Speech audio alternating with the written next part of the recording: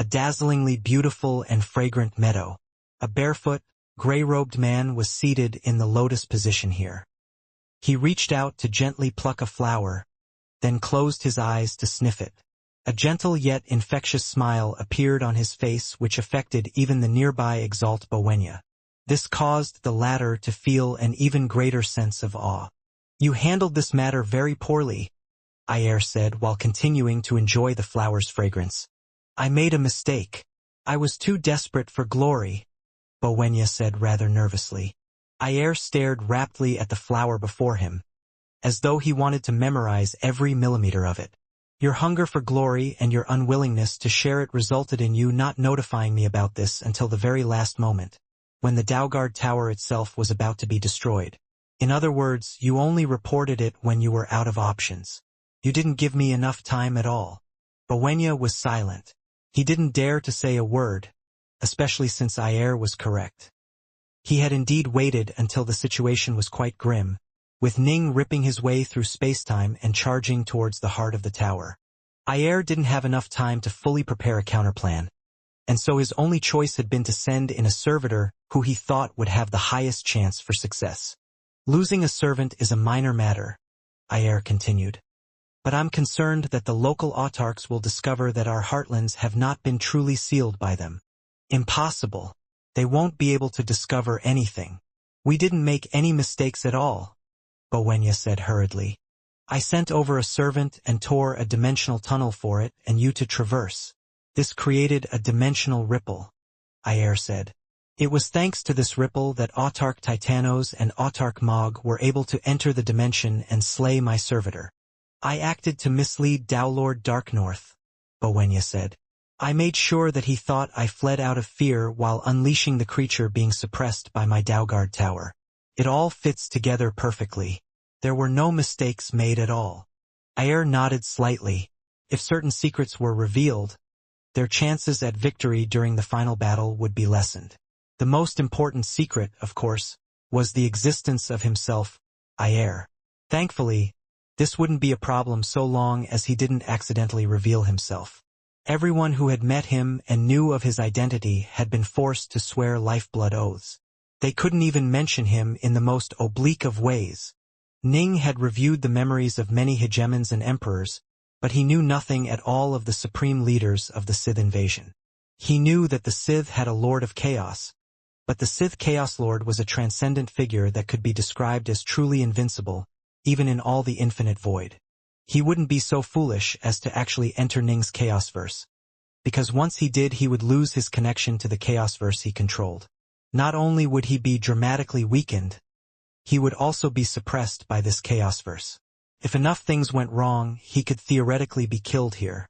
However, so long as he avoided other Chaosverses, he would be completely invincible. Thus, the autarchs of Ning's Chaosverse felt certain that the Sith Chaos Lord would never come here in person. All that aside, the fact that the Sithilins had not truly been sealed away was another extremely important secret. The seals which the cultivator autarchs had placed over the Sithilins were so powerful that the autarchs felt that if the Sith wished to escape, they would have to fight their way through. As a result, the cultivator civilizations entered an era of peace, with just Autarch Mog and the avatars of autarchs remaining behind to keep a watch over things here. In reality, however, Ayer was able to open dimensional tunnels to the outside world with ease. The tunnel he had established to send out his servant and bring Bowenya back was proof of this, which meant that the entire Sith army was capable of slipping out without anyone being the wiser. There were still a few gaps in our masquerade which might be discovered. Ayer glanced sideways at Bowenya. "We didn't have enough time, and I really did want to kill Dowlord Darknorth and swallow his true soul. I was at fault," Bowenya said immediately. "However, I don't think the cultivators will be able to notice them," Ayer said calmly. "Either way, the fact that this Chaosverse has given birth to someone who has mastered an eternal Omega Dao means that we'll need to launch the final war sooner than anticipated. If we wait for too long, this Chaosverse might give birth to an Omega Autarch, in which case we'll truly be finished. You can make up for your mistakes once the war begins." "Understood," Bowenya said. Ayer then waved his hand, causing Bowenya to disappear without a trace. The meadow remained as calm and tranquil as ever. The only beings here aside from Ayer were a few ordinary animals. Last time, I saw that the tide was turning against us, so I feigned weakness and allowed you to seal us here. Ayer murmured softly. I've waited and prepared for a very long time. This time, I understand you far better than I did in the past. I'm definitely going to win. Immediately after Ji Ning sent off the paragon of pills and the others, Autarch Mog's face turned grave. Let's go back into the hidden dimension, he said. Then teleported Ning and Autarch Titanos inside once more. The three of them stood in midair within the sacred realm, staring at the distant Daugard Tower. The entire sacred realm looked as though it had been through hell and back. The ground was filled with craters and crevices, a testament to the earlier battle that had rocked this place. It's been ruined. Autarch Mog stared at the distant Daugard Tower. The dimensional control formations have been wrecked. This Daugard Tower can no longer be used to monitor the surrounding area, nor can it be used to activate the dimensional teleport function, which was used to capture cultivators. The dimensional formation has been destroyed? Ning was startled. The grand formation which had captured him was formed by a combination of 9 mighty dimensional formation bases.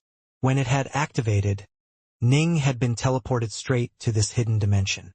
The Sith definitely arranged for guards to watch over those 9 formation bases, Autarch Mog said. Once we took over this hidden dimension, they moved to destroy the formation bases to avoid us making use of them. If they've been destroyed, they've been destroyed. This hidden dimension is useless to us cultivators, Autarch Titanos said with a smile. His gaze suddenly turned towards the devastated landscape. He frowned. Mog, did you have the feeling that the creature we fought against was much more troublesome than usual? Autarch Mog blinked, then nodded. It really was a handful. Exalt-class Daugard towers generally don't suppress creatures of such strength, Autarch Titanos said. As I recall, the previous ones we dealt with I could kill within just 4 or 5 palm strikes. This time, the two of us had to work together to fight for quite some time before it died. During the Dawn War, it wasn't until the very end that the Sith released creatures of such power. This secret dimension was used to spy on the outside world.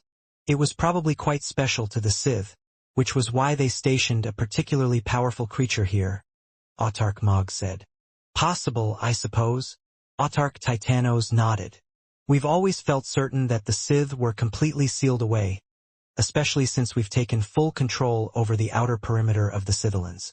I never would have imagined that such an enormous dimension could have been hidden from us for so long. If they weren't so desperate to get rid of Dark North, we probably would have never discovered it. Autarch Mog frowned. I've been standing guard over this place for countless eons, but I never noticed it. That's why I'm worried. How many other secrets are the Sith hiding? Autarch Titanos frowned as well. Ha ha ha. We've completely locked away the Sith heartlands. If they made it out, I'd definitely notice, Autarch Mog said with a chuckle. It doesn't really matter if a few Sith are hiding in the outside world. How many of them could there be? Autarch Titanos nodded as well. All of the Autarchs had worked together to forge those seals over the Sith heartlands. They felt quite confident in its efficacy. Ning simply gazed at the world around him. This was very important, but with his true soul crumbling away, the most important thing for him to do was to use his remaining years to create the true soul everlasting technique. There was no way he could take part in any battle against the Sith. Gentlemen, Ning said, as you know, I acquired the 5 truncheon chapters. This is something which would be tremendously beneficial to the entire cultivator civilization. I acquired it from Hawkfong after I entered the sacred realm. I promised him that I would guarantee a peaceful life for the countless Sith descendants who lived here. That's easy. I have to admit, Hawkfong did something incredible for us. I'll give them an Otherverse of their own, Autarch Mog said with a smile. An Otherverse will be more than enough for all of them to reside within. I feel sorry for them. The Sith clearly don't care about them at all. They treat them as pawns to be sacrificed. Ning shook his head and sighed. Suddenly, he frowned and his face turned pale. Wait a second. The avatars of Autarch Titanos and Autarch Mog turned to stare at Ji Ning, puzzled. That great tree was clearly capable of exhausting me to death. So why did Bowenya immediately flee upon releasing it? Ning added. And when you fought against it, it showed that it was sentient and capable of rational thought. It wasn't like those other insane prisoners. It followed Bowenya's orders to continue assaulting me even though the two of you were destroying it. I doubt it would have accidentally injured Bowenya. So why did he flee? Autarch Mog hesitated momentarily. Perhaps, since this was his final trump card, he felt rather nervous because you defeated all his previous ones. As a result, he fled immediately after using it, to avoid you exceeding his expectations once more and making it impossible for him to flee. Dark North, what are you suggesting? Autarch Titanos asked. There's some sense to Autarch Mog's explanation, Ning said. But Autarchs, what you don't realize is that after I entered the Sacred Realm, I had to first deal with a combined attack from 2,800 hegemons and emperors, then had to deal with 2 Dalgard towers which broke free from their foundations to assault me. The Sith were clearly willing to pay an enormous price to try and kill me. If you were Bowenya and had access to such a powerful tree creature, how would you employ it against me? Ning shook his head, then continued in a low voice. If I was Bowenya, I would have sent the tree to attack before the 2,800 hegemons did. The giant tree could have completely surrounded the dimensional trap, giving me nowhere to run. They could have surrounded and killed me with ease. That tree was clearly sentient and clear-minded. There was no reason to wait that long before employing it. Why sacrifice a pair of Dalgard towers and thousands of hegemons and emperors before releasing it? Ning said, losing that many hegemons and emperors. Even if he would still be rewarded, the rewards would have been reduced. Most importantly of all, in the Sacred Realm, I meditated and trained on multiple occasions for extended periods of time. In fact, I even pretended that I would rather wait for death than actually enter the Dalgard Tower. Bowenya's response? He said that he would rather watch me die outside than take the risk of fighting me. Ning frowned. If he had that tree at his disposal, why would he have chosen to just watch as I died of natural causes? Mog and Titanos both blinked. They didn't know all the details of what Ning had experienced in this hidden dimension, but upon hearing this they too began to feel that something was off. That great tree had been an intelligent, sentient being which was under orders to kill Ning no matter what. Given how powerful and obedient it was, why not use it earlier? Why flee immediately after using it instead of continuing to watch over things from within the Dalgard Tower? The giant tree was extremely powerful and possessed tremendous amounts of vital energy. It was perfect for dealing against a failed Dowlord like Ning. Unless Bowenya was a complete fool, he should have known early on that the tree would be a perfect counter for Dowlord Darknorth. But he refused to use it. He waited until all of his other resources were used up and until his Dalgard Tower was at the brink of collapse before using it. Why?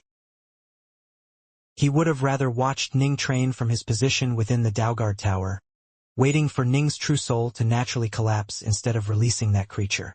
Why? Unless... Ning's eyes flashed with a cold, hard light.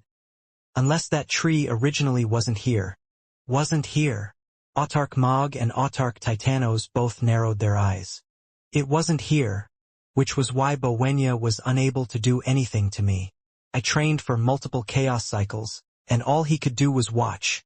If the tree had been here this entire time, there would have been no reason for him not to use it, Ning said. He waited until I was at the verge of conquering his Dalgard Tower. He probably grew desperate, at which point he begged the Sith commanders for help, and they sent over that tree creature in response. So where did the great tree come from? Autarch Titanos said heavily. One of the formation bases? Another hidden dimension, perhaps? Or... An ugly look appeared on Autarch Mog's face. Did it perhaps come from the Sith heartlands? Mog and Titanos shared a worried glance. The two of them had learned much of the Sith's capabilities during the Dawn War. Creatures like the giant tree would have definitely been classified among the most powerful of Sith war assets. They were even more important than Sith exalts. They didn't really want to believe it, but It now seemed that the likeliest explanation was that it really did come from the heartland regions of the Scythians. But we've already locked the Scyth heartlands away, Autarch Mog muttered irresolutely. Even if they came out, I should have been able to sense something. Too much time has gone past. The Scyth were probably able to devise a way to avoid the seals without us noticing. Autarch Titanos said heavily. They are superior to us in so many areas. Dark North, thank you for informing us. Autarch Titanos turned to look at Ning. We didn't suspect a thing at all. Once the next war begins, the Scyth would have been able to slip out with us none the wiser. We would have continued to stand guard over this place while they assaulted the rest of the Chaosverse. We would have been caught completely flat-footed. Autarchs, you only arrived at the very end to rescue me, and so you didn't know the details of what happened here. It was only when I reflected on all the things that occurred since my arrival into that hidden dimension that I realized that the way Exalt Bowenya employed the Great Tree made no sense at all. Ning said. It was my pity for the Scyth descendants that led me to realize something was wrong. Titanos and Mog both had extremely serious looks on their faces. Although other explanations are possible and we can't be completely sure that the tree creature came from the Scyth heartlands, Autarch Mog said. I'd say there is a better than 50% chance of it being the case. It's possible that our seal has been rendered useless, if it was even effective to begin with, Autarch Titanos agreed. It seems we need to start preparing. Ayer didn't make any mistakes in sending the Great Tree to kill Ning per se, but it clashed with Bowenya's previous words and actions. If Bowenya had access to the Great Tree all along, why would he have needed to turtle up for so long? Why would he rather wait and watch as Ning's true soul naturally broke apart, rather than use it? It didn't add up, and that was the mistake.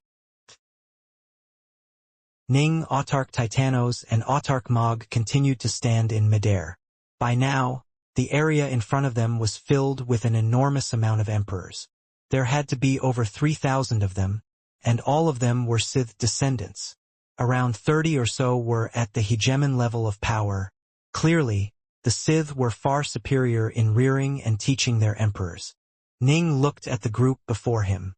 Although you are descendants of the Scyth, you are still part of our Chaosverse. The true Scyth were invaders who came here from another place. They don't care about you at all. We won't demand that you take part in our war against the Scyth, but you are not to assist them either. We'll arrange for you to stay in an otherverse of your own, and you can live quiet lives there. Don't take part in this clash of civilizations. Thank you, Downlord Darknorth. Hawkfang led the group in expressing reverent thanks. Thank you, Downlord. A few others quickly followed his lead. Thank you, Downlord. Finally, all of them bowed towards Ning, with many of them tearing up as they did so. They had long ago sensed that the Scyth treated them differently, and they had been discriminated against for many, many years. You can go now. Evacuate all the mortals from the 6 mortal realms. Ning instructed. This place isn't safe. Understood. We'll go right now. Let's go. The awesome army of over 3,000 hegemons and emperors quickly flew away, beginning a large-scale evacuation of this realm.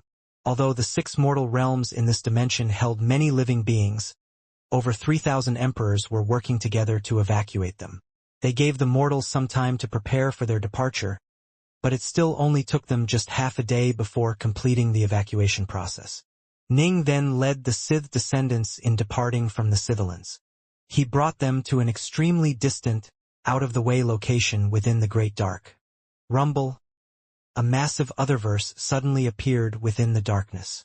Go ahead and bind it, Hawkfang, Ning said, glancing at the 3,000-plus emperors before him. All of the emperors were filled with excitement. If given a chance to live in peace, who would choose to serve as cannon fodder instead? This was doubly true when they would only be repaid for their sacrifices with contempt and belittlement. All right. Hawkfang's eyes were shining brightly. He could sense that the life he had been longing for was finally at hand. Whoosh, whoosh, whoosh. After Hawkfang bound the other verse to himself, the thousands of emperors all began to fly inside it. Ning, Mog, and Titanos all smiled at the sight. This is a secluded place where I once trained. If any Sith come here, I will be alerted instantly, Autarch Mog said.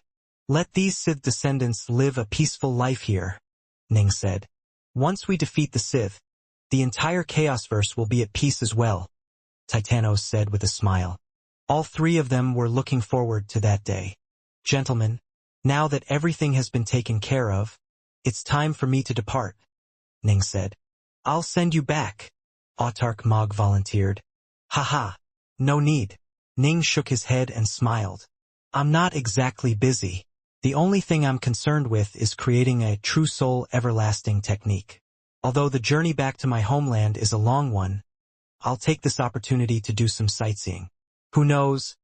I might even find something which inspires me. Very well. Mog and Titanos didn't try to press the issue. Ning re-entered his realm ship. Azurfian's avatar once more began to pilot it, sending it disappearing into the great dark under the watchful gazes of Mog and Titanos. Within the realm ship, Ning sat in the lotus position, staring at the dazzling prismatic space-time tunnel as marvelous realm verses flickered past them. But his mind was occupied on the true soul everlasting technique. A true soul everlasting. If I can create a technique like this, it would allow even the damage caused by a failed downmerge to be reversed, with the true soul being healed. Ning was keenly attuned to the sensations of his true soul crumbling away. His immortal energy, his god sense, his azure flower mist energy. All of it was filled with his true soul. But now, every speck of his soul was beginning to crack apart, with tiny flakes of it slowly drifting off and disappearing. This crumbling is taking part in every part of my true soul. Not a single inch of it remains intact, Ning mused. How should I reverse it? When Ning had been a Dao Lord of the third step, he had died once but been revived thanks to the Lifeblood Dao Seal. The Lifeblood Dao Seal was filled with a portion of Ning's undamaged true soul, making revival a simple process. But now that Ning's true soul had already begun to crumble, there was no known technique which could be used to stop it. How to reverse it? How do you reverse that which has already crumbled apart? Ning mentally reviewed the mysteries of the Deathless chapter, while comparing it to his own crumbling process, and as he did so he would occasionally make a few changes and improvements to the chapter. After 5 million years of non-stop meditation, Ning finally woke up. Azure Fiend, where are we? Ning asked. We're halfway there. Give us another 6 million years and we'll reach the Flame Dragon Realmverse. Azurfian's avatar said. No need for us to rush. Let's explore the surrounding realms while we are here, Ning said. Yes, Master, Azurfian's avatar said hurriedly. The time he had spent following Ning had shown him far more stunning sights than everything he had experienced in the past. They had captured over 2,000 hegemons and emperors, fought against a Sith Daoguard tower, seen strange creatures which came from beyond the Chaosverse, and more. He had never seen such incredible things in the past. Ning also treated him very well, and he in turn would silently pray. I hope Master can remain alive forever. That would be wonderful. So long as Ning remained alive, he would have a powerful backer supporting him. They continued to wander through the cosmos, visiting the marvelous sights the Chaoverse had to offer as well as the many unique life forms it had birthed. Every so often, Ning would enter periods of silent meditation to reflect on what he saw. A vast planet which was teeming with life. Ning was seated at the peak of a mountain, silently meditating with Azurfian's avatar standing guard next to him. Ning had been training here for billions of years now, and ever since he started there had been no creatures who could move near this peak. A maze formation had been established halfway up the mountain, and those who escaped the maze would find themselves back at the base of the mountain. Young fellow, the destiny that brought us together must come to an end today. Your future accomplishments will be up to your own efforts. I accepted a total of 6 disciples before you. If you ever meet them, you'll know it right away. Remember, you must not battle amongst yourselves. Azurfian's avatar remained by Ning's side, while he had created an incarnation to chat with a youth at the base of the mountain. Your disciple understands, Master. The youth's eyes were brimming with tears. The past year he had spent with his master had been a truly transformative one for him. Go! Azurfian's avatar said, then vanished without a trace. The youth repeatedly kowtowed before departing as well. At the peak of the mountain. Azure Fiend, you actually took on 7 disciples during the years I was training? Ning's voice rang out. Azure Fiend was badly startled. He turned to glance at Ning, who had already risen to his feet, then let out a deep chortle. Don't tease me, master. I was bored and had nothing to do. I spent my time just watching the countless people who lived in this world, and every so often I would find one I liked and take him or her on as a disciple. Ha ha ha. Well, it is time for us to return to the Flame Dragon Realmverse, Ning said. We'll be leaving soon, so go ahead and finish making any arrangements necessary for your disciples. No need. I've made those arrangements long ago and have given them everything they should be given. The rest will be up to them. The path of cultivation is a path of self-reliance. After all, Azure Fiend said. Very well. Let's head off. Whoosh. The realm ship flew away from the snowy peak, and the maze formation which had surrounded it for so many years finally vanished as well, becoming nothing more than a mystery and a legend to this planet. Ning ended up spending nearly half a chaos cycle on the return trip back to the 3 realms. He had gained quite a few insights into the True Soul Everlasting technique, but he also gained a better understanding of how difficult it would be. The crumbling of the True Soul involved countless tiny little flakes disappearing and returning to the quintessence of the Chaosverse. To reverse this process by seizing those True Soul fragments back from the quintessence was impossible. Not even autarchs could succeed in this. The only other possibility was to use the remaining fragments to somehow remake a complete, undamaged True Soul anew. This was very similar to the concept of blood drop rebirth, wherein Fiendgods who had reached the Zifu disciple stage of cultivation would be able to completely remake their entire bodies from a single drop of blood, if they had enough divine power to do so. This was because that single drop of blood contained the essence and foundation for the entire body.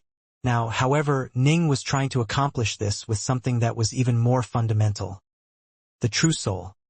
His goal was to allow a powerful cultivator whose soul had shattered and whose true soul was breaking apart to be able to remake the true soul anew. So long as just one scrap of true soul was remaining, the cultivator would be able to use the True Soul Everlasting to recreate the entire true soul, then reconstitute the spirit and the body. A very familiar realmverse appeared before them. We reached the Flame Dragon Realmverse. Ning revealed a delighted look from within the realm ship. Finally, they had returned. Home was home, and the feeling of being home was unlike any other. Eh? Ning turned to look in a different direction. He could sense through karma that another powerful figure, Autarch Stone Rule, was located within the Flame Dragon Realmverse. Just 1 second later, whoosh, space rippled around Ning, followed by the dazzlingly handsome Autarch Stone Rule appearing. Autarch Stone Rule. Ning flew out of the realm ship to greet him, with Azurfian's avatar following obediently from behind. Dark North. Autarch Stone Rule smiled. Why have you come here, Autarch? Ning asked curiously. Because of you, obviously, Autarch Stone Rule said with a laugh. I've been waiting for quite some time.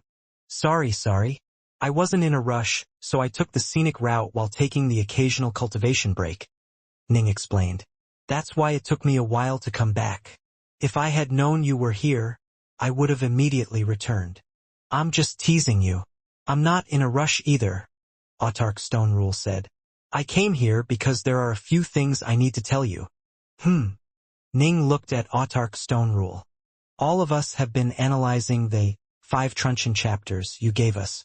We're in the process of completing the Downlord chapter, but as for the most important, Deathless chapter, I'm sorry to say we probably won't be able to help you much, Autarch Stone Rule said helplessly. There's nothing you can do? Ning felt rather anxious. Although he had made some improvements in recent years, he knew just how difficult it would be to create a True Soul Everlasting technique. He had been counting on the autarchs being able to help him out with it. We want to help you, but the True Soul Everlasting technique revolves around reversing the process of a True Soul's decay, Autarch Stoner Lu said. The problem was, all of us autarchs have perfectly intact true souls. We've never experienced the crumbling process ourselves. We've seen the true souls of quite a few failed Dao Lords break apart, yes, but just watching it as an outsider doesn't really mean much.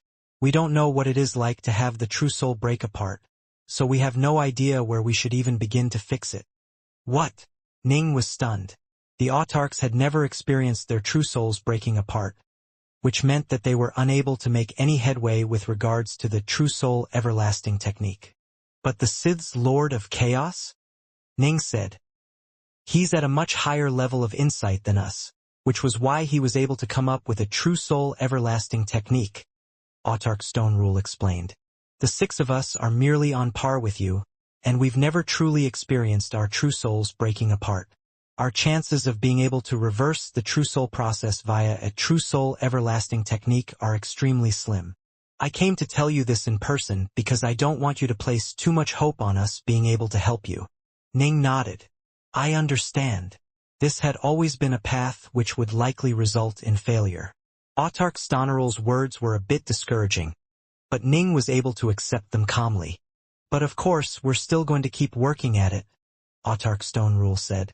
There's something else I wanted to discuss with you. Something else? Ning was puzzled. The Sith are desperate to kill you. We believe that the Sith are paying close attention to whether you are dead or not, Autarch Stone Rule said. That's why I came in person to take a look at the Flame Dragon Realmverse. I followed up on quite a few clues, and in the end I managed to find a few Sith spies. Autarch Stone Rule waved his hand, causing a total of 6 individuals to appear before him. All of them simply stood there, their gazes vacant. 1 was a hegemon while 5 were emperors. Spies! Ning frowned. They've infiltrated the Bright Shore Kingdom and Vast Heaven Palace, hoping to be able to keep track of your status via your heart lamp and similar items, Autarch Stone Rule said. Ning stared at the 6 captured Sith spies, then chuckled. I'm a failed Dao Lord. Why would the Sith be willing to expend this much effort on me? It's best if we keep your status a secret, Autarch Stone Rule said seriously. The Sith have never given up on their efforts to keep our entire Chaosverse under surveillance. In the past, we didn't really care as we were sure their army remained permanently sealed within the Sith Heartlands, but it now appears highly probable that they long ago found out a way to slip out undetected. They've been biding their time, waiting to deliver a fatal blow to us. We're quietly making arrangements for our forces throughout the Chaosverse to prepare for war, but this will take time. So long as you are still alive, the Sith will be hesitant to start the war. Right? Ning nodded. The Sith would naturally be unwilling to start the war while Ning was alive. Not because they feared him. Rather, because they worried that the high-pressure life-and-death environment created by the war would result in Ning suddenly making a breakthrough and mastering an autarch-level Dao. If that happened, Ning would be able to easily take control over the entire Chaosverse, and the problem with his crumbling true soul would disappear. Although chances of this happening were remote, the Sith were unwilling to take this risk. Anyone who was able to master an eternal Omega Dao on his own, without any guidance at all, was without question an incredibly talented figure who would have the blessing of the entire Chaosverse itself. It was entirely possible that a miracle would happen, resulting in him gaining autarky. Thus, it was best for the Sith to play it safe. They would wait for Ning's true soul to completely break apart before launching the war. By then, the cultivators wouldn't have even a single eternal Omega Dao wielder at all, much less an Omega Autarch. The greatest fear of the Sith would have been avoided. With your eternal Omega Sword Dao serving as the guide, we've already begun to lead some of the most talented geniuses of the entire Chaosverse onto the path of the Omega Dao. However, the birth of a new Omega Emperor will take time. We might need millions of chaos cycles or even longer. I'm afraid the Sith won't give us the time we need, Autarch Stone Rule said. But so long as you remain alive, they'll have something to fear, something which holds them back. I understand. I know what to do. Ning smiled. Then I'll be leaving now. Let me know right away if there's anything you need. Autarch Stone Rule waved his hand, collecting the 6 spies and then disappearing without a trace. Ning watched as he vanished, already beginning to consider what his next steps should be. That very day, Ning went to meet with Hegemon Brightshore and Emperor Soulsky. Brother Brightshore, Big Brother Soul Sky. Ning said, "My true soul has been crumbling away ever since I failed the Tao merge. I'm worried that the remaining Sith are trying to keep tabs on my status. Thus, we must destroy the Heart Lamp in the Sword Palace of the Brightshore Kingdom and the other life-monitoring artifacts pertaining to me in the Tao Alliance and in Vast Heaven Palace." Destroy. Brightshore and Soul Sky were both puzzled. "Then we'll replace them with fake ones," Ning said. "The fake ones we create will always show that I am alive, even if 10 million chaos cycles go by. I want the Sith to always believe that I might be alive." Soul Sky couldn't help but argue. "Creating a fake one will be easy, but your true soul is breaking apart. Even if the fake soul lamps are lit for 1 million chaos cycles, do you really think the Sith would believe that you are still alive?" Soul Sky, that could be explained away by temporal deceleration, yes? 1 million chaos cycles could go by in the outside world, but for Dark North only 10,000 chaos cycles would have gone past. Hegemon Brightshore looked at Ning. "Dark North? What are you planning to do next?" "Go into secluded meditation," Ning said. "After this, we probably won't be meeting again. Do you have a way to reverse the crumbling of your true soul?" Hegemon Brightshore said rather anxiously. "A way?" Ning smiled. "Maybe. Alright, enough of that. I'm going to leave with Yuji and Pill Saint." That very day, Ning departed from Vast Heaven Palace with Su Yuji, Pill Saint, and his other retainers in tow. They went back to the Three Realms. Everything which was able to detect Ning's status, such as his heart lamps or his life towers, were all destroyed and then replaced with fake versions. In all the Chaosverse, the only ones who would know for sure if Ning was alive or not were the autarchs Nuwa and Subhuti. Not even his daughter Bright Moon or his parents would have a way to know for sure. After finishing all of his arrangements, Ning entered the Azure Flower estate by himself. He needed the help of the Autarchus Stone Dais for this project. Tao Lord Dark North. The estate spirit was clearly much more respectful towards him than it had been in the past. "I'll be spending almost all of my remaining time on researching the True Soul Everlasting technique." Ning smiled. "Sorry to disturb you. Tao Lord, if you really were able to create such a technique, you would have brought boundless blessings upon the entire Chaosverse. Not only would you yourself survive, you will have saved countless future generations of cultivators to come. Our entire Chaosverse shall thrive and grow strong." The estate spirit was filled with anticipation. Time continued to flow on. Every so often, Ning would take a break from researching the True Soul Everlasting to work on solving Autarch Awakener's Heart of Eternity. More than 1,600 years after he had entered secluded meditation. Crack, crack, crack. Ning finally solved the seals covering the 99th level of the Heart of Eternity hovering before him. The final layer of incredibly complicated runes vanished from the sphere, and it was as though some mechanism had been activated within it. Moments later, the insides of the sphere were revealed. Rumble. A streak of light shot out, resolving into a scholarly youth who was dressed in white robes with blue fringes. Ning immediately recognized this person as being Autarch Awakener. Autarch Awakener had been the most scholarly Autarch, the one with the biggest dreams. He had spent countless eons working on the 10th Chaos Seal. "Young friend," the white-robed scholar said. Ning immediately understood that this was a projection which Autarch Awakener had left behind before his death. "Since you were able to solve the 99th seal covering the Heart of Eternity, you must be at or near my own level with regards to the Chaos Seals I devised," the white-robed scholar said with a smile.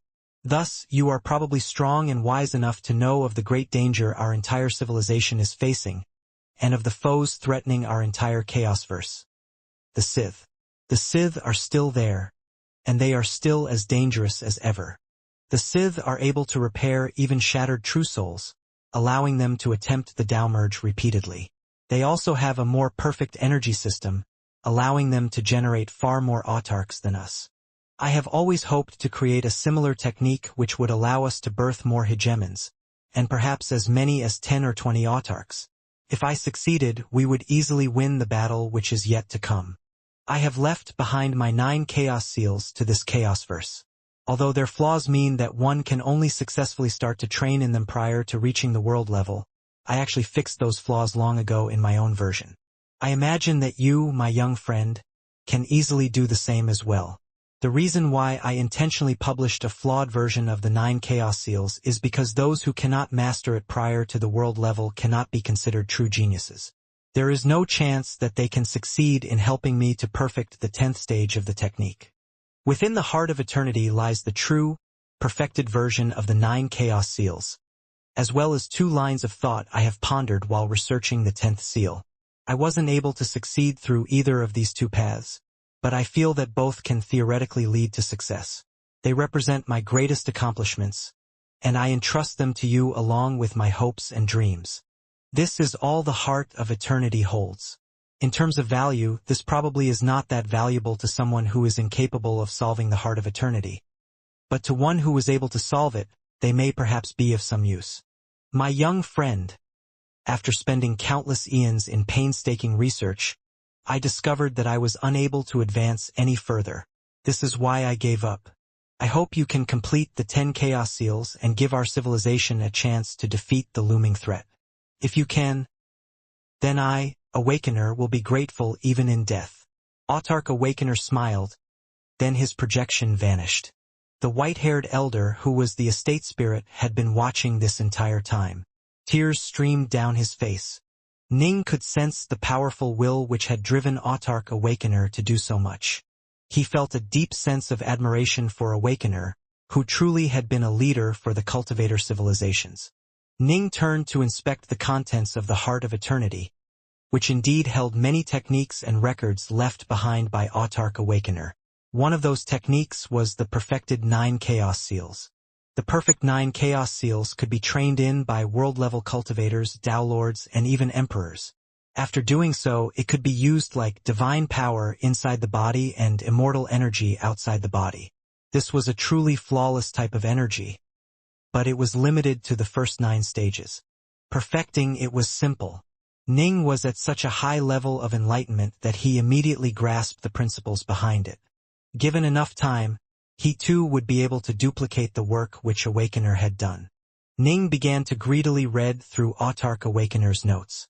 Over the course of eons of research, Autarch Awakener had clearly gained many more insights than Ning with regards to these 2 paths. He also had many different ideas of his own, which quickly gave Ning new insights and ideas. Ning became completely focused on reviewing Autarch Awakener's work and adding it to his own.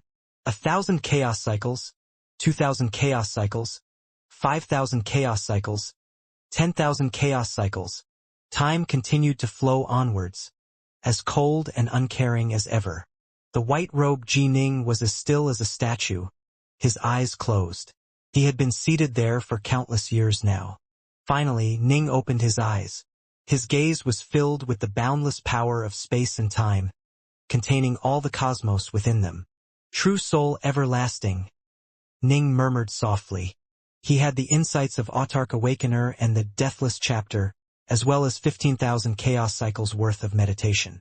By now, he had reached a level of understanding with regards to the true soul everlasting that vastly surpassed Autarch Awakeners. It has been over 15,000 chaos cycles. I only have 1,000 chaos cycles left. Time for me to resolve my various affairs. Ning rose to his feet. His original body's lifespan had been rapidly depleted due to the battles which it had fought, but this body had never fought a single time since failing the Dao merge. The Water Sword Dao, Space Sword Dao, Illusion Sword Dao, and other Daos had all strengthened his true soul considerably, dramatically slowing down the crumbling rate and extending his lifespan considerably. However, he had spent over 15,000 chaos cycles in training. He didn't have much time left, and he had some things he wanted to resolve before he could finally, fully devote himself while holding nothing back at all. Dao Lord Dark North, the elderly white-haired estate spirit, immediately came over to him. I'm going to make a short trip. The next time I come back, I'll be entering terminal seclusion. Terminal seclusion? The white-haired elder was shocked. He could sense the firm resolve within Ning's words. Terminal seclusion. It represented abandoning everything else and entering seclusion for the final time. Either one would succeed in one's goal, or one would die in seclusion, never to return. Ning departed from the Azure Flower estate and made his way over to the Three Realms. Ning arrived at Brightheart Island in Serpent Wing Lake. This was where Ning's family resided, and Ning's three major retainers Azure Fiend, Su Yuji, and Pill Saint lived here as well, as did Ning's eighth disciple, Stonepool. Everyone was seated, happily enjoying a meal together. Ji Ning, each time you go into seclusion you disappear for a few thousand chaos cycles. We hardly see you these days, Jiachuan said with a smile. He was in a wonderful mood today. Whenever Ning reached a bottleneck, he would leave seclusion and spend some time with his family. During the past 15,000 chaos cycles, he had exited seclusion a total of 6 times. Our son is busy with something that's very important to him. He needs to stay in seclusion to do his best, rather than stay with us and let you bother him all the time. Yuchi Snow immediately leapt to Ning's defense, then turned and smiled at him. Ning, son, let me make the introductions. Dawn Jade, come over here. The adorable child who had been waiting nearby for quite some time immediately ran over. Yuchi Snow happily took the child's hand, then said towards Ning, Dawn Jade is the most intelligent child our G-clan has produced in eons. He's an absolutely unparalleled genius who has embarked upon the path of the Omega Dao. He is currently a Dao Lord of the second step. Oh! Ning glanced at the child in astonishment. Greetings, Patriarch Dark North, Ji Dawn Jade said respectfully. Father, I have to admit that Dawn Jade is very talented. He's much more talented than me, the nearby Bright Moon said happily. He's only been cultivating for a very brief amount of time, and we didn't dare to disturb you when you were in seclusion. That's why we didn't inform you when he became a Dao Lord. Ning had long ago instructed that he was only to be disturbed if someone was in mortal danger. Otherwise, his seclusion was not to be interrupted. Ning looked the child over, his eyes lighting up. He had long ago instructed his daughter, Bright Moon, to take his place in teaching his eighth disciple, Stonepool. After spending many years training together, the two of them had actually ended up becoming Dao companions. Both of them had actually been emotionally hurt when they were young. Bright Moon had been single her entire life, while Stonepool had poured all of his efforts on cultivation. Still, after spending many years together, they began to grow extremely fond of each other. The two had ended up having a child, and Stonepool had voluntarily suggested that the child have the surname Ji, in order to show respect to his master and father-in-law, Ji Ning. If they had a second child, that child would take his family name. And so, Ning's lineage began to grow. Time had passed on, and Ji Ning's line had flourished. All of them were born with tremendous blessings of karmic luck, but none of them were comparable to the most impressive geniuses of this realmverse. Until, that is, Dawn Jade was born. He was incredibly intelligent and sailed through his path of cultivation, rapidly advancing to the world level with her clan's aid. He had then gone out adventuring, and the end result was that he had also embarked upon the path of the Omega Sword Dao. In truth, the autarchs had already begun to ensure that quite a number of geniuses scattered throughout the vast Chaosverse had begun to train in the path of the Omega Dao. There was now 1 or 2 in virtually every single realmverse who trained in an Omega Dao, and after over 10,000 chaos cycles, the G-clan had finally given birth to a second such genius. Ichuan and Snow naturally doted on him heavily.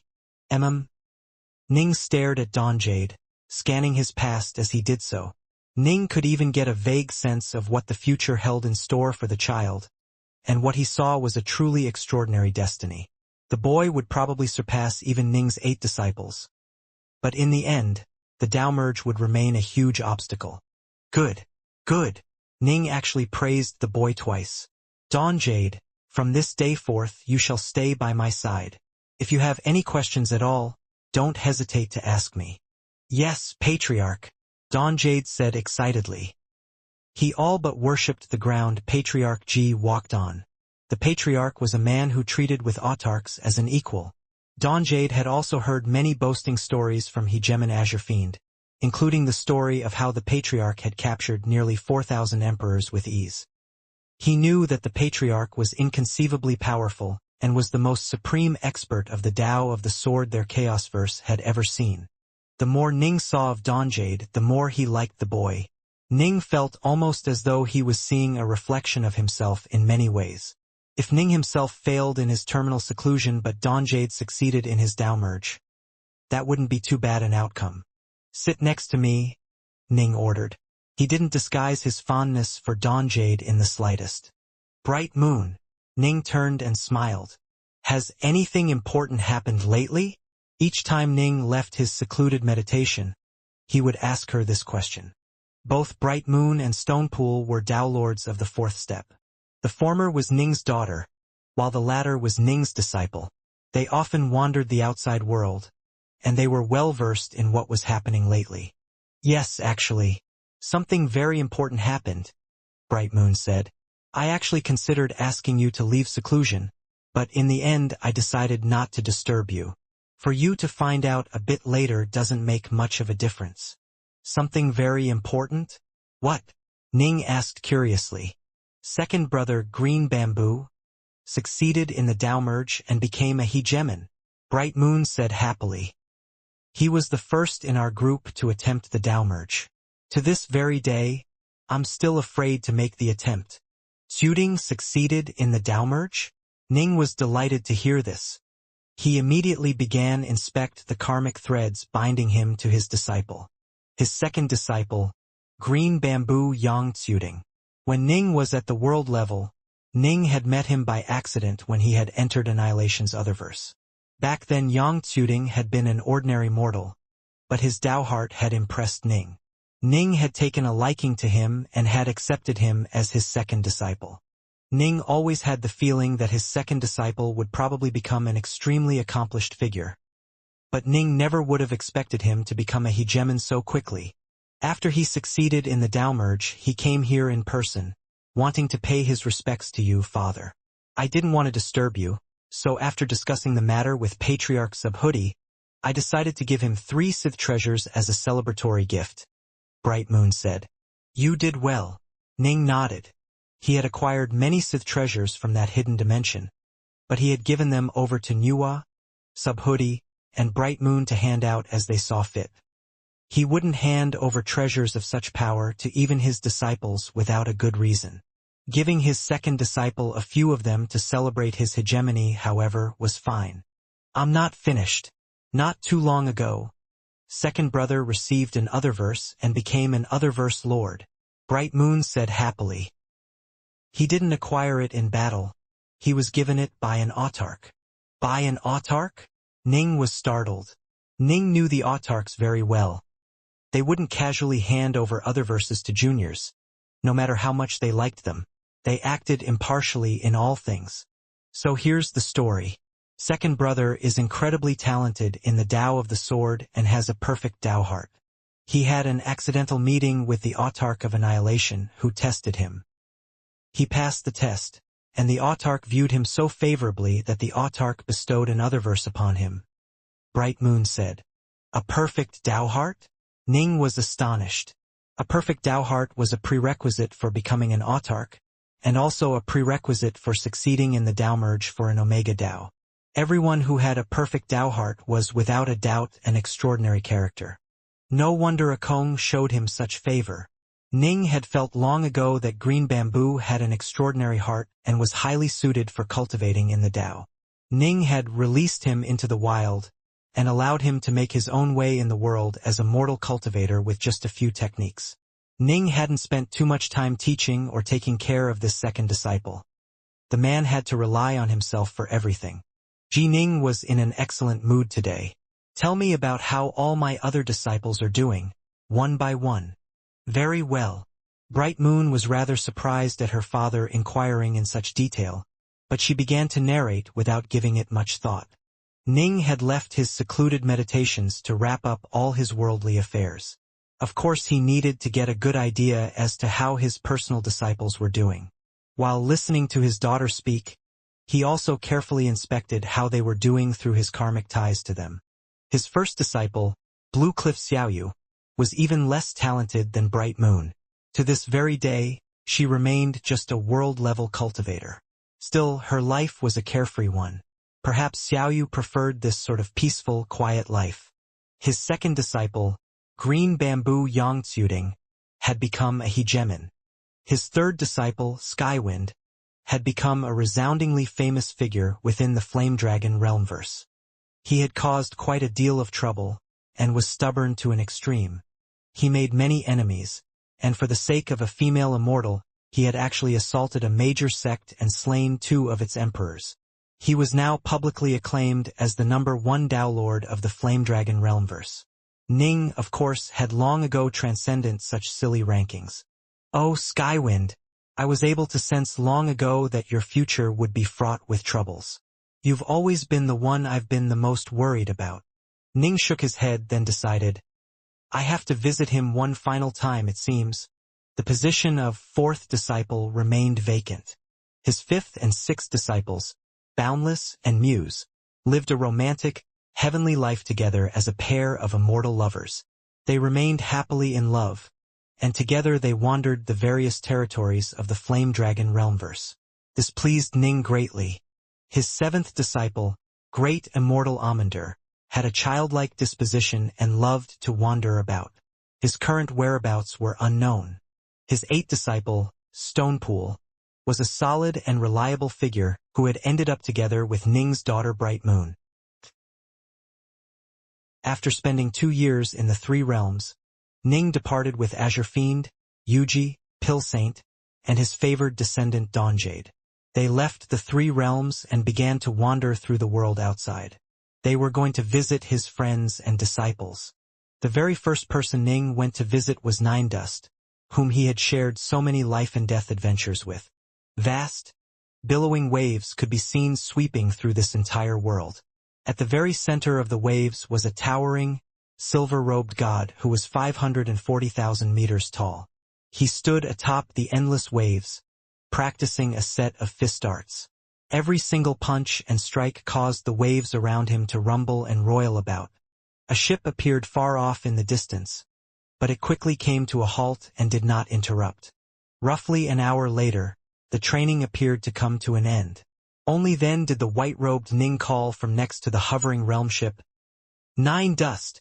The Nine Dust sect lord turned to stare at Ning, a delighted look instantly appearing on his face. "Ha!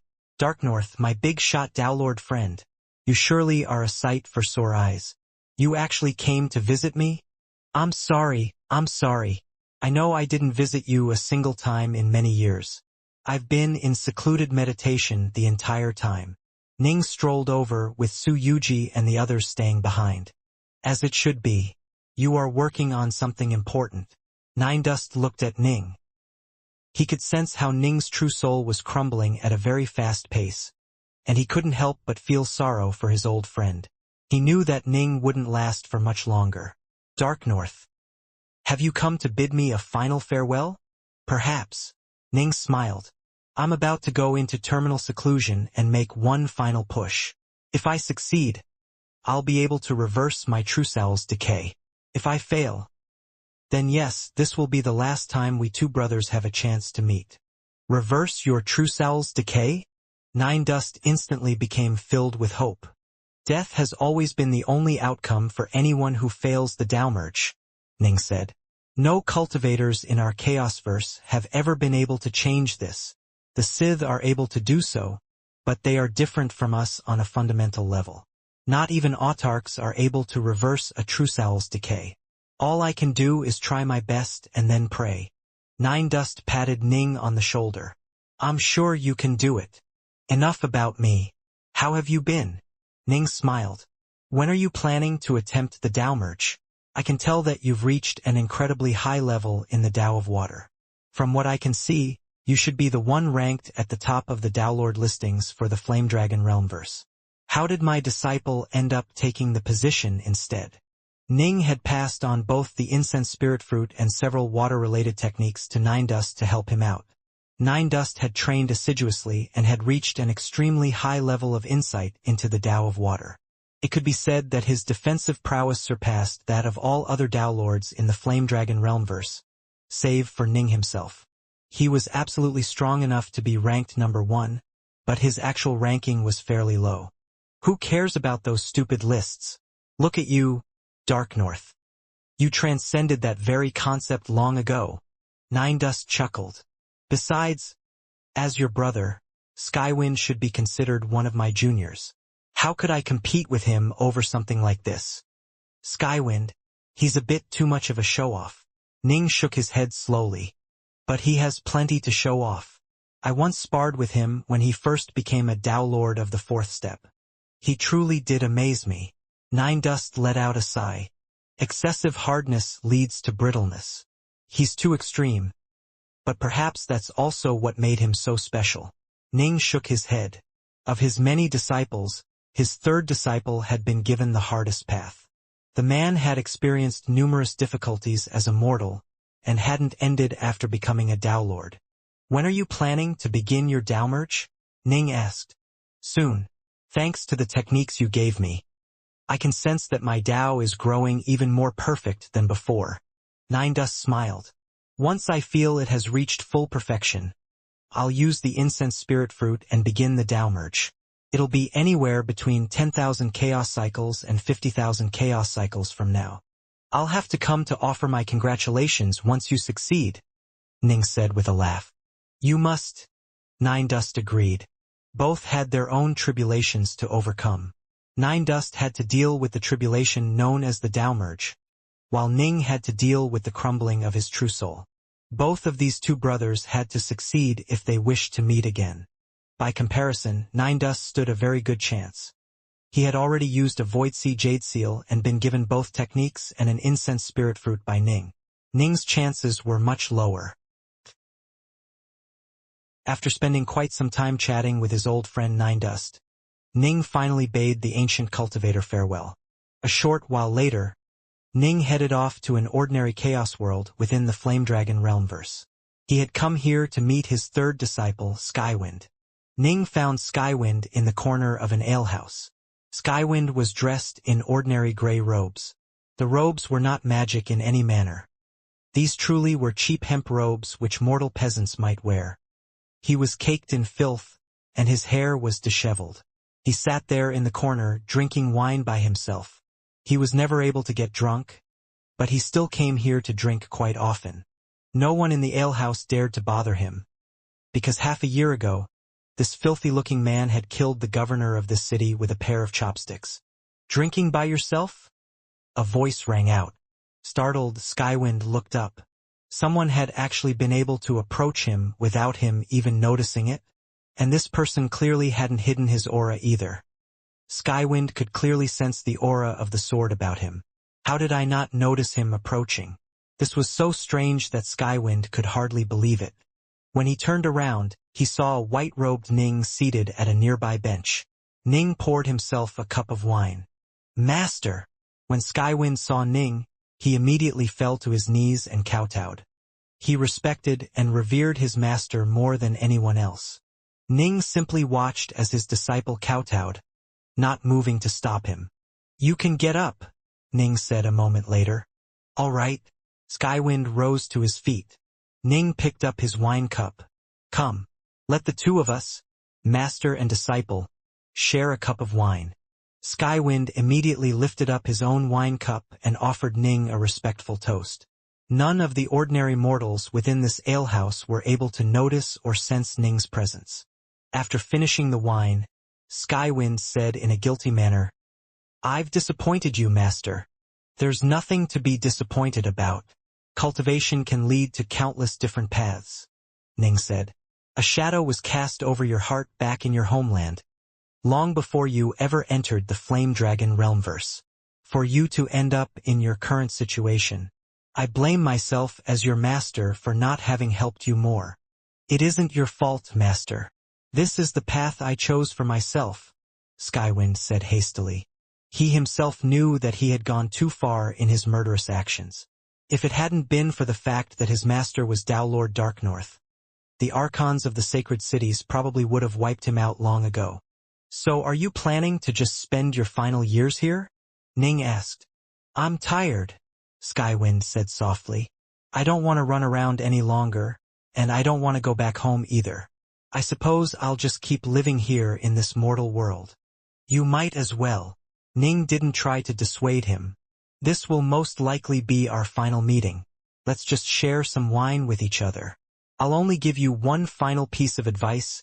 In cultivation, you must always follow your heart. The only thing you need to do is stay true to yourself. If you can do that, then there will be no need to feel any fear, nor will you need to feel guilt. Skywind's eyes reddened. He could sense how quickly his master's true soul was disintegrating. His master probably wouldn't be able to survive for much longer. Now, enough of all that. Let's drink. Ning smiled as he lifted up his wine cup once more. After a lengthy drinking session with his disciple, Ning departed. He could not interfere in someone else's path of cultivation. He couldn't even interfere in his own daughter's downmerge, save to provide her with as many resources as he could. The only thing he could do was to try and guide Skywind in following, strengthening, and perfecting his own Tao heart. As for what Skywind would do afterwards, that would be up to him. Ji Ning next led Su Yuji and the others to visit his 5th disciple, his 6th disciple, and his 7th disciple. Swoosh, the realm ship continued to fly through the skies. Dawn Jade, Ning said, you are significantly more talented than all 8 of my disciples. By now, Ning had encountered many geniuses in his life. Mother Nuwa, for example, was so incredibly talented that she had reached hegemony within an extremely short period of time. As Ning saw it, Dawn Jade was extremely close to himself and Mother Nuwa in talent. However, you have an obvious weakness, Ning said. Due to the fact that you've always lived within the Ji clan, you've experienced almost no setbacks in your life. During your early years in particular, you were always given the best treatment by the clan. As a result, your Tao heart is lacking and needs tempering. I understand, Dawn Jade said obediently. Favored son. This phrase described Dawn Jade perfectly. Ning had been forced to scour the world for techniques, fighting and clawing for every scrap of karmic luck he could find before stumbling upon the path of the Omega Tao. Dawn Jade was different. The Ji clan had poured its resources into rearing him, and had also arranged for him to undergo many different tempering exercises, but in the end all of those exercises were artificial. Dawn Jade had a decent Tao heart, but it wasn't even close to the perfect Tao heart one needed to succeed in the Tao merge for an Omega Tao. If you wish to succeed in the Tao merge for the Omega Tao, you must have a perfect Tao heart, Ning said. In the Flame Dragon Realmverse, there was an emperor known as Emperor Heartsword. If you can fully master his Heartsword art, you'll have a perfect Tao heart. There are multiple legacies within the annals of the Ji clan pertaining to perfecting one's Tao heart. I understand. Dawn Jade nodded. Just understanding is meaningless. You have to act. Ning instructed. From this day forth, you shall begin training in the Tao Heart Illusion Sword. The Tao Heart Illusion Sword? Dawn Jade was puzzled. Patriarch, I've never even heard of this technique. This is a Tao Heart technique which I just finished creating. I'd be shocked if you had heard of it, Ning said with a chuckle. It should be a technique which suits you very well. But in the end, you have to temper your Tao heart yourself. Techniques can only serve as a guide. Ning waved his hand, producing a jade slip which he handed over to Dawn Jade, who respectfully accepted it. Emperor Heartsword, God Emperor Helong, Green Bamboo Yangtsuding. All of them had perfect Tao hearts, and all of them were incredible figures. However, it would be extremely difficult for anyone else to gain perfect Tao hearts by training in the techniques they left behind. This was because every cultivator had to find his own spiritual path to perfecting his Tao heart. If Ning had tried to perfectly emulate the Heartsword art, he wouldn't have been able to perfect his Tao heart either. In the end, he had only been able to take that final step during the Tao merge, using 3 years of time in that hyperstimulated environment to succeed. Alas, all that wasted time had resulted in Ning failing the Tao merge. Although my technique will help you temper your Tao heart, Ning said seriously, you must remember, your Tao heart is your own, not someone else's. Thus in seeking the Tao you must seek your own true self. If you want a perfect Tao heart, you'll need to do it your own way. Understood. Dawn Jade firmly engraved these words into his heart. Ning said nothing further. He had scryed Dawn Jade's future, and he knew that Dawn Jade had to suffer many setbacks if the child wished to have a chance at perfecting his Dao heart. If everything in his life was completely smooth and trouble-free, he might become a Dao Lord of the fourth step, but he would never be able to perfect his Dao heart, much less succeed in the Dao merge. Within a secret realm hidden within a region of empty space. The insides of this secret realm had been half demolished. Clearly, a great battle had been fought here. Brother Great Joy. Ning stared at the palace ruins before him, his gaze piercing through space-time and showing him what had occurred here in the past. During the time Ning spent in seclusion, Dao Lord Great Joy had perished in battle here. Great Joy had been an incredible figure, but in the end his dying enemy had destroyed the entire realm around them in a final suicide attack. The two had died together. Skyfire Brightshore had a very relaxed life. Ning ate and drank and made merry with him for 2 days, then parted paths. Rumble. Tens of thousands of chaos planets were being moved about like chess pieces. They slowly orbited a vast region of empty space, controlled by a great formation. At the center of that region was a temple, and before that temple sat a skinny, bald, red-robed youth. An invisible surge of power swirled around him, encompassing the tens of thousands of chaos planets around him. Mortal rank. Class 1 mission, complete. This was your first time embarking upon the path of cultivation. You survived while all of your experienced teammates died. You are worth spending a bit of extra effort on. Do not disappoint me. Qin and Evaluation 6.0. Reward 3,000 mortal-ranked gemstones. A spectacled youth stared, puzzled, at the illusory globe of light before him. This globe of light was filled with an enormous amount of information regarding cultivation, pill-making, and even how to transform the body. One was even able to trade for mighty Fiendgod bodies that could be used to uproot the mountains themselves. But of course, the price would be high. I can even trade for a golem body that would allow me to easily destroy a vast world with a wave of my hand? If all this is real, this is absolutely terrifying. The spectacled youth's eyes were shining as he continued to review the information. I can bring the dead back to life and even travel to other worlds. Anything and everything is possible. This type of world is much more interesting than my old one. I love this world. Qin was a nerd who lived in a world of ordinary mortals. He was extremely clever, but his brilliance was only put to good use after he was brought to the Cataclysm trials. He took on one mission after another, forming squads with others to challenge them. He sparred against many powerful martial artists, going so far as to actually embark upon the path of true immortal cultivation.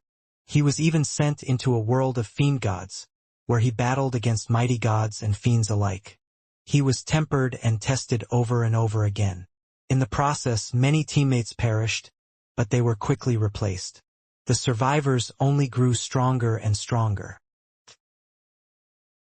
Soul Wind, I have to say, this Cataclysm Trials game you came up with is rather interesting. Ning appeared in the emptiness of space outside the temple. The skinny, bald, red-robed youth opened his eyes. A delighted look was on his face. Dark North, you came. What do you think? My Cataclysm Trials are pretty nice. I used tens of thousands of chaos planets as the foundation for the formation, my many estate treasures as support beams, and my Tao of illusions to join them all together into the Cataclysm Trials. I then chose countless mortals to take part in my trials, allowing them to claw their way forwards upon the path of cultivation within it. It's not bad at all, Ning praised. My heart force is strengthened and improved by the process, Soul Wind said with a smile. I'm planning to maintain the Cataclysm Trials for 10,000 chaos cycles. Hopefully, by then I'll be confident enough to attempt the Tao merge. If not, I'll find another way to train. Ning nodded. It was extremely difficult for heart force cultivators to succeed in the Tao merge. They had to try all sorts of strange, unique methods to train and improve themselves. Have you come to bid an old friend a final farewell? Soul Wind suddenly asked. as powerful heart force cultivators with strong hearts. There was no need for the two of them to mince words. Ning nodded and smiled. I'm going into terminal seclusion after this meeting.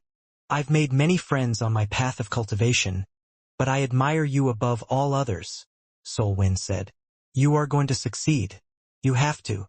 Solwind knew that if Ning was going into terminal seclusion, that meant Ning was most likely trying a last-ditch effort to save himself. If Ning was truly out of options and saw no hope at all, why would he go into seclusion? Stop trying to make me feel better, Ning said with a chuckle. I don't need it. By the way, I actually spent 1,000 years watching events occur within your cataclysm trials. That long?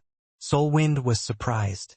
I use reality as the foundation, then use illusions to make up for reality's shortcomings. Now, why would the venerable Tao Lord Darknorth take an interest in such a simple technique? Ning explained, I was actually watching a young fellow who was training within it.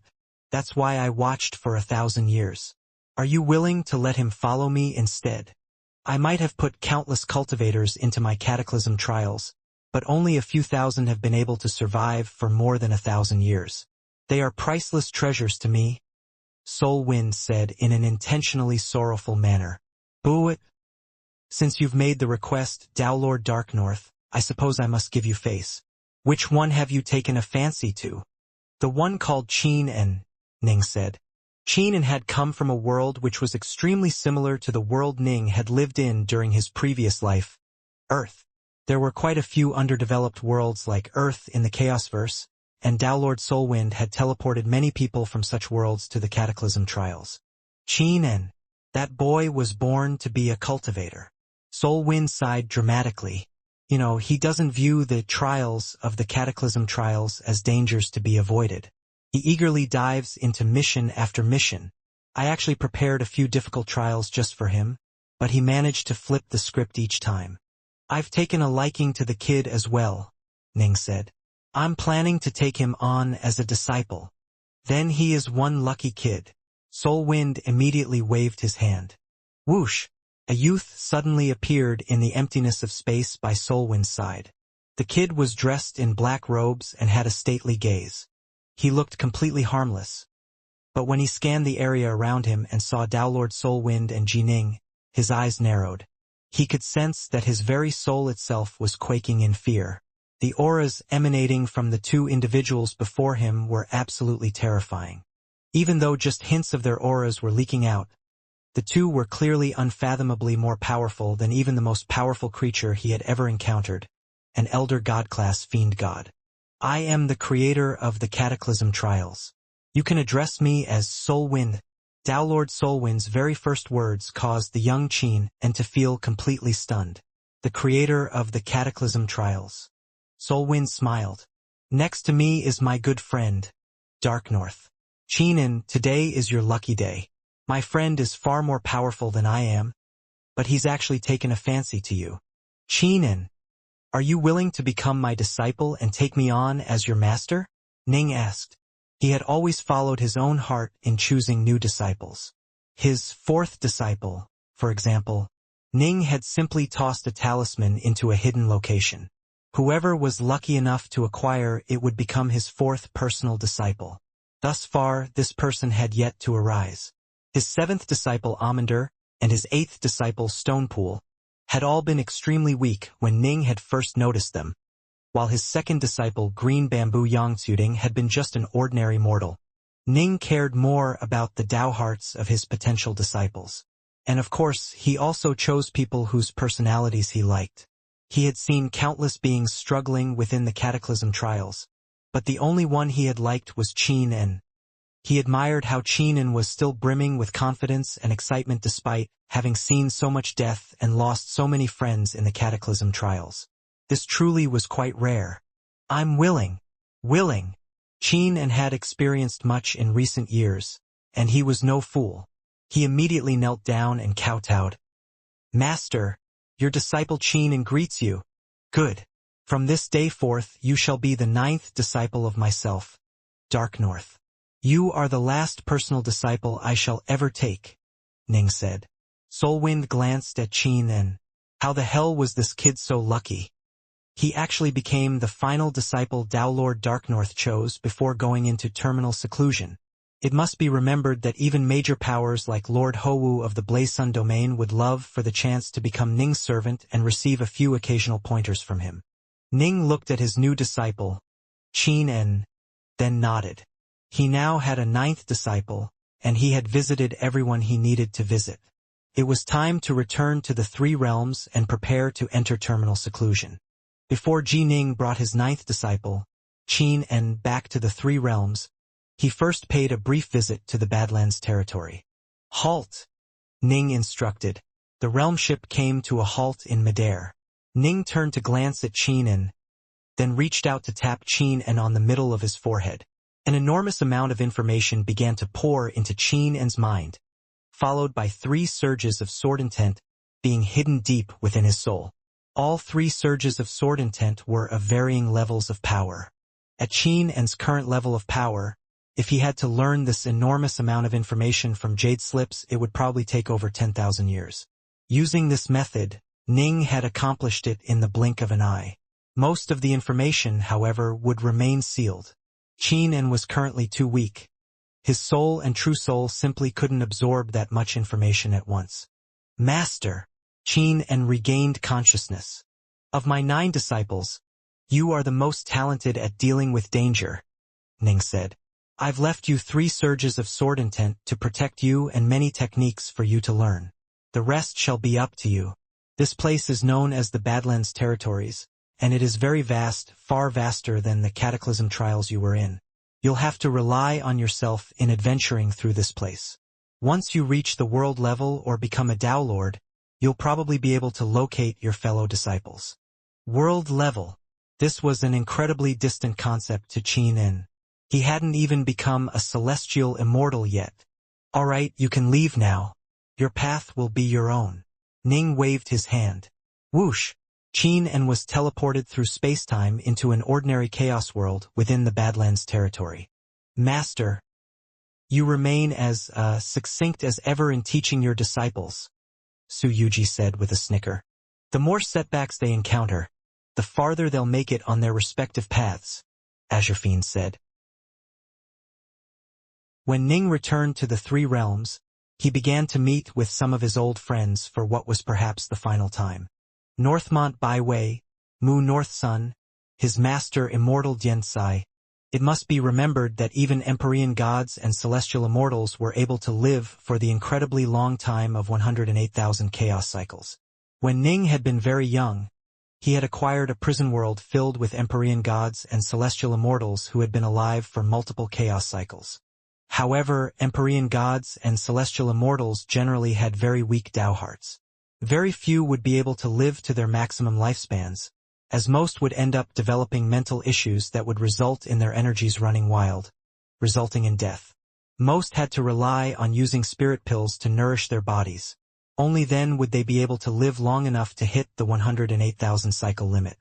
Northmont Baiwei, for example, was merely a pure Yang True immortal, but he was still alive.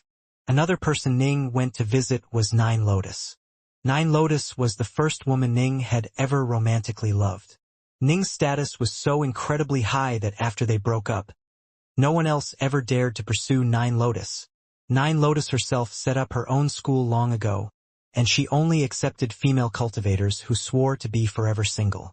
Nine Lotus had vanished for many years after establishing her sect, but then she had suddenly skyrocketed in power. She had first reached the world level of power, then became a Samsara Tao Lord during the period of time that Ning was secluded in meditation. This caused many people in the 3 realms to feel quite speechless, and many secretly whispered that Fairy Nine Lotus had to have reached this level thanks to Tao Lord Darknorth's help. Otherwise, how could she have been ordinary for so long, then suddenly risen to power? Ning himself, however, knew that he hadn't helped Nine Lotus at all.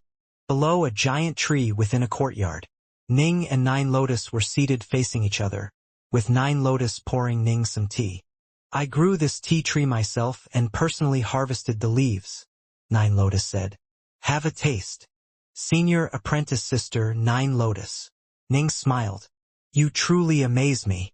Ning had seen many things.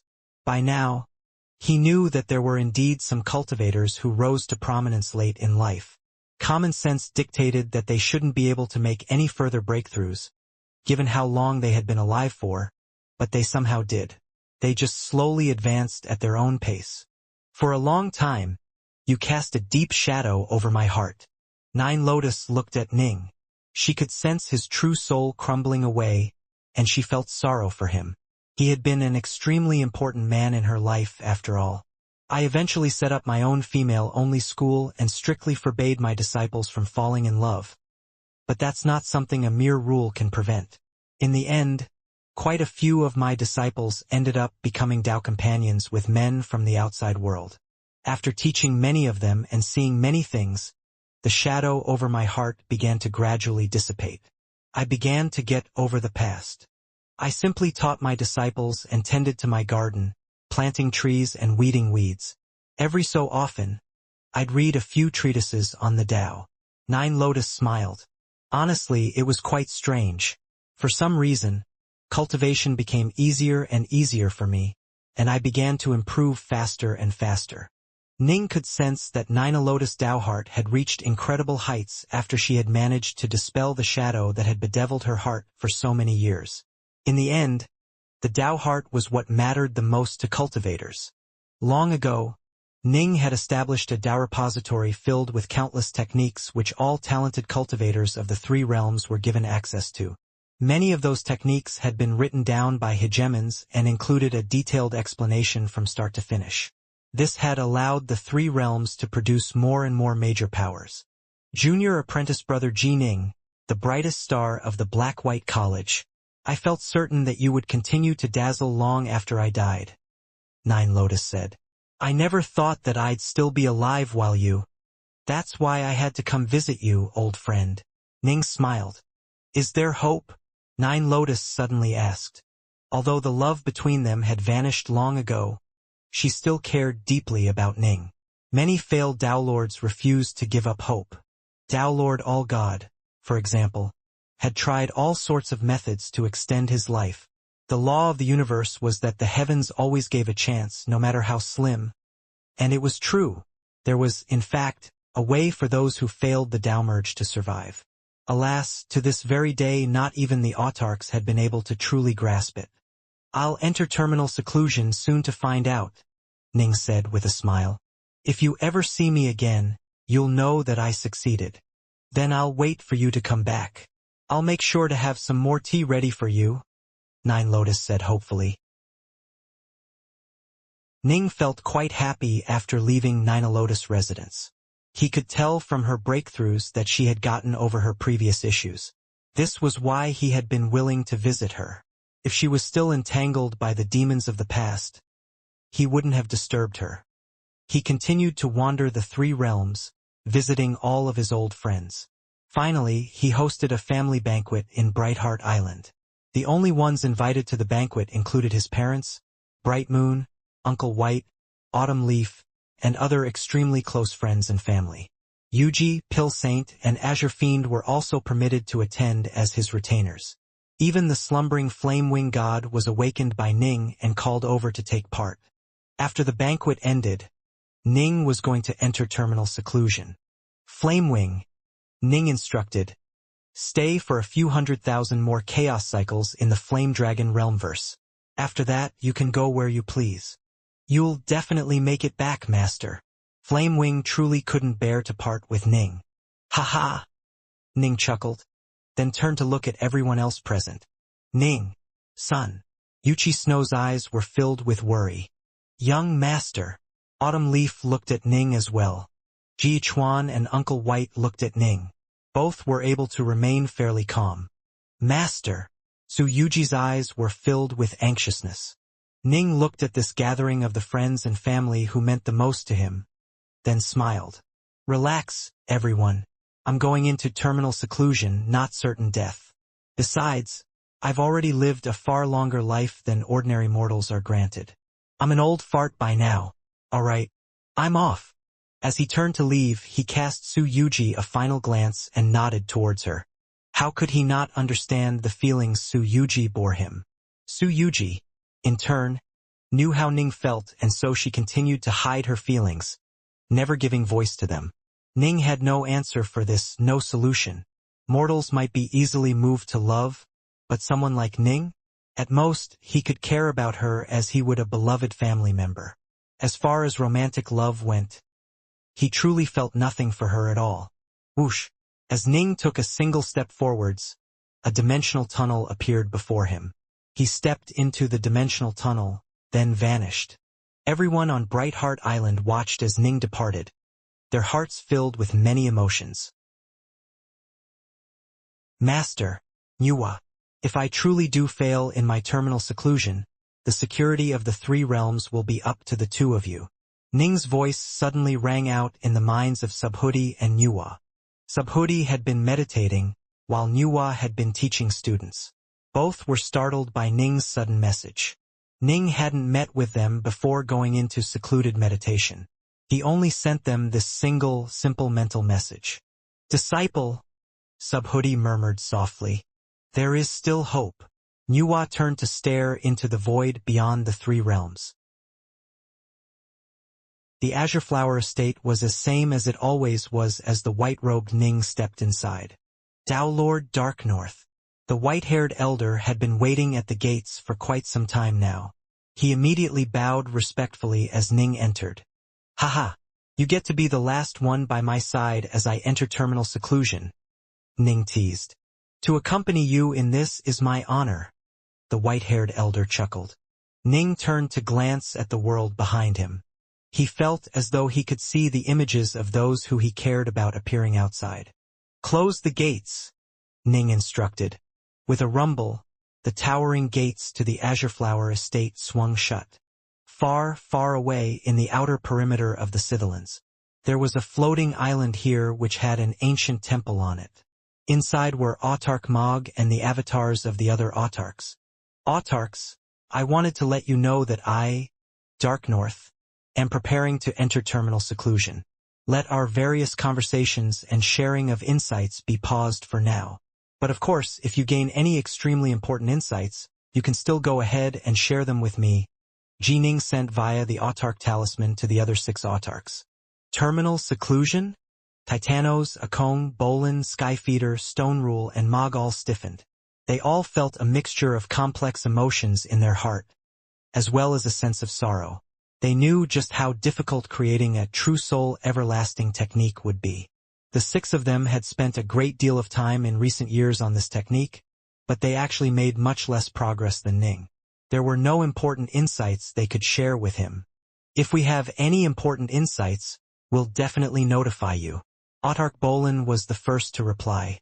Dark North, you are the first and only master of an eternal Omega Dao our Chaosverse has produced. I know you can succeed, no matter how hard the task, Autarch Titanos said. There's always a chance, no matter how slim. I know that you will seize it, Autarch Skyfeeder said. Yes, I'll definitely find and seize that chance. I'm going into seclusion now. Ning sent one final reply, then fell silent. The 6 Autarchs exchanged glances, then sighed. Ugh. Just like that, one of our good friends has. Perhaps a miracle will happen. All of them felt saddened, and the atmosphere quickly turned heavy. Dark North had been a dazzling figure, the first master of an eternal Omega Dao their Chaosverse had produced. He had established a new path for future generations to follow, and now all by himself. He was preparing to go out in a blaze of glory, fighting a battle which no one had ever won in a bid for survival. He had so many unfinished hopes and dreams, but alas, nothing in life would ever be exactly as one wished it to be. The 6 Autarchs could do nothing but wait silently. Within a silent hallway, the white-robed Ning first drew all 6 of his northbow swords from their sheaths, then placed them atop a nearby table. The elderly white-haired spirit of the estate watched silently from one side. Ning then walked to the Autarch's stone dais, sat down in the lotus position, then slowly closed his eyes. He had already settled as many affairs as he could. There was no point in worrying about the rest. He was now able to truly empty his mind of all extraneous thoughts and focus everything on creating the complete, True Soul Everlasting Technique. Creation of this technique was his one and only chance to survive. Of course, successfully becoming an autarch via the Omega Dao was also possible, but by all rights that would require an enormous amount of work and time. He simply didn't have that much time left to him. Rely on an epiphany? Epiphanies could only be hoped for, not counted on. Hoping for an epiphany that would propel him into Omega autarchy was nothing more than a foolish pipe dream. He at least had a slim chance at surviving with a True Soul Everlasting technique, but his chances of surviving due to becoming an Omega autarch were next to nil. If he had 1,000,000 chaos cycles or more, he might be able to accomplish it with some luck and an epiphany, but as of right now, forget it. Besides, when entering terminal seclusion, one had to put everything at stake. The worst thing he could do was to allow himself to be distracted by other possibilities. Ning knew that becoming an Omega autarch in such a short period of time was far less likely than successfully developing the True Soul Everlasting technique. Thus, he didn't hesitate at all in choosing the latter option. He had made this choice 15,000 chaos cycles ago, and he didn't hesitate at all as he entered terminal seclusion. A True Soul Everlasting. There are two paths to success which I can take. The first is that of the Void Everlasting, while the second is that of the Chaos Everlasting. Ning began to ponder this most important of questions. What should I choose? Once I make the decision, I'll have to follow it to the bitter end.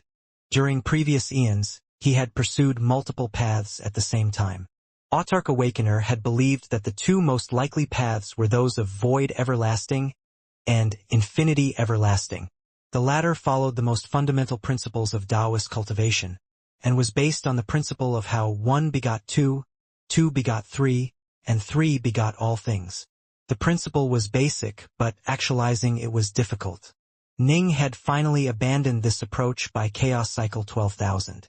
As for the other paths, he had abandoned them at other intervals as well. Now, only two paths remained which Ning felt would have the highest chances of success. The Void Everlasting. It involves using my will as the core. I would need to be able to maintain my will and consciousness in the emptiness of space itself. Even after my true soul shatters apart, I would still be able to remain conscious, and could then use the empty void of space itself to serve as the medium for remaking my true soul anew. The Chaos Everlasting. It involves trusting my will to the prime essences of the Chaosverse themselves. I would borrow from the power of the quintessence, asking it to halt its instinctual desire to swallow my true soul. If I can do that, my true soul will naturally stop crumbling. Ning continued to ponder this decision. The Void Everlasting required him to rely on himself, while the Chaos Everlasting involved him swaying the prime essences and convincing them to ease drawing upon his true soul. Why did the true soul continuously shatter and break apart? Because the prime essences would begin pulling at it after the first cracks appeared during the Tao merge. The Void Everlasting technique works in theory, but I haven't sensed it actually function in practice, Ning mused. As for Chaos Everlasting, I can sense its effects. I've tried numerous times to link my will to the prime essences and have been able to use this technique to slow down the rate at which it absorbs my true soul. But as soon as I halt the technique, the prime essences will continue to swallow my true soul at the normal rate once more. The first technique seemed ineffective, while the second one did have some effects. Which one should he choose? Ning gritted his teeth. To completely prevent the prime essences from devouring my true soul fragments would be to go against the natural order of the Chaosverse. The only reason why my technique seems to be effective is because right now, this Chaosverse has no lord governing it. Ning shook his head.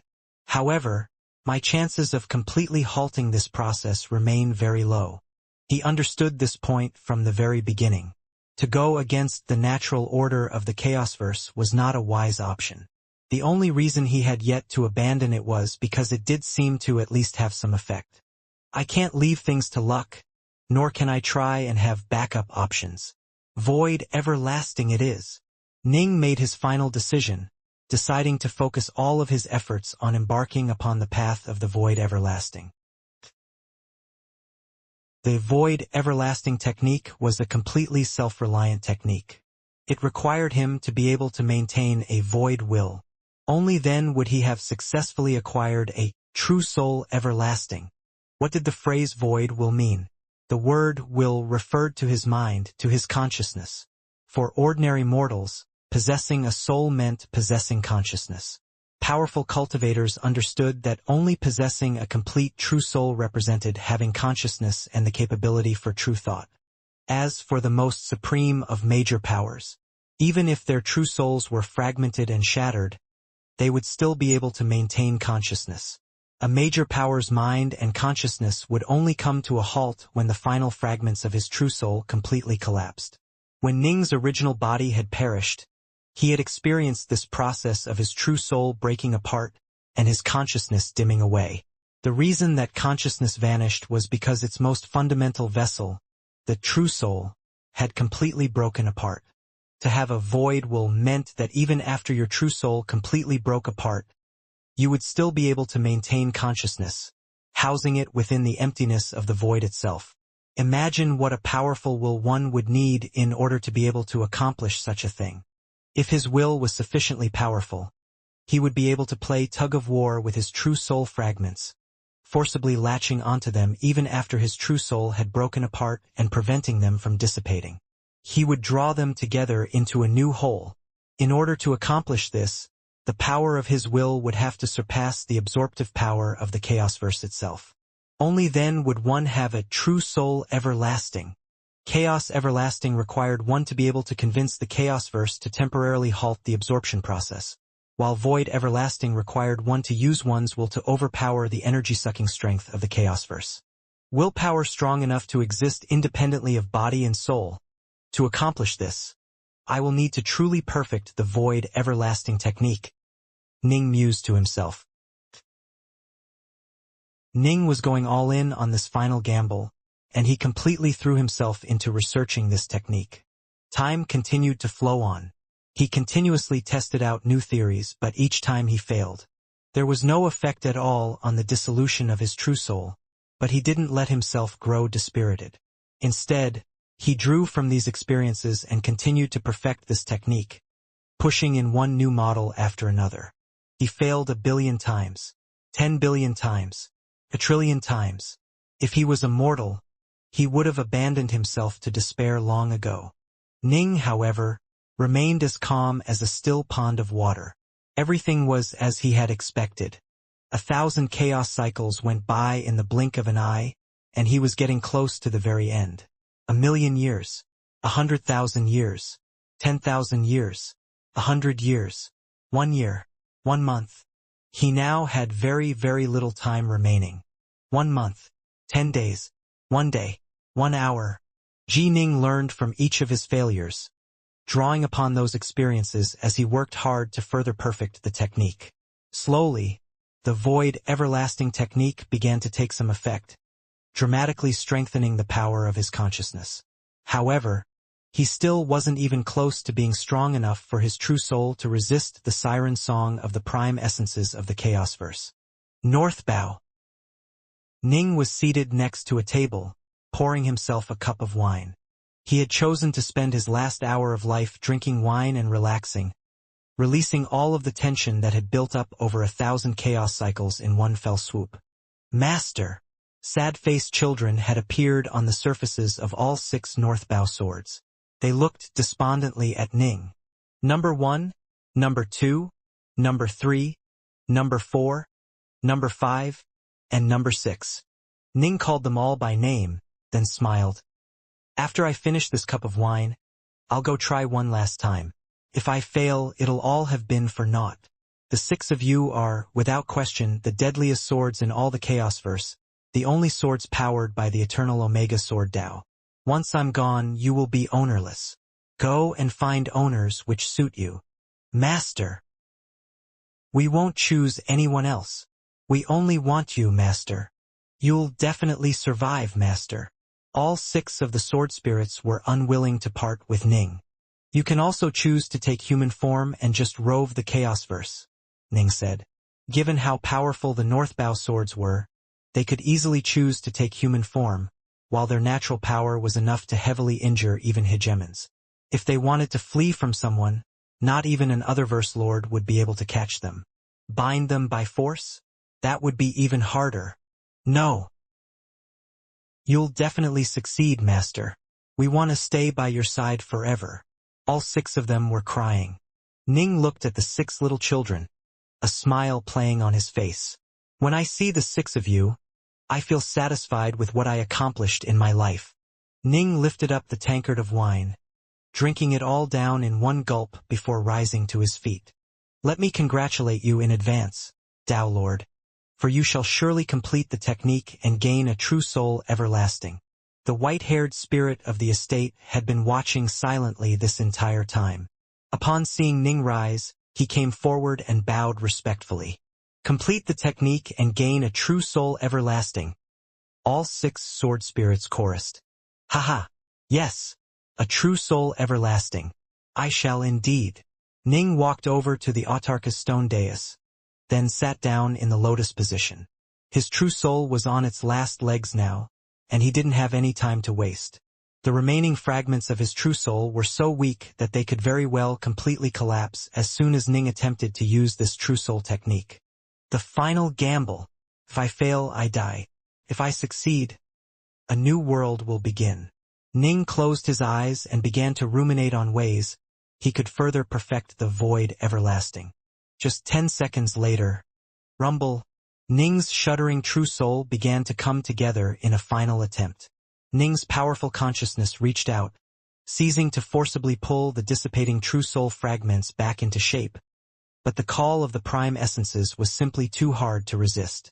Alas, this final attempt caused the final shards of his true soul, which had been just barely able to hold onto a basic framework, to finally and completely break apart. I failed. So in the end, I still failed. Ning opened his eyes and a peaceful look was in them. His eyes, his skin, his body. Every inch of him began to crumble apart and vanish away like sand blown away by the wind. All the remaining fragments of his true soul finally and truly broke apart in a complete and utter collapse.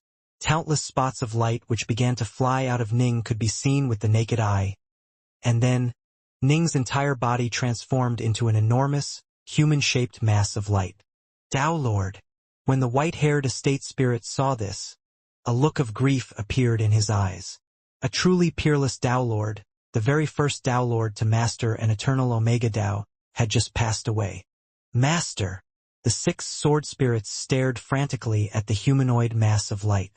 It was like a dazzlingly beautiful flame, but hidden behind its beauty was the sorrow of a peerless Tao Lord's passing.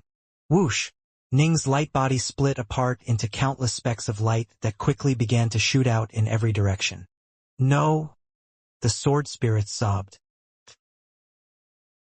Within that ancient temple located in the outer perimeters of the distant Scythelans, Autark Mog and the avatars of the other Autarks remained gathered here as always. Suddenly, all of them fell silent and began to exchange glances with each other. Dark North.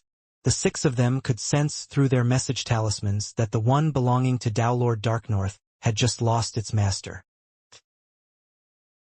The 3 realms. Nuwa was responsible for administering many matters here, while Subhuti spent most of his time training by himself within his Taoist monastery inside Mount Innerheart. Brush, brush, brush. Subhuti was sweeping the floor of his monastery. He was the only person in this entire monastery. Not even the 2 novices stationed outside would enter without a very good reason. Subhuti had already trained to an extremely profound level, and he put particular emphasis on training his Tao heart. In this, he was second only to Ning and Nuwa. After he finished sweeping the floor, he entered another room and began to wipe down the pillars and the tables. As he did so, he raised his head to glance at a lamp located atop the highest table. The light of the lamp blazed away like a tiny little bead of flame. This was a heart lamp, Ning's heart lamp. In all the 3 realms, only he and Nuwa had a way to know whether Ning was alive or not. Ning's parents, Bright Moon.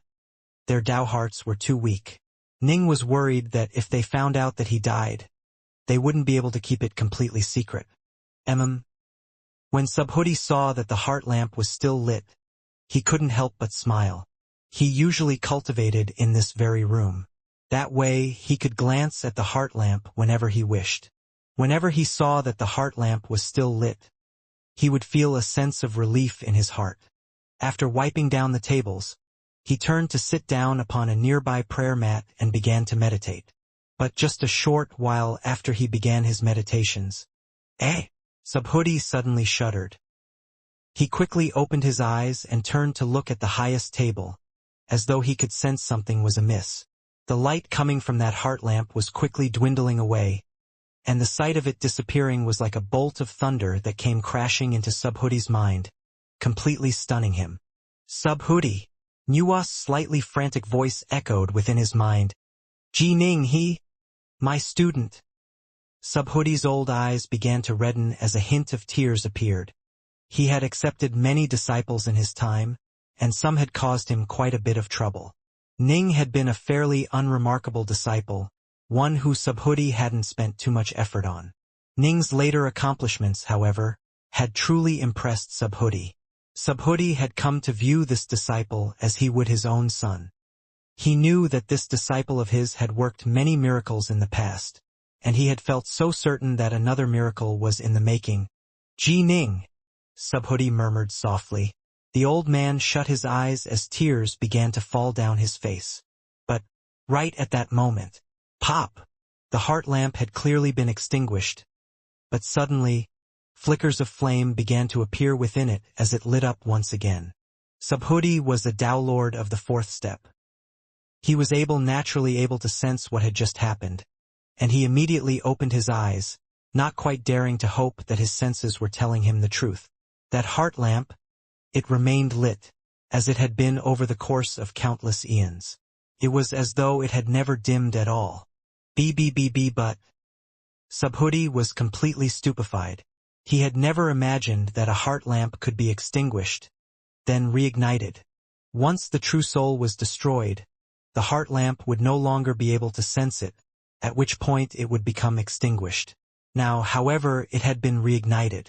This meant that the true soul was back to normal again, but how was this possible? Subhuti, did your heart lamp suddenly light up again? Nuwa sent mentally. She was in a state of joy mixed with disbelief as well. It is lit. Lit. Subhuti sent frantically. Within the second hall, within the Azure Flower Estate, rumble, countless specks of light began to gather together, coming to form a humanoid shape. In the instant of his true self's destruction, Ning finally felt what true death was like. All of his true soul fragments had completely dispersed, losing all cohesion. He felt nothing but emptiness, as though he was drifting within a world with no time, no space, and no color. The various void, everlasting techniques he had theorized in the past were not able to allow Ning's true soul to resist the call of the prime essences, but they had still strengthened Ning's consciousness dramatically. Even as his true soul broke apart, he didn't immediately lose all consciousness the way an ordinary Tao Lord might. Instead, his consciousness entered an extremely faint and sluggish state. He couldn't sense either space or time. All he could sense was completely and utter nothingness, the emptiness of the void. This is what the void truly is. Suddenly, Ning's sluggish consciousness was awakened to the truth. In this instant, he truly understood what emptiness meant, what the void truly meant. Only now was he able to understand how to entrust his consciousness to the void, and his void everlasting technique immediately transformed on its own accord. At the same time, Ning's feeble consciousness immediately began to pull at his countless dispersing true soul fragments. As he continued to follow the principles of the void everlasting technique, his consciousness suddenly began to grow much more powerful, skyrocketing to unprecedented heights. Void, everlasting, a powerful will suddenly manifested, and it let out a psychic scream of such power that it could actually be heard audibly. It was a cry filled with power, a cry of indomitable resolve. When this shout rang out within the room, it caused the sorrowful white-haired elder and the 6 sword spirits to all stare in astonishment. They watched as the countless specks of light which had been flying every which way to suddenly freeze in midair as a powerful force suddenly pulled at them, connecting them together. The countless specks of light seemed to come alive as they came forward to form a complete whole. They no longer had a true soul holding them together in an established framework, but they somehow still remained bound to each other. Merge! Yet another shout echoed within the room. Those frozen countless specks of light instantly began to gather together once more. They quickly reformed into a humanoid blob of light, and that blob of light quickly crystallized in appearance. Once again, the white-robed Ning appeared within the room. He carefully inspected everything around him, then gently reached out to touch the table next of him. The cool, slick touch of the table made him smile. The white-haired elder and the 6 sword spirits were all unspeakably excited. His true soul was now everlasting, which meant that Tao Lord Dark North was about to become Emperor Dark North. What's with those silly looks on your faces? Ning glanced at the 6 sword spirits and the white-haired elder. Come, let's drink. Ning wasn't in a rush to connect with the outside world just yet. He wanted to be by himself for a while. All right, the white-haired elder said excitedly. Woohoo! The 6 sword spirits were quite excited as well.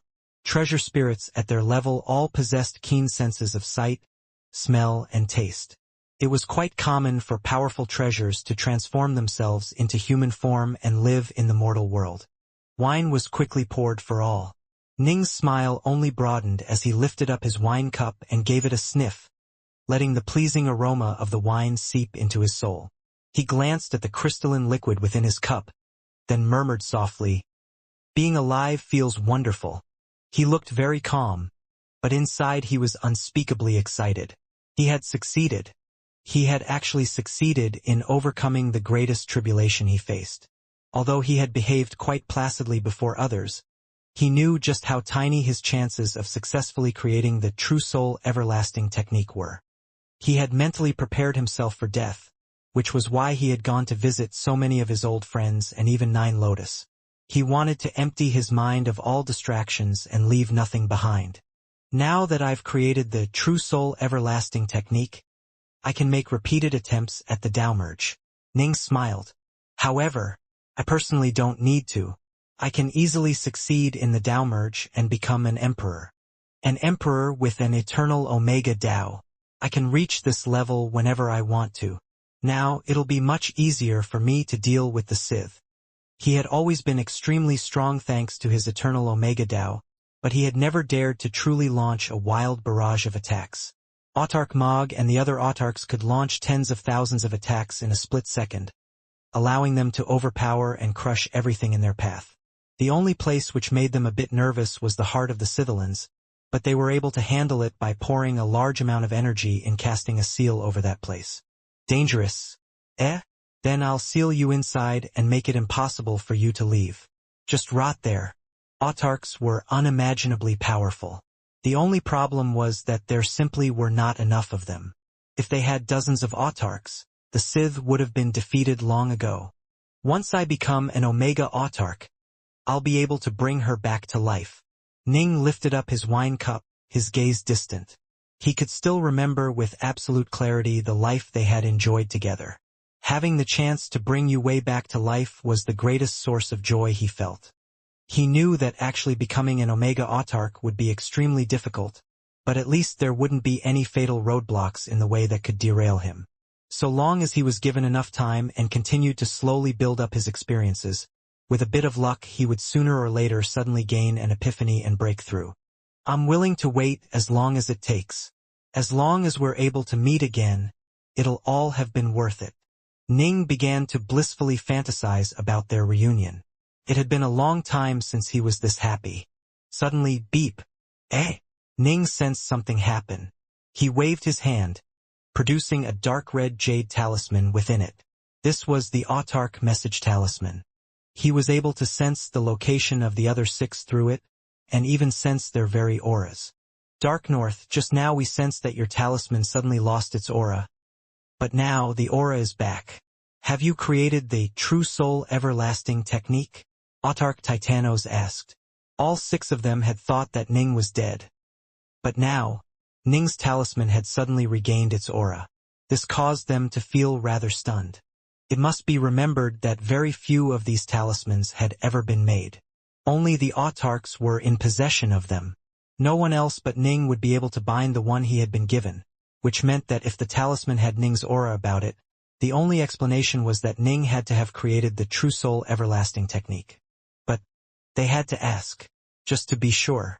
I succeeded, Ning replied.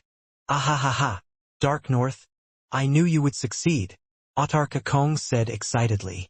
Dark North, from this day forth, you must join the 6 of us in bearing responsibility for overseeing and safeguarding all cultivator civilizations as well as the very Chaosverse itself. Autarch Bolin was fairly calm, but his words and his meaning were clear. Now that Ning was no longer in danger of losing his true soul, there would no longer be any limits on his power.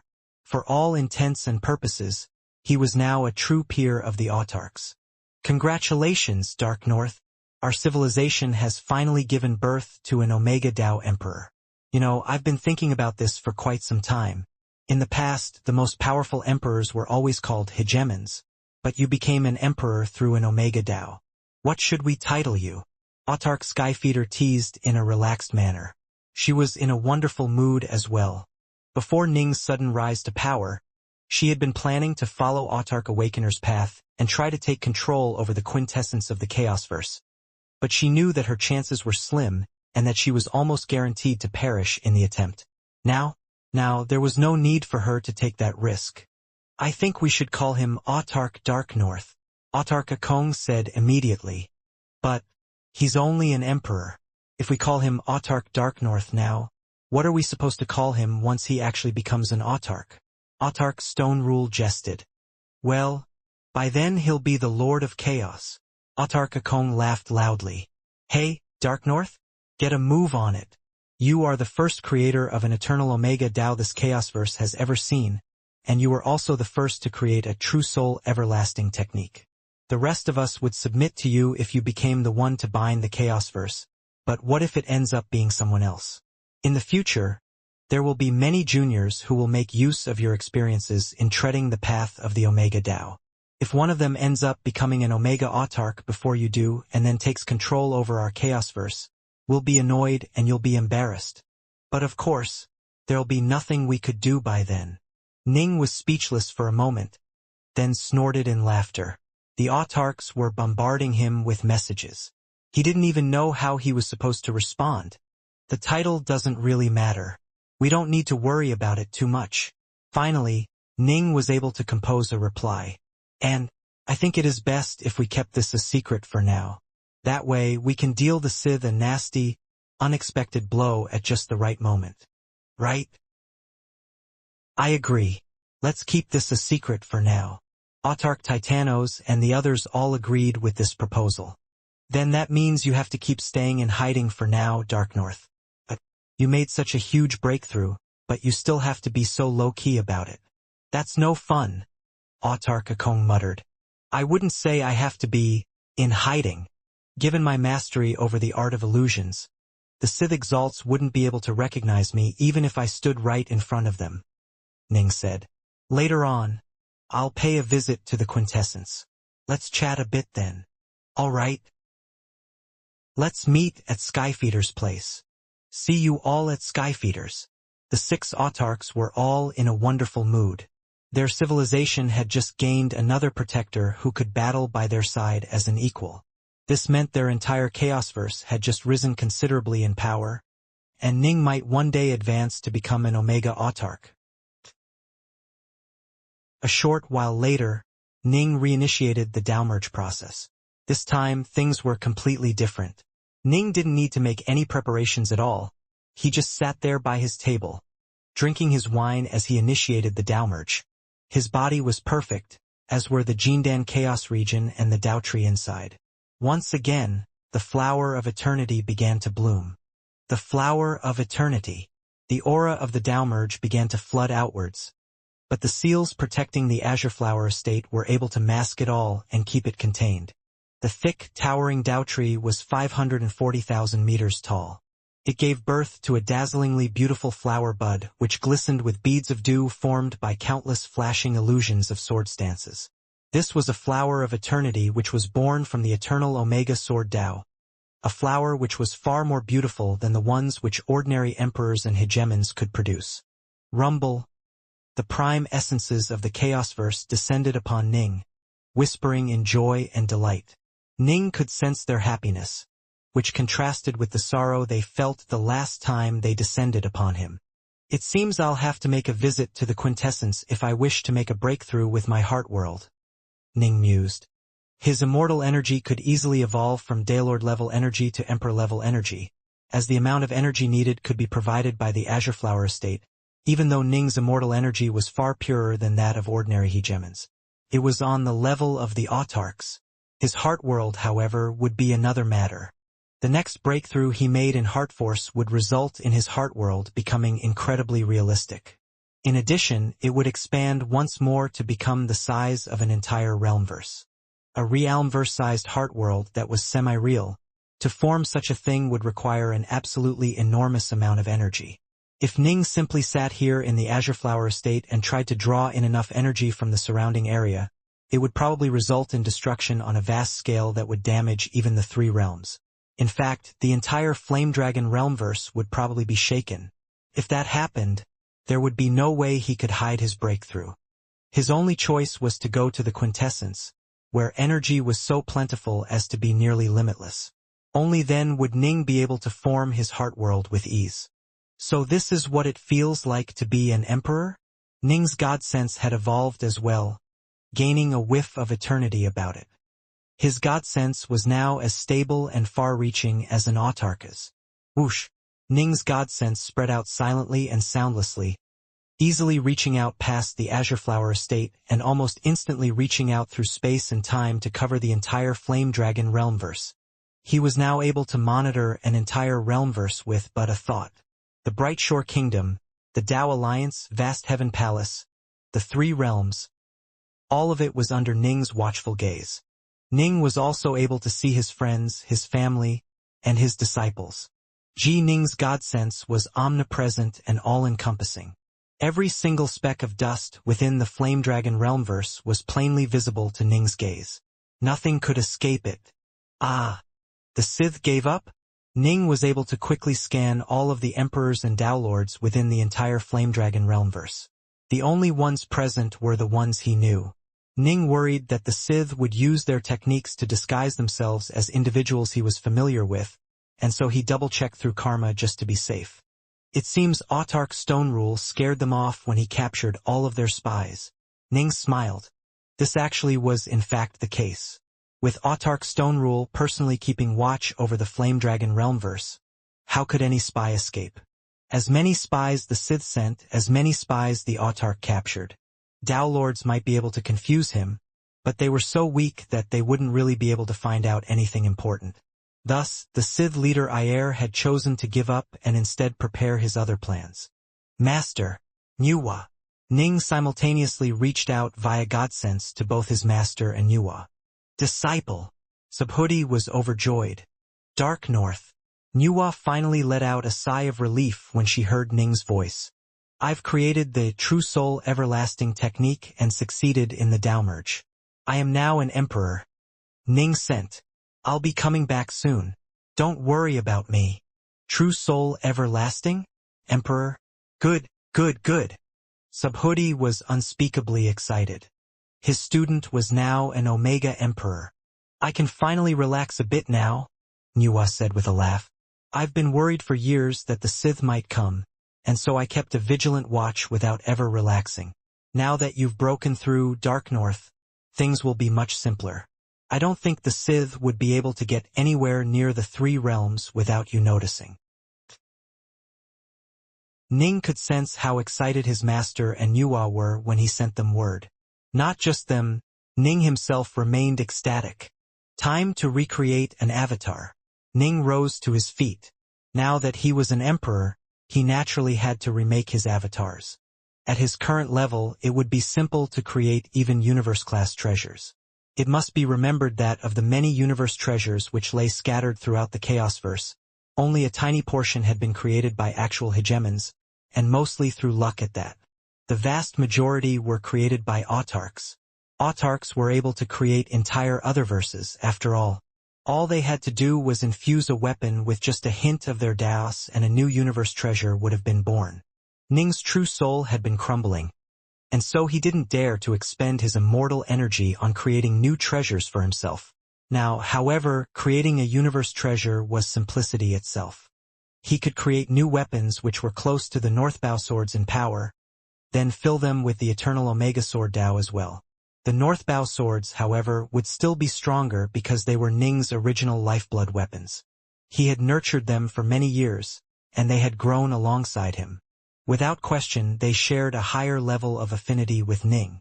Newly created weapons might have the eternal Omega Sword Dao within them, but they wouldn't have as high a level of affinity. Thus, they would only be close to the Northbow swords in power, but of course they would still surpass the vast majority of other universe treasures. With them in hand, Ning's avatar would have close to 80% of Ning's power. This represented another Autarch-class combatant. Whoosh! Boom!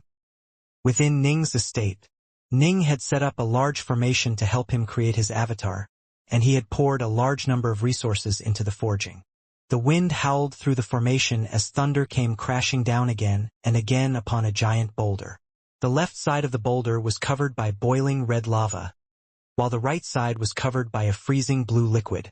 One side hot, one side cold. Ning was using a combination of elements for the forging of his avatar. At Ning's current level, treasures were ubiquitous and meaningless. Weaker emperors and even hegemons would generally start with a weak but flawless avatar, then use time to slowly nurture it and empower it. Ning, however, elected to start off by using the finest ingredients. That way, the avatar would grow more quickly. 3 years went past in the blink of an eye. The boulder was now perfectly round and semi-translucent, and a humanoid figure could be seen seated inside of it. "Come out!" the white-robed Ning barked from next to the boulder. Boom! The round boulder cracked open, followed by a youth who looked identical to Ning flying out of it. Moments later, a layer of golden robes formed across the youth's body. "Greetings, real Ning." The golden-robed Ning bowed. "Greetings, Avatar Ning." The white-robed Ning chortled as well. The two shared the same mind and shared the consciousness. Ning was just playing around by speaking to himself. Whoosh, whoosh. The two simultaneously left the estate world they were in, returning to the private room within the Azure Flower estate. When the white-haired spirit of the estate saw them appear, he immediately realized that one of them was an avatar.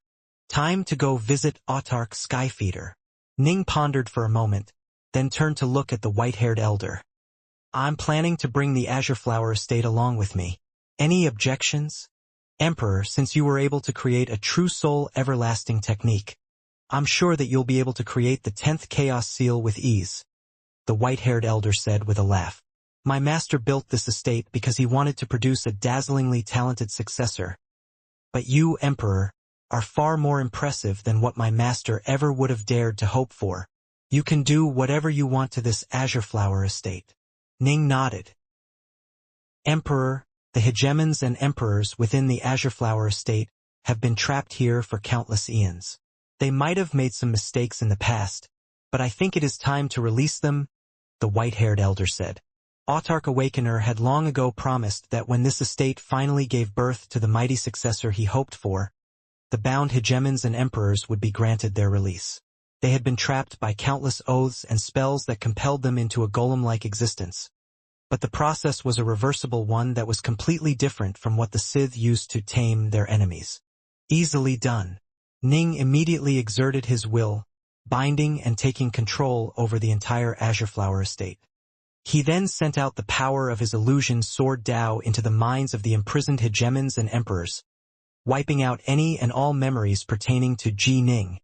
After the hegemons and emperors regained consciousness, the only thing they heard was Ning's voice echoing within their minds. "Immediately swear lifeblood oaths not to divulge any information at all regarding the Azure Flower estate, and you'll be granted your freedom." The hegemons and emperors instantly grew excited. Freedom? Their endless days of imprisonment had finally come to an end? Without hesitating at all, the hegemons and emperors instantly swore the required lifeblood oaths. "You can go now." Ning dissolved all the other bindings on them, then casually tossed them out of his Azure Flower estate through space-time tunnels, scattering them throughout the 16 Realm versus Alliance. Get in here. Ning then drew the entire Azure Flower estate into one of his holding treasures. The most valuable thing within the Azure Flower estate was the Autarka's stone dais. Even at Ning's level of power, it would take him an extremely long period of time and many precious materials to create a similar dais. He didn't have the time to waste on something like that. However, the stone dais was the nexus of the entire Azure Flower estate. If he wanted to ensure its marvelous effects remained active, he would have to take the entire estate along with it. Whoosh! After the estate disappeared, the local space-time continuum went back to normal. The white-robed Ning put his black scabbard on his back, then used his space-time sword Dao to tear a tunnel straight towards the quintessence of the Chaosverse. He was now able to move far faster than he had in the past. Even amongst autarchs, he ranked close to the top in speed. Now, back to the 3 realms. The golden-robed Ning returned to the 3 realms. This avatar body was perfectly built. It had been born with 50% of Ning's power, and as time went on it would improve at a fairly fast rate. The quintessence. Within the massive sea of prime essences. Within a wooden cottage which floated within this sea. The 7 most supremely powerful leaders of the cultivator civilizations were gathered in this cottage. The 6 autarchs and Ji Ning. The other 5 autarchs and Ning had all come in person, while Autarch Mog had sent his avatar. Ahahaha, I'm in such a good mood right now. Our civilization has finally gained another autarch-class figure. Autarch Akong roared with laughter. I must say, Omega Das really are awesome. Dark North, Titanos told me that your mastery of spacetime is second only to Mogs and Skyfeeders, and that your prowess in illusions is second only to Stonerals.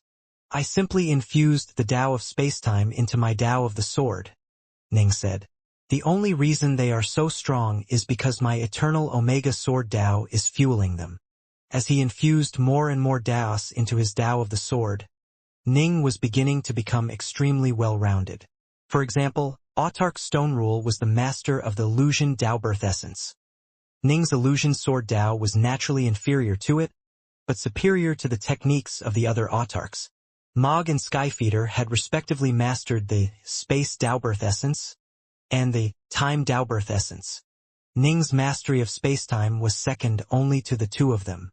As for actual combat prowess, the Tao of the sword was a Tao meant for combat. Even amongst autarchs, it stood at close to the apex of power. We're only skilled in one aspect each. It is very, very hard to gain a second Tao birth, Autarch Bolin sighed. I have spent countless years ruminating on the nature of life and death, but I've only made modest gains in this regard. You, however, are able to continue to improve your mastery of many other Taos. I truly do envy you, Dark North. Dark North, you've only been training for a short period of time. I imagine there are many areas which you can still improve on, right? Autarch Titanos asked. Ning nodded. The Tao of Karma, the Tao of Numerancy, the Tao of Formations, he had yet to infuse any of them into his Tao of the sword. There was indeed a great deal of room for improvement. The reason why I didn't want to make my status public was partially because I want to keep training under 100x temporal acceleration for another 10,000 chaos cycles. That translates into 1 million chaos cycles of training time, and I should be able to improve significantly during that period of time. It would put me in a better position to deal with the Sith, Ning said. 100x temporal acceleration? That's way too slow. Skyfeeder. Autarch Titanos looked at Autarch Skyfeeder. We'll have to ask you to help Dark North out. Very well. I can grant you 1000x temporal acceleration, Autarch Skyfeeder said. Ning was surprised and delighted to hear this. He had reached the Autarch level of power. Accelerating time for him was extremely difficult. Ning himself was able to maintain a rate of 100x while keeping his power consumption stable. 1000x? That would be far too difficult. We'll do it here in the quintessence, where the energy reserves are limitless. It'll cost me half of my energy reserves, but I'll be able to maintain a rate of 1000x temporal acceleration for you. Autarch Skyfeeder looked at Ning, then smiled. The rest of us have long ago hit our limits. There's no way for us to grow stronger, but you are a different story.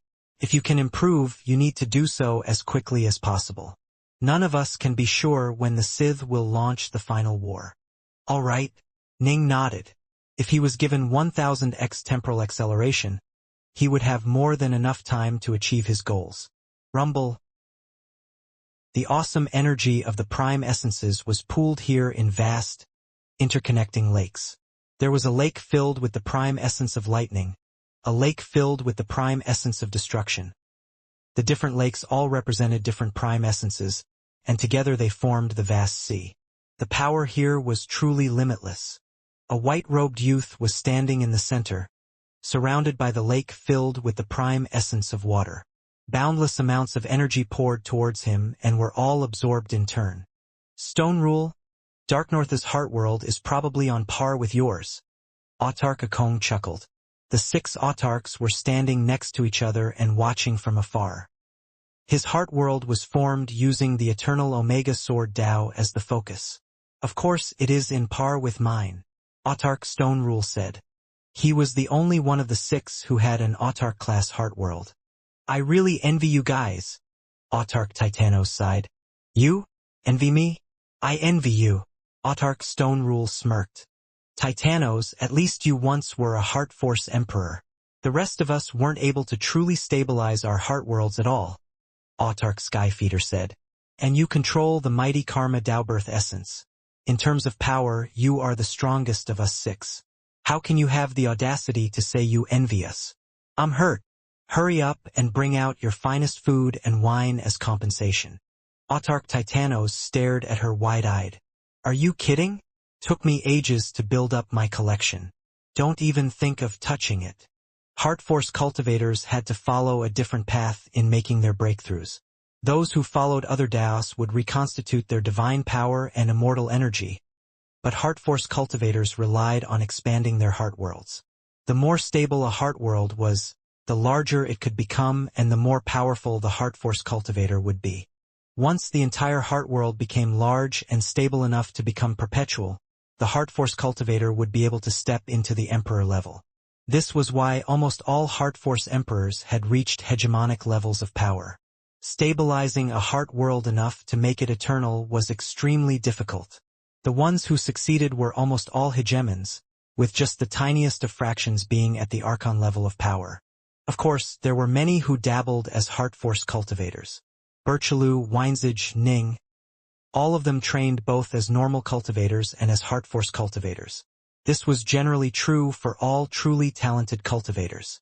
Early on, Autark Skyfeeder had trained as a Heart Force cultivator as well. However, after she completed the Tao merge and gained hegemony via the Tao of Time, she discovered that her Tao of Time was not a Tao that could produce a stable, perpetual heart world.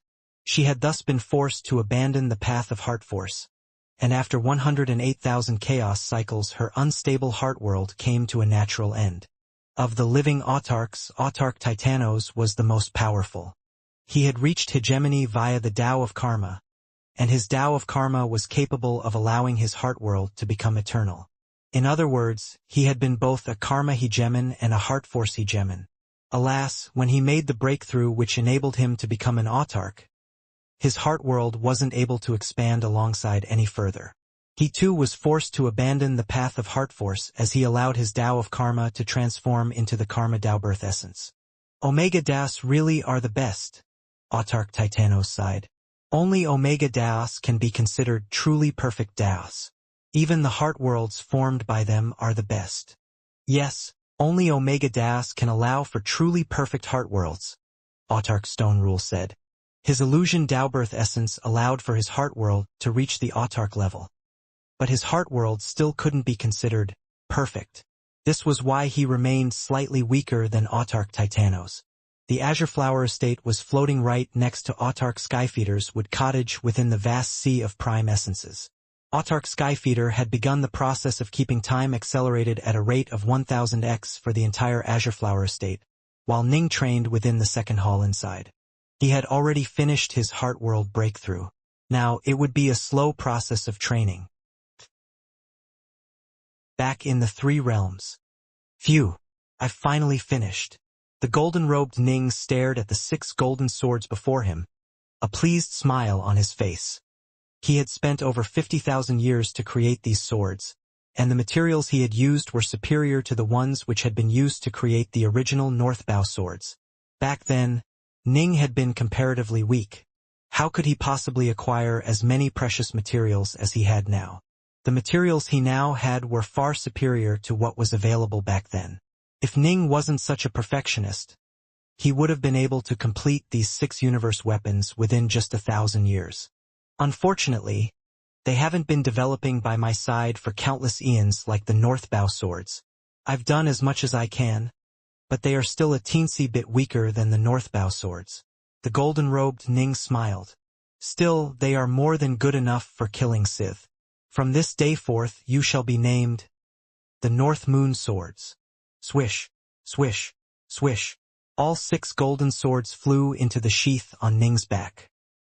He was now dressed in golden robes, carried golden swords on his back, and had a body formed from so many precious materials that it was comparable to universe treasures in strength. Time to expand my heart world. The golden-robed Ning took a single step forwards, then departed from the 3 realms and reappeared within the Great Dark just outside the Flame Dragon realmverse.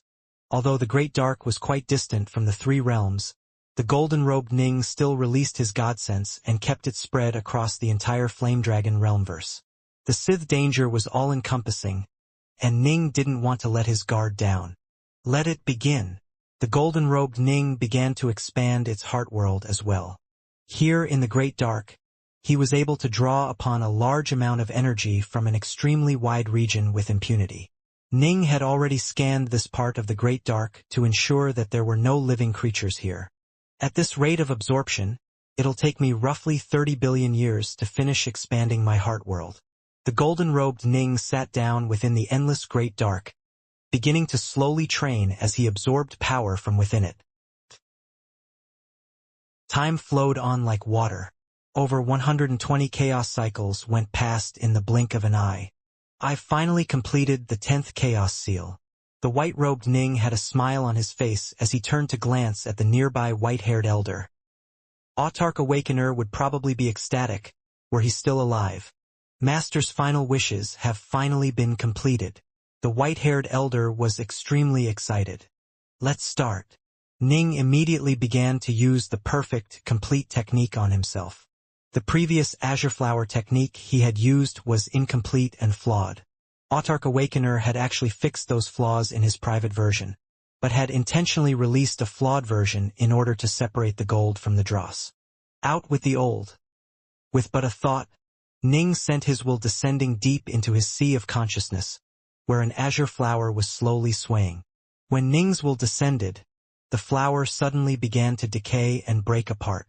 A moment later, the azure flower had completely vanished within the sea of consciousness. And in with the new, Ning began to redeploy the true, complete, and perfect technique. It was now suitable for even autarchs to use, although Ning wasn't completely sure as to whether or not it could convert autarch-level divine power and immortal energy. Whoosh, whoosh, whoosh. The various chaos seals began to manifest within Ning's sea of consciousness. 10 of them appeared in succession, and they began to interlay atop of each other, solidifying into an azure seed. The azure seed popped open as a sprout emerged from it. The sprout began to grow, resulting in a series of dazzlingly beautiful leaves appearing, with a little closed bud appearing in their midst. The bud slowly grew larger and larger, and it looked as though it was opening up but not quite ready to fully bloom just yet. The beautiful azure flower emanated an aura of ineffable mystery, and it was many times more dazzling than the previous one. It gently swayed there in Ning's mind, surrounded by countless green leaves. This was the perfect azure flower technique which arose from the 10 chaos seals. Strands of divine power, immortal energy, and heart force all flowed into the azure flower, which was able to easily take them in and then transform them into a new type of energy. As soon as this new type of energy was created, Ning felt extremely comfortable. Whoosh! Under Ning's control, this new type of energy quickly filled every inch of his body. Crack! Pop! Ning's muscles, tendons, and blood began to change and transform. This was a new form of energy, a perfect form of energy that vastly surpassed divine power and immortal ki. As a result, it could be used to create a more perfect body as well. Could be used for close combat, could control magic treasures from afar, and was incredibly strong. Ning's physical body was quickly remade by this new form of energy. He withdrew his immortal ki back into his Jindan chaos region, leaving only this new energy pulsing through his veins. This is the new type of energy which Autarch Awakener hoped for. I shall call it. Ning paused for a moment, then smiled. Mana. He opened his eyes, his entire body feeling clean, refreshed, and comfortable as the mana flowed through him. This new power, mana, was 1,000 times stronger than Emperor-class divine power or immortal ki. When he used mana to execute his eternal Omega Sword Dao, the power of his strikes would probably increase by another 20 to 30%. The reason it only increased by that amount was because at Ning's level, the power of one's attacks was chiefly determined by one's insights into the Dao. Personal strength only played a fairly minor role. For mana, to improve an Autarch's power by 30% was absolutely incredible. Mana. So it has finally been completed. The white-haired elder was very excited. Master was unable to perfect it, and so he never even came up with a real name for this new type of energy. Now it has finally been completed. From this day forth, mana was born. In the future, it would slowly be spread throughout the Chaosverse and supplant divine power and immortal ki as the most important type of energy a cultivator could train in. Completing the 10 Chaos Seals had been fairly easy. Now, Ning would need to go into deep meditation to work on his other Daos. After 360 Chaos Cycles in secluded meditation, Ning fused the Dao of Light into his Sword Dao and created the Light Sword Dao. After 430 Chaos Cycles in secluded meditation, Ning mastered the Dark Sword Dao. After 3,200 Chaos Cycles in secluded meditation, Ning learned how to fuse his Dark Sword Dao together with his Light Sword Dao into a new technique he named the Cycle Sword Dao. After 11,100 Chaos Cycles in secluded meditation, Ning fused the Dao of Formations into his Sword Dao and created the Sword Formation Dao. Ning continued to fuse one Dao after another into his Dao of the Sword. Finally, after 3,900,000 Chaos Cycles, Ning successfully integrated his Dao of Karma into the Dao of the Sword and created the Karma Sword Dao. This took Ning the most time of all to complete. Ning continued to train, and nearly 6 million Chaos Cycles went past in the blink of an eye. Autarch Skyfeeder continuously maintained a rate of 1,000x temporal acceleration for the Azure Flower Estate. One day, the gates to the estate suddenly swung open. The white-robed Ning walked out, black sheath over his back, and Autarch Skyfeeder halted the temporal acceleration process. "You've finished." Autarch Skyfeeder left her wooden cabin and walked barefoot through the air towards Ning. "Thank you for everything, Autarch Skyfeeder," Ning said gratefully. "A minor matter. The stronger you become, the better off the entire cultivator civilization shall be," Autarch Skyfeeder said with a smile. "And besides, it only took me 6,000 Chaos Cycles of real time. That's nothing to me." "It was 6,000 for you, but to me it was 6 million, Ning said with a sigh. It truly had been an extremely long period of time for him, and he had experienced it in its entirety. He had completely focused on cultivating, having emptied his mind of all other thoughts. In the end, he had successfully mastered everything he wanted to master. The most time-consuming had been the Karma Sword Dao, and it had taken him nearly 3 million Chaos Cycles to complete it. Next was the Numeracy Sword Dao, which should have been just as difficult, but since he had already mastered the Karma Sword Dao, he had managed to speed up the process a bit, and had completed it in roughly 2 million Chaos Cycles. Karma and Numeracy. Both were extremely difficult to master. All the other Daos were simpler, with some taking a few dozen Chaos Cycles at most. "How did your training go?" Skyfeeder asked. "I've advanced as much as I can," Ning said. "Based on my theories, I should be able to merge all the other Daos into the Autarch level Omega Dao, but as of right now I still don't know what that breakthrough would look like. Going from Emperorhood to Autarchy has always been a difficult task," Skyfeeder said with a smile. Everything shall be as fate wills it. Based on what I know, the Sith Chaosverse actually has quite a few Omega Emperors of the Sword, but all of them have remained trapped at that level. Makes sense. Ning nodded. He had reviewed the memories of many Sith Emperors, and so he had come to learn quite a few things. All information regarding the Omega Daos themselves had been sealed, but there had been a few memories regarding the Omega Emperors. This was why he had come out of Cultivation. It was probably impossible to become an Omega Autarch through secluded meditation. In fact, it was actually more likely that this breakthrough would come naturally as one lived an ordinary life. The Tao could be found in all things, after all, as all things were linked together. It was true that putting yourself in a life-or-death situation could be even more effective, but then you ran the risk of failing and dying. The Autarchs generally wouldn't put themselves in such great danger without a very good reason, because their deaths could destabilize the entire cultivator civilization. In fact, it would impact the entire Chaosverse itself. Oh right, I used Autarch Awakener's original energy cultivation technique to create an even more profound one, Ning said. Anyone can train in the new Azure Flower technique and use it to convert divine power, immortal ki, and heart force into a new type of energy. This will greatly strengthen both body and soul. Give it a try, Skyfeeder.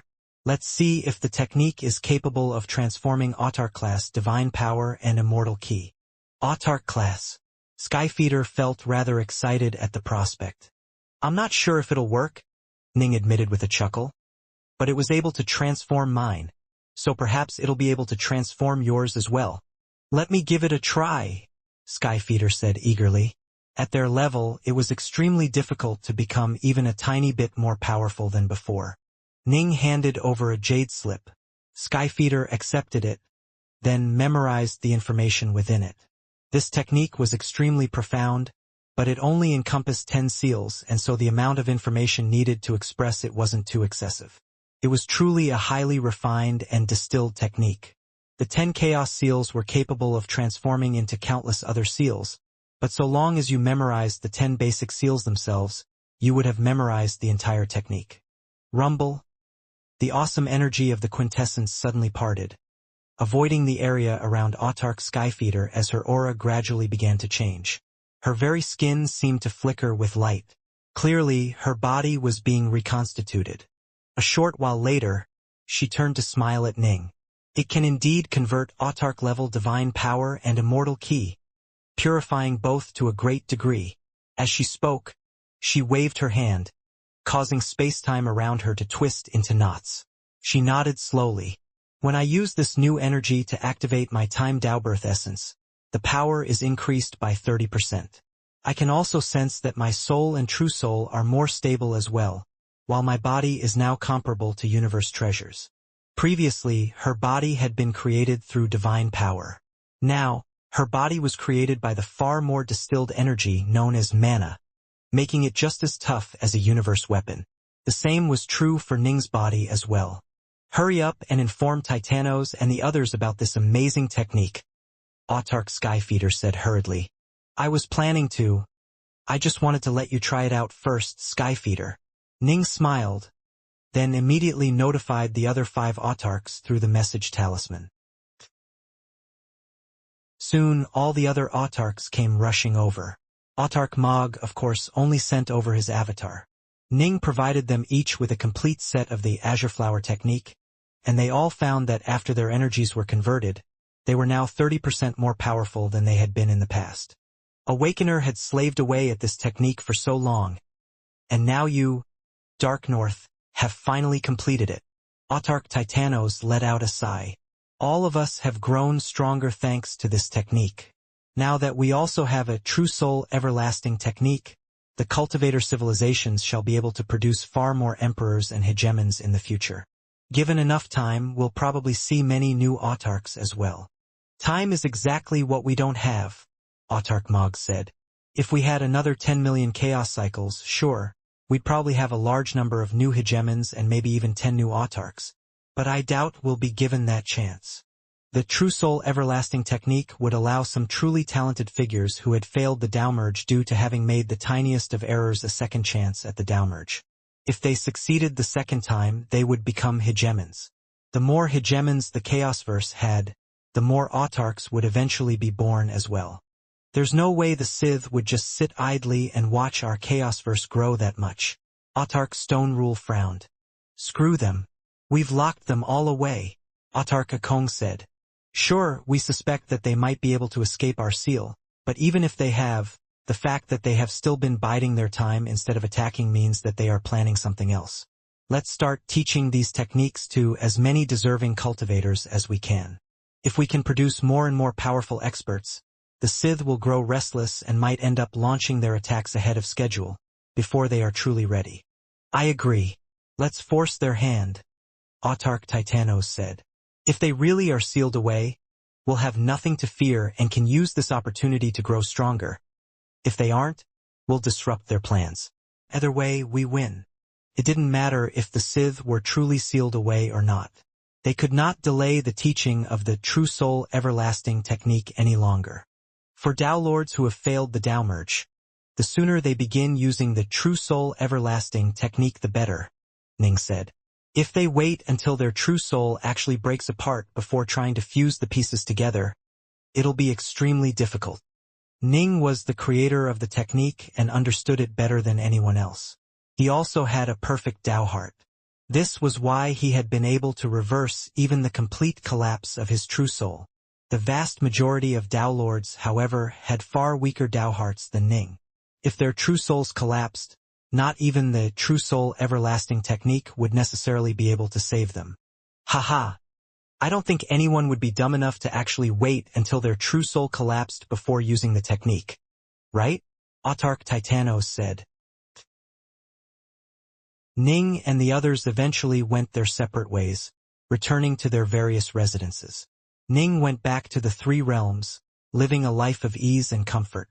He didn't spend too much time analyzing the Tao of the sword. Instead, he emptied his mind and purified his soul, spending his time on calligraphy, art, and gardening. After 1,200 chaos cycles, Nine Dust attempted the Tao Merge. He succeeded on his very first try. He didn't even need to use the True Soul Everlasting technique Ning had prepared for him. Nine Dust had built up an incredibly deep and stable foundation before attempting the Tao Merge. Not only had he used a Void Sea Jade Seal, Ning had also given him many techniques and an incense spirit fruit. Ning quietly went to visit Nine Dust by himself, offering his congratulations.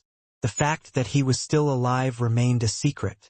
Ning's success meant that their Chaosverse had just gained 2 new Autarch-class combatants, due to Ning having such a powerful avatar. More importantly, Ning was different from the other Autarchs in that he was skilled in many different areas. He had his Spacetime Sword Dao, his Karma Sword Dao, his Cycle Sword Dao, his Numerancy Sword Dao, and more. This made Ning practically flawless, able to cope with any situation. 2 new Autarch-class combatants who had no flaws at all. Once they were unleashed, they would definitely give the Sith a nice big surprise. After congratulating Nine Dust, Ning went back to the Three Realms and continued his relaxed life. The Otherverse Lords and Hegemons in every single Realmverse were all granted the True Soul Everlasting technique, and they were told to secretly teach the technique to deserving Dao Lords who had failed the Dao Merge. Without exception, they were admonished to try and keep this hidden as best they could. The longer they could hide this from the Sith, the better. Time slowly continued. Within Autarch Titanos' residence, 9 strange parts were hovering in the air within his private study, and Autarch Titanos was frowning thoughtfully as he analyzed them. Even the 2 fleshy antennae on top of his head were drooping in a pensive manner. Autarch Titanos had spent more time studying and understanding Sith treasures than anyone else in this entire Chaosverse. He knew more than any other cultivator, and he had created quite a few weapons based off of those treasures, some of which were suitable for cultivators to use. Autarch Titanos was eagerly anticipating the creation of even more. Harumph! We are no longer the cultivators of old. We have many unique weapons of our own now, and even our ordinary emperors are far more difficult to deal with than the ones of the past. Each Autarch followed a different, separate path. Autarch Titanos was the master of the Karma Dao Birth Essence, which was arguably the most difficult Dao aside from the Omega Daos. As a result, He was the best suited for ruminating on difficult, complex mechanisms.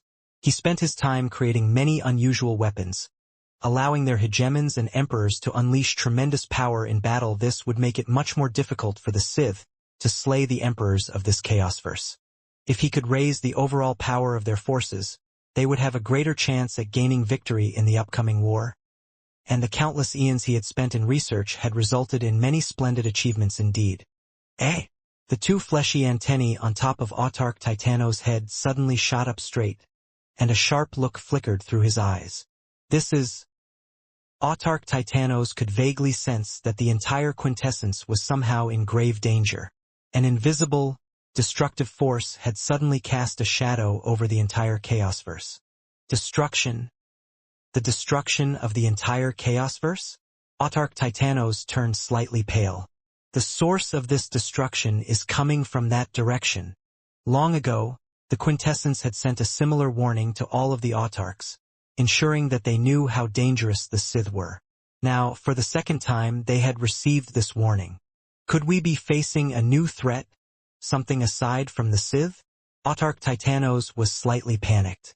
There was no way the quintessence's warning could possibly be an error, and so he abandoned all of his experiments and immediately exited his laboratory, then tore a tunnel through space-time towards the source of the danger. The handsome but sorrowful-looking white-haired Autarch Bolin was standing in a wild, untamed land.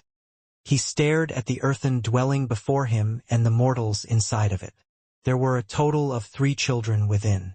Now these kids are rather interesting. Are you ready? Ready to transcend life and death and become a brand new, powerful type of creature? Autarch Bolin looked at the oldest child, the 9-year-old, with a hint of anticipation in his eyes. He had just prepared a new experiment. Autarch Bolin had spent many eons treading the line between life and death, scrying the mysteries of this great cycle. He hadn't come close to mastering the samsara Daubirth essence, but he had other plans he was focused on. He wanted to create a truly perfect life form. The Ionians had been one of his many experiments, but they weren't truly perfect.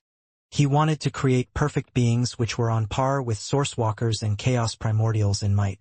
If the cultivators could produce a large number of perfect beings and allow them to propagate, they would have gained a powerful new army which made battling against the Sith easier.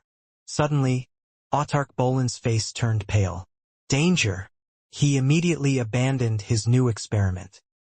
He could sense on a subconscious level that the entire quintessence was shivering in terror, as though a terrifying destructive force had just appeared in front of it which could tear it apart. The prime essences of the Chaosverse were awesome and powerful, but they were also quite weak. This was because they weren't truly sentient, nor were they able to defend themselves. Thus, they had to rely upon the Autarchs and the cultivators to protect them against the Sith. Once the cultivators were defeated, the quintessence would be like meat on the chopping block for the Sith to butcher as they pleased. Whoosh! Autarch Bolin immediately tore through spacetime and departed. Within the 3 realms, Bright Heart Island, Ning was seated facing Autumn Leaf. The two were playing chess, while Bright Moon was watching from nearby. Autumn Leaf pondered her next move. Ning held a small black gourd in his hand. Every so often he would take a swig from it. After Autumn Leaf finally made her move, he casually made his own move as well. After mastering the numerancy sword Dao, Ning was arguably the #1 master of numerancy and divinations in the entire Chaosverse. Perhaps Autarch Titanos, who was the master of the Karma Daubirth essence, might be on par with him, but no one else. Chess? Of course Ning couldn't play too seriously. If he did, it'd ruin the whole game. Aunt Autumn Leaf, that's not right. If you do that, you are going to be in serious trouble. Bright Moon shook her head, reaching out to prevent Autumn Leaf from making the move she wanted to make. Then what should I do next? Autumn Leaf immediately pulled her chess piece back. Ahem. For a bystander to remain silent is the way of gentlemen. Ning glanced sideways at Bright Moon, then looked at Autumn Leaf. And since when did we allow takebacks in chess? I didn't put my piece down yet. It doesn't count as a takeback, Autumn Leaf said immediately. And I'm not a gentleman. I'm a woman, Bright Moon rebutted. Speechless, Ning chose to continue drinking his wine instead of arguing. The two of them would rack their brains over every move while he just played casually, but he'd still win 9 out of 10 games. This was on purpose, of course. If you won every time, who would be willing to play with you? Bright Moon. When are you planning to begin your Dao merge? Ning asked. Not anytime soon, Bright Moon said. It'll definitely be after Patriarch Subhoodie. After we finish this game of chess, I need to talk to you about something, Ning said. He was planning to transmit the True Soul Everlasting technique to her. Right now, they were extremely cautious and careful in transmitting this technique, generally only teaching it to the most incredibly talented Dao Lords of the 4th step. In each case, they would require the Dao Lord to swear a lifeblood oath which would cover many things. For example, the Dao Lord could only attempt the Dao merge in a place where his or her aura would be completely hidden. That way, in the event that the Dao Lord failed the Dao merge and had to use the True Soul Everlasting technique to repair his true soul, no one would be the wiser. In fact, no one would even know that he had attempted the Dao merge. This was the best way to keep things secret. In short, they did everything they could to keep this hidden from the Sith. They'd hide it for as long as they could. They knew that once the Sith spies found out that the cultivators possessed the True Soul Everlasting technique, they would immediately be able to guess that Ning was still alive. There was really nothing they could do about this. They couldn't keep the True Soul Everlasting technique hidden from all cultivators just to ensure that Ning's continued survival remained a secret, right? This was a technique which would strengthen civilization as a whole. Ning suddenly frowned midway through his next move.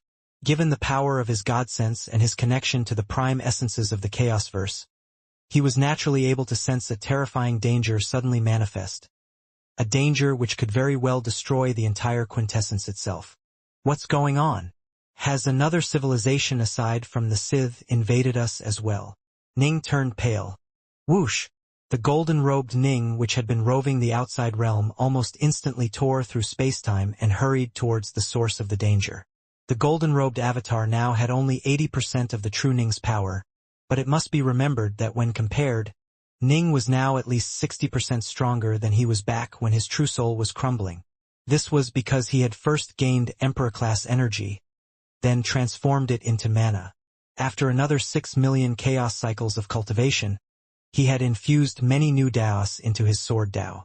As a result, the Avatar Ning was now much more powerful than Dao Lord Ning had been. In terms of raw power, Ning was ranked at the top of the list amongst the autarchs.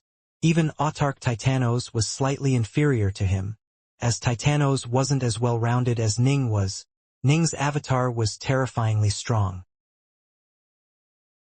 The weaker cultivators felt nothing at all. The only people in the Chaosverse who sensed the danger were Ning and the 6 autarchs, and all of them arrived. Autarch Mog sent his avatar as he needed to stand guard over the Scythelans.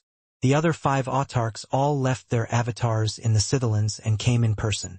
Ning was extremely confident in his own power, and so he sent his avatar as well. In truth, autarchs would generally send their avatars to deal with any dangerous situations. This was because if the avatar died, they could easily remake a new one. If their true bodies died, the autarchs would be dead for good. Ryup. Ning tore through space-time and arrived in a place within the Great Dark. He immediately saw Autarch Akong. Dark North. The muscular Autarch Akong was dressed in his usual loose robes. He had been the first to arrive, as he had been the closest to this location. Ning was the second to arrive. What's going on?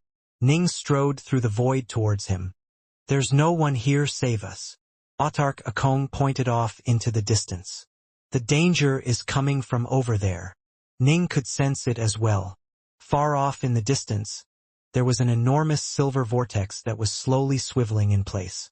This silver vortex was so gigantic that it was vastly greater than an ordinary realmverse in size. Ning was able to see through to the very center of the silver vortex, where he saw a giant ancient sphere-shaped object that was the size of a realmverse. It was riddled with countless holes, but Ning was unable to see through them to the insides of this sphere. All he could sense was that it was filled with boundless danger. The giant sphere simply sat there in the darkness, furiously devouring the primordial chaos around it. The silver vortex around it represented all of the energy which it was draining from the surrounding area. Even the endless darkness itself was being swallowed up by it. Just looking at the thing caused Ning and Autark Akong to feel a sense of dread. Where did this thing come from?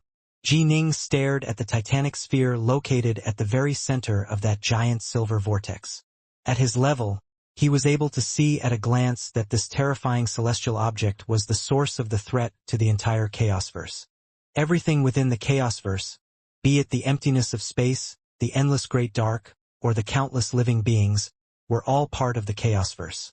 In life and in death, they remained parts of the Chaosverse. Their deaths would not weaken the Chaosverse. However, if their energies were somehow swallowed away, this would in fact harm the prime essences. The Sith, for example, wanted to kill as many autarchs and hegemons as possible, then draw away their true soul fragments and cause the prime essences to weaken. After the Chaosverse was weakened to a sufficient extent, the Sith would have a chance at binding and controlling the entire Chaosverse. All things were part of the Chaosverse. Destroying and devouring the souls of ordinary mortals would also weaken the Chaosverse, but doing this would be too slow and inefficient. The Sith Soul Eater technique could only be used to swallow true souls that had been destroyed in extremely close proximity. It would probably take the Sith tens of millions of chaos cycles to slowly do this to the countless living beings in a single realmverse. This was why they had chosen to act against the autarchs and the hegemons instead. And now, this whole riddled, realmverse-sized sphere was swallowing away even the darkness of the Great Dark. It was somehow devouring the darkness in a way that completely destroyed it, causing the Chaosverse to forever lose its energy. This wasn't an issue in the short term, but given enough time it would cause the Chaosverse to suffer grave injuries, and possibly even weaken the prime essences enough for the Sith to bind them. Where the hell did this terrifying celestial object come from? Who made it? Ning was puzzled. Eventually, the other autarchs began to arrive as well. All of them stared at the behemoth sphere for a long period of time. It's enormous and riddled with holes, almost like a beehive, Autarch Titanos said. Its powerful aura reminds me of the aura of the Sith Heartlands. It was that very aura of danger which made us hesitate to go inside and instead opt to seal it away. This thing reminds me of it. Yes, but there are some differences between it and the Sith Heartlands, Autarch Stone Rule said. The Sith Heartlands hold an energy generator which powers many of their Daugard towers. This mysterious hive, however, is continuously swallowing and destroying the energy of the surrounding area. The more it swallows, the more our Chaosverse loses and the weaker our Chaosverse becomes. Why did it suddenly appear here? There's no way our Chaosverse would have naturally given birth to such a terrifying thing, Autarch Skyfeeder said. This is a Sith trump card, Autarch Titanos said. The Sith? Ning and the others all turned to look at Autarch Titanos. Are you absolutely certain? Ning asked. Can it possibly be from another civilization? It is Sith, Autarch Titanos said with absolute certainty. I've spent countless eons analyzing Sith weaponry. As soon as I took a close look at it, I could tell that this behemoth hive is actually a single vast weapon. It was created for the express purpose of devouring and destroying the energy of the Chaosverse, which would cause the Chaosverse to weaken. How can anyone create such a gigantic, powerful weapon? Autarch Bolin asked. It is overwhelming. I can feel that it is on a completely different level from Exalt-class Daugard towers. Not even the strongest Sith weapons we faced during the Dawn War could even come close to comparing with this thing. Autarch Mog found it just as hard to believe that this realmverse-sized object was a manufactured weapon.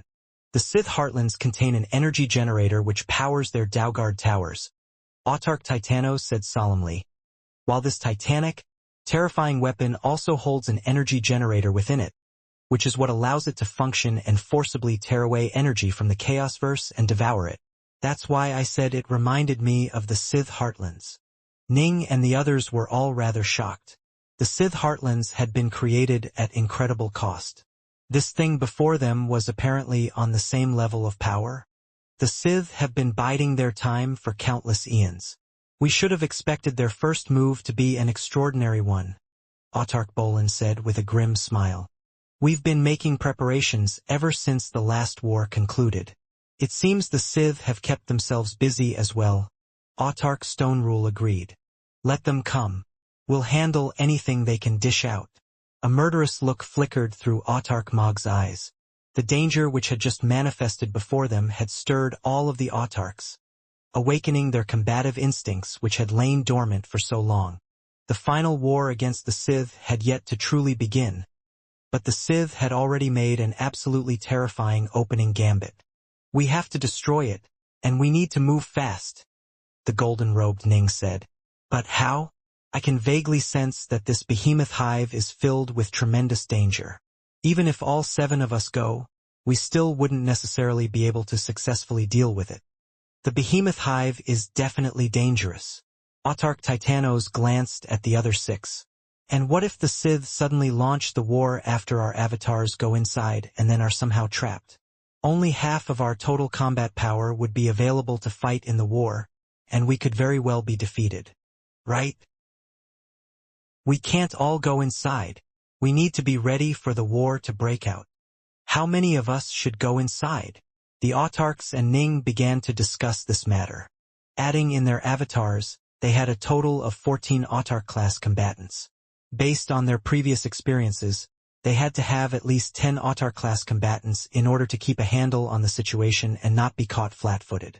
However, given how long the Sith had been biding their time, it was entirely possible that they would unleash something completely unexpected. Even 10 Autarch-class combatants wouldn't necessarily be enough. Let's send in 2 to take a look, Autarch Titanos said. That way, we can still be at close to peak power if the war breaks out. Who should go inside? I'll go inside. Ning was the first to volunteer. You, Dark North, Autarch, Titanos, Bolin, and the others all looked towards Ning. Ning stared at the enormous silver vortex and the behemoth hive at its heart. We don't know anything about what this thing holds, or what dangers might be present. We'll probably have to destroy the entire thing in order to stop it. Of the 7 of us, I am the most well-rounded and am the best at dealing with unknown dangers. I have some skill in every single Dao. Titanos and the others all nodded in agreement. Ning was very well-rounded and was quite skilled in every Dao. He had mastered even the Karma Sword Dao and the Numerancy Sword Dao. He was indeed the best of them in dealing with unexpected dangers. Very well. They all nodded in agreement. Without question, Dark North was going to be one of the 2 to go inside. He would be given the primary responsibilities for destroying this behemoth hive. I'll go as well. Autarch Mog smiled. I'm the master of the space Daobirth essence and have the keenest understanding of how space works. I'm the best at scouting out nearby dangers. None of the other 5 Autarchs disputed this. They all agreed once more. Everyone knew where their respective skills lay and who would be most effective in dealing with this behemoth hive. The other Autarchs should all return to their respective stations and prepare for war to break out at any time, Autarch Titanos said. Dark North and Mog, send in your avatars. I'll stay here to stand guard and keep a watch on things, to prevent anything unexpected from happening. Very well. It is settled. Ning and Mog had both sent their avatars to this place, and so all they had to do was make some minor preparations before flying together towards that silver vortex. As for the other 5 Autarchs, they watched from afar as Ning and Mog flew off into the distance. The 5 only departed after seeing the 2 safely enter the vortex. I hope they can destroy that thing, Bolin said. Even if they cannot, they have to stop it from functioning. Autarch Titanos chuckled. I'm confident in Dark North's skills. Even if he fails, he should be able to get a clear sense of what lies within that behemoth hive and how it operates. Right? Akong, Skyfeeder, and Stone Rule all nodded. They could all vaguely sense that after 6 million chaos cycles of training, Dark North was now most likely the strongest of them all. And he was also the most well-rounded. Space twisted around the golden-robed Ning and the tall, thin, azure-robed, scale-faced Mog as they continued to fly forwards through a dimensional tunnel that led into the silver vortex. The gigantic silver vortex was filled with apocalyptic power.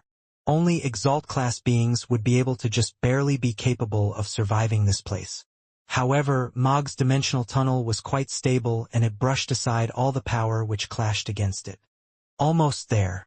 They continued to fly through the silver vortex, the behemoth hive slowly growing in size as they moved closer and closer towards it. The countless tunnels covering the hive were dark and unfathomably deep. All forms of energy which entered those tunnels vanished without a trace, never to be seen again within this chaosverse. Whoosh, whoosh. Ning and Mog both descended towards the surface of the behemoth hive. The hive was protected by layers of frenzied, semi-translucent energy which furiously assaulted the two of them, but they were brushed away before they even got close. Ning and Mog landed on the icy surface simultaneously. This enormous weapon, the size of an entire realmverse, was so vast that ordinary hegemons and emperors couldn't even see it in its entirety. Ning's gaze transcended space-time, and so he was able to see it clearly. Ning and Mog were in no hurry to immediately rush inside the behemoth hive. Instead, they flew across its surface and began to inspect it. Ning and Mog were able to cross hundreds of billions of kilometers almost instantly, and they continued to fly for a full hour as they reviewed the hive up close. The hive's surface was a mixture of dark black mixed with silvery white. Black was the main color, but some strands of silvery white energy had crystallized in certain regions. As for the tunnels, they ranged from being 100 kilometers wide to 1 trillion kilometers wide. Ning and Mog came to a halt and descended upon the surface once more. "We can't see anything from outside," Ning said. "It seems we'll still have to go inside to take a look. My senses are telling me that the interior isn't uniform in nature. We can't simply blink in and out of it," Mog said. "Our only choice is to accept the risk of flying inside." The two knew that the insides of this behemoth hive were undoubtedly very dangerous. The gloomy darkness was capable of swallowing all forms of energy. Any godsense or heart-world projection energies would be swallowed as well, making it impossible to scry what was inside. They had been hoping to first learn what they would be facing, but they still knew nothing after that long inspection of the surface. "Let's go inside." They chose an ordinary-looking tunnel that was 100 million kilometers in diameter. There were countless tunnels like this across the surface of the behemoth hive. Ning and Mog stood at the edges of the tunnel, staring downwards. It was still furiously swallowing energy at an astounding pace. Ning and Mog exchanged a glance, then flew downwards. Whoosh! They quickly began to descend into the dark depths. The golden-robed Ning held 2 North Moon swords at the ready as he began to rapidly descend into the abyss, while Autarch Mog wielded a pair of long sabers. "No wonder we couldn't just blink inside." Ning glanced at the walls of the abyss. Sphere-shaped spacetime bubbles dotted the walls, each of them ranging from 10,000 kilometers to over 100 million kilometers in size. These spacetime bubbles simply hung there, connected to each other while channeling an enormous amount of power. "Why are there so many spacetime bubbles here?" Autarch Mog was puzzled. "Let me see what happens when I destroy one of them." "Be careful. They had come here to destroy this thing." Ning naturally wouldn't object to Mog's suggestion. "Break!" Autarch Mog let out a loud shout, sending out a mighty surge of energy that transformed into waves of folded dimensional attacks that could be seen with the naked eye. The attacks slammed against a distant spacetime bubble, causing the bubble to tremble for a few moments before bursting apart. However, nothing was held within it. Rumble. Nearby, a new spacetime bubble appeared out of nowhere. This one was exactly the same size as the previous one, roughly 10 million kilometers in diameter. "I broke one, so this thing made a new one." Autarch Mog frowned. "I can see at least 1 million of these bubbles. I can't imagine how many the entire behemoth hive holds. I can sense how all these spacetime bubbles are linked to each other, channeling a powerful force which is used to furiously swallow everything within the outside world." "Let's attack at full power and see if we can wreck them," Ning said. "All right." Mog nodded.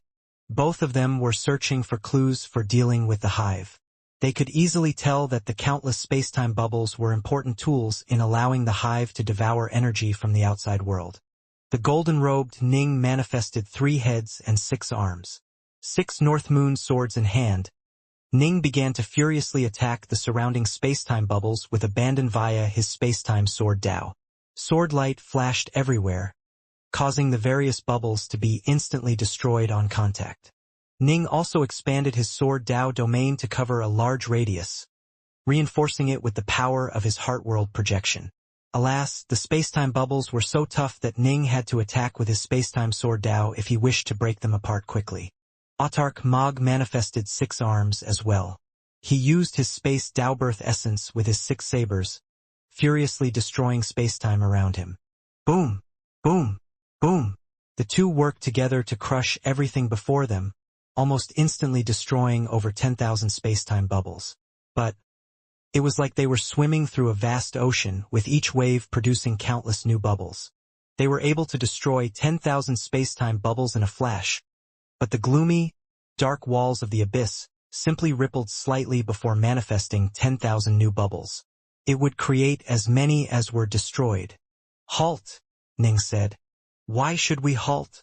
Autarch Mog glanced at Ning, puzzled. Even if we can't destroy the space-time bubbles faster than they are being created, at least we are forcing this thing to use up more energy. If we continue, we might be able to eventually run it dry. Ning shook his head. It is useless. I can sense that the power of the destroyed bubbles is being completely absorbed by the hive, which then uses them to recreate new bubbles. The hive isn't losing a single shred of energy during the destruction and creation process. What? Autarch Mog was shocked. The cycle of destruction and rebirth didn't cost any energy at all? Then what should we do?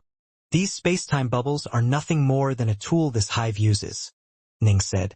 There are other things that matter far more, such as its energy generator. If we can destroy its energy generator, it'll be finished. But this thing is the size of a realmverse. How are we supposed to find it? Mog was worried. Realmverses were enormous in size. If they tried to search without any clues, even 10 chaos cycles of time wouldn't be enough. It must be remembered that this thing was continuously devouring energy from the outside world, causing the chaosverse to gradually weaken. They couldn't afford to waste any time. Ning said, "Give me some time. I can find it." Autarch Mog blinked in surprise and delight. He fell silent, not wanting to disturb Ning. Ning carefully scrutinized the countless space-time bubbles around them. It must be remembered that Ning had infused the Tao of formations into his sword Tao, and so he was now highly attuned to how formations functioned and operated. These countless space-time bubbles were clearly part of a single vast formation of incredible complexity. What he needed to do was find the critical points of this formation. Ning wasn't strong enough to create or set down a formation of such magnitude, but by inspecting how it functioned he would still have a chance to find its critical points. He continued inspecting for roughly the time needed to boil a kettle of tea. He then turned to Autarch Mog and said, "Follow me." Ning reached out to cover Mog and himself with his space-time sword Dao, then began to advance at high speed. "Have you already found the energy generator for the hive?" Mog was surprised. "I'm not sure, but I've definitely found one of its critical points," Ning said. They continuously warped through space-time, advancing at high speed. Suddenly, whoosh, an enormous, fiery red tail tore through space-time, instantly appearing right in front of Ning. "Ha!" Ning's face changed as he immediately brandished his North Moon sword, delivering a crushing blow. Boom! An enormous explosion rang out. Ning could sense a surge of tremendous power pass through his North Moon sword and into his own body. He couldn't help but stumble several steps backwards, and a look of shock appeared on his face. His sword Dao was the most offensively lethal Dao there was. How was it that he could actually be knocked backwards in a frontal collision?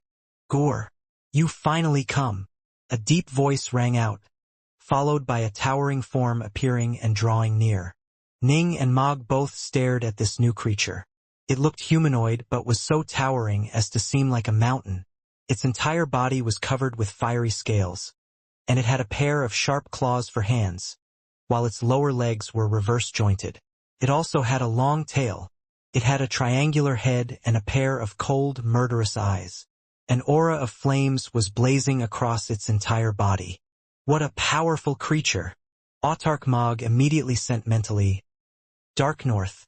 This has to be an Autarch class Void Dweller. Autarch class. Ning was secretly shocked. His own Stonefire Pearl had been acquired from an Autarch class lifeform the Autarchs had slain.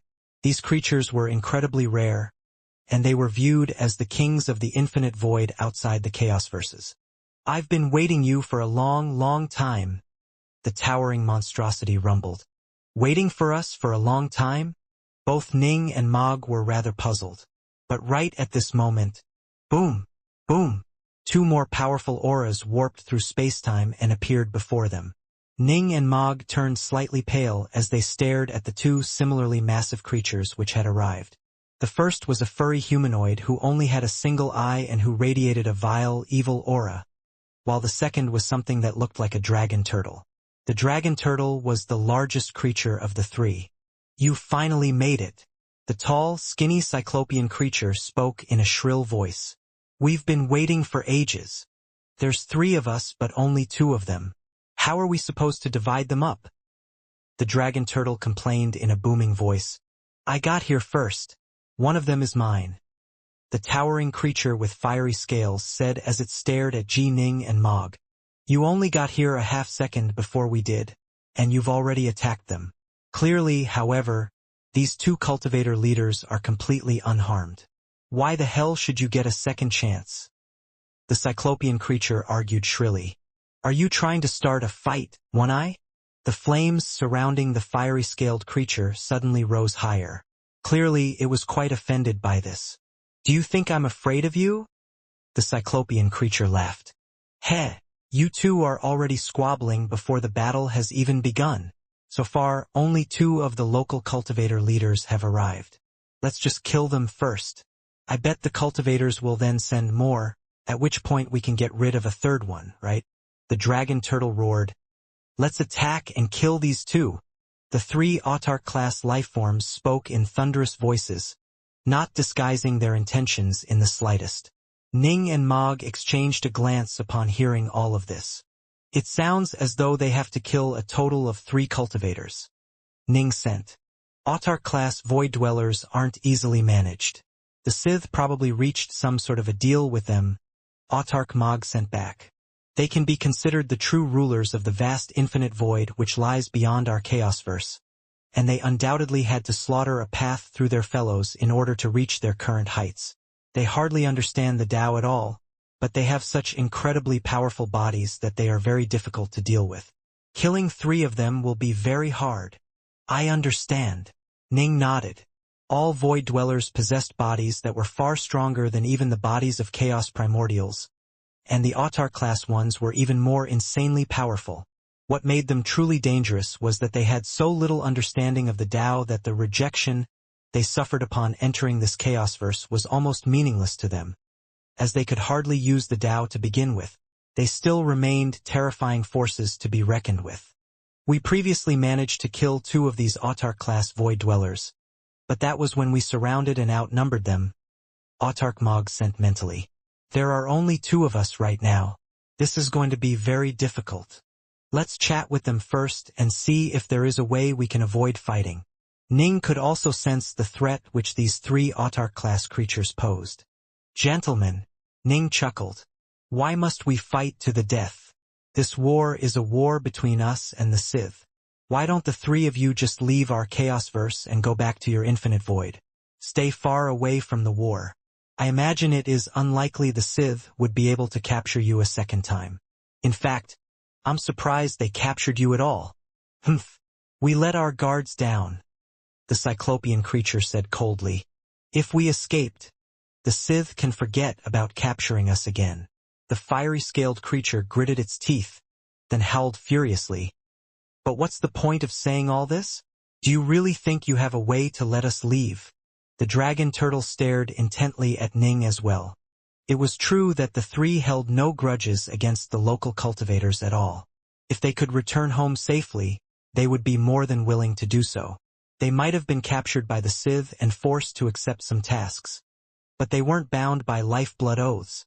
Or, to be precise, there was no way for them to swear lifeblood oaths at all. They were completely different from both the cultivators and the Sith. For both the cultivators and the Sith, both the Tao and the Tao heart were extremely important. All of them trained from young as cultivators, slowly rising in power thanks to the Tao. These void dwellers, however, were evil, chaotic, and berserk creatures by nature. They didn't even have Tao hearts per se. The only law they understood was the law of survival. They would fight to the death, and the strong would live while the weak would die. They followed only the most brutish and barbaric of laws, the law of strength. It was much like how weak mortals were completely incapable of swearing lifeblood oaths without the help of something like an oath stone. They could swear until they were blue in the face, but they would never have to face the fear of their true souls being destroyed. The same was true for these void dwellers. It was impossible for them to swear lifeblood oaths. Thus, the Sith generally had two options when dealing with the void dwellers they captured. They could either torture them into insanity, or they could slowly manage to tame them. However, it was virtually impossible to tame an Autar-class void dweller, and so the only real choice was to either torture them or to negotiate with them as equals and come to an agreement. "Why don't the three of you just leave this hive?" Ning probed. "After that, you can just leave our chaos-verse. I don't think anyone would or could stop you." "Leave the hive." The cyclopean creature let out a cold laugh. "This is a place which can only be entered, not exited. The only way to leave is for the Sith to voluntarily let you leave. If you don't believe me, try for yourselves. Let's see if the two of you can leave or not." "There's no way out?" Ning was startled. Neither he nor Mog had encountered any impediments at all as they flew into the deep abyss. "Coming in is easy, but leaving is impossible," the cyclopean creature said. "The three of us have tried to leave countless times, but there is no way out." Ning had the feeling that the creature wasn't lying. There wasn't a need to lie over something like this. "Well, that's easily solved," Ning said. "Once we destroy this thing from the inside, we'll be able to leave." "Destroy it? You too?" The titanic fiery-scaled creature boomed mockingly. "You should at least let us give it a try. Maybe we'd succeed," Ning said. "Just stand there and watch. You can always attack us later, if we really aren't able to destroy it." Ning's goal was simple. He wanted for these three Autar-class void dwellers to not cause him any trouble as he tested out methods for destroying this behemoth hive. It must be remembered that these creatures had tremendous brutish force, but they couldn't compare to the cultivators when it came to understanding the Tao. There was no way they could unlock the mysteries behind such an intricately designed weapon. But that didn't mean Ning and Mog couldn't do so either. "Impossible." "No way." The other two Autar-class void dwellers instantly rejected Ning's suggestion. "Cultivator leaders, let me speak plainly with you," the dragon turtle said coldly. "Long ago, we came to an agreement with the Sith after our capture. We made them certain promises.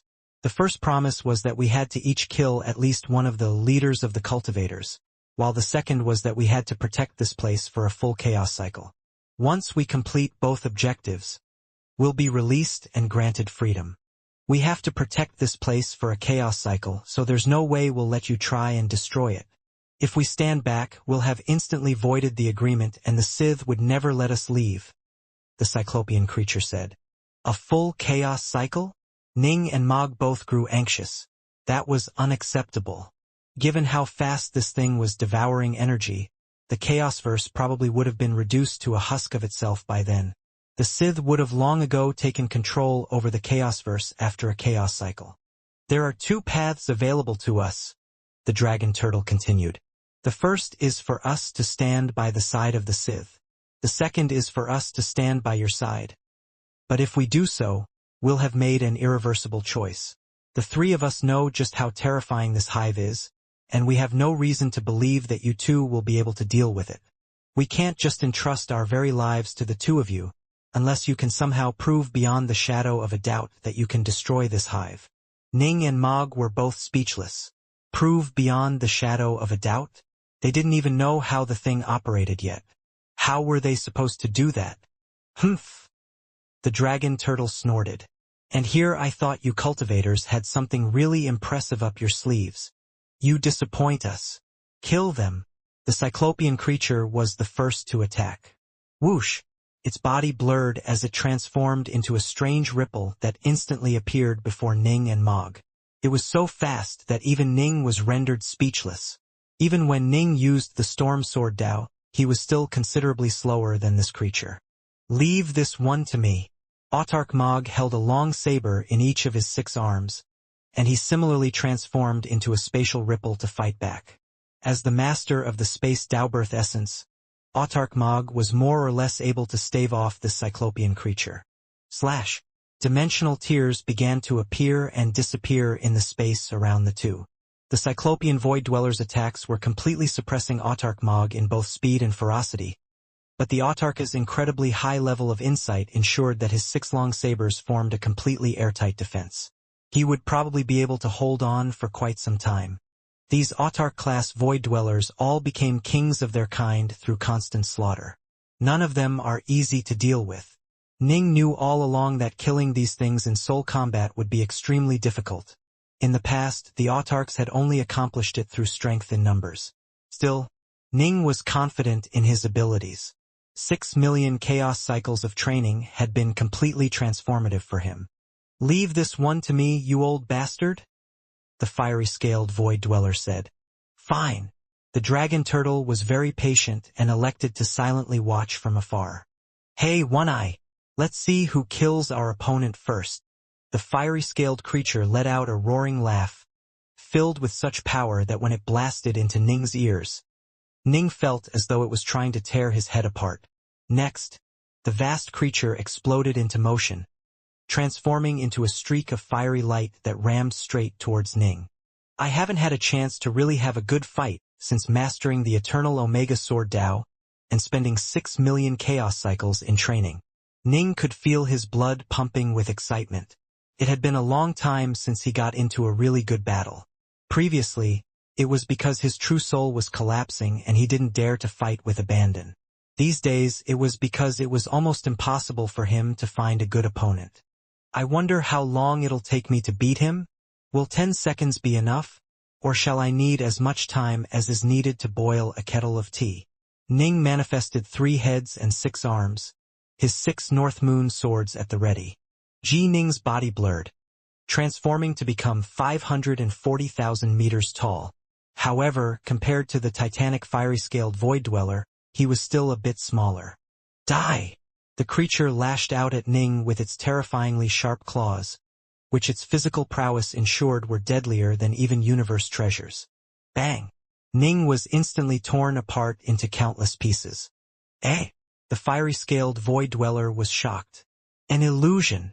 Everything it could see was nothing more than part of the illusions created by Ning's sword Dao. Storm execution! 6 streaks of sword light howled forth, slashing against the blazing flames covering the scaled creature's neck. It stumbled backwards, but nothing more than a few white marks were left behind on the scales protecting the neck. However, right as Ning's swords connected with the creature's neck, Ning used the Tao of Karma to pour the power of the strike throughout the creature's body, causing internal destruction with abandon. What a powerful cultivator! The scaled creature lifted its head up, letting out a bellow. But your illusions are useless against me. Boom! The flames covering its body expanded dramatically, its internal flames pouring out from within to cover an area of 1,000,000 kilometers.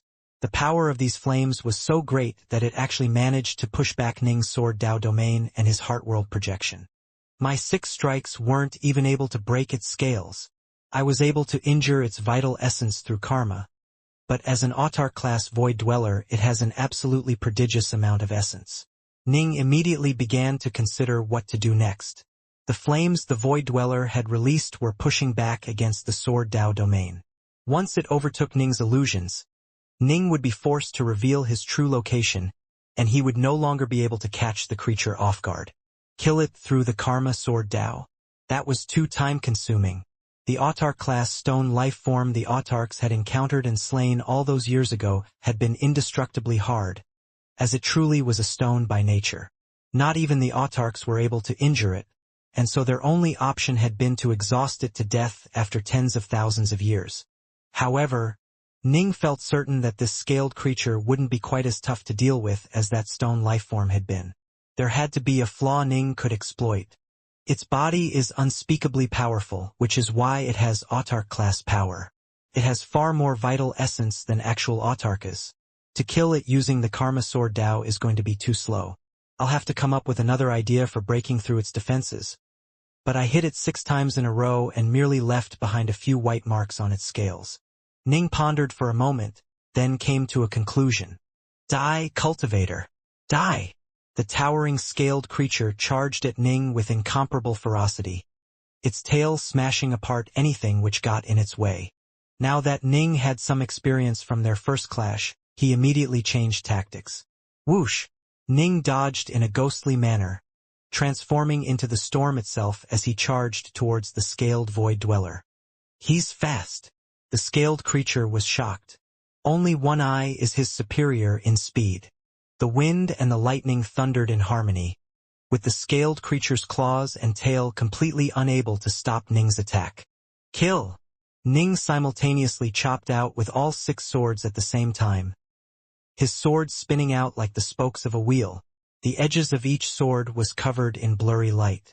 A closer look would have shown that the blurry swordlight was actually composed of countless interspersed white and black specks of light that were connected to each other. The specks of light were spinning in blaze, with the white light blazing like fire while the black light hissed with dark corrosive power. The dark sword Dao, it infused corrosive darkness into the Dao of the sword. The light sword Dao, it infused blazing light into the Dao of the sword. When joined together, they came to form the cycle sword Dao which Ning had developed. Working in harmony, the two were able to support and reinforce each other with tremendous synergy, allowing for blazing strikes of corrosive power that ate through anything in its path.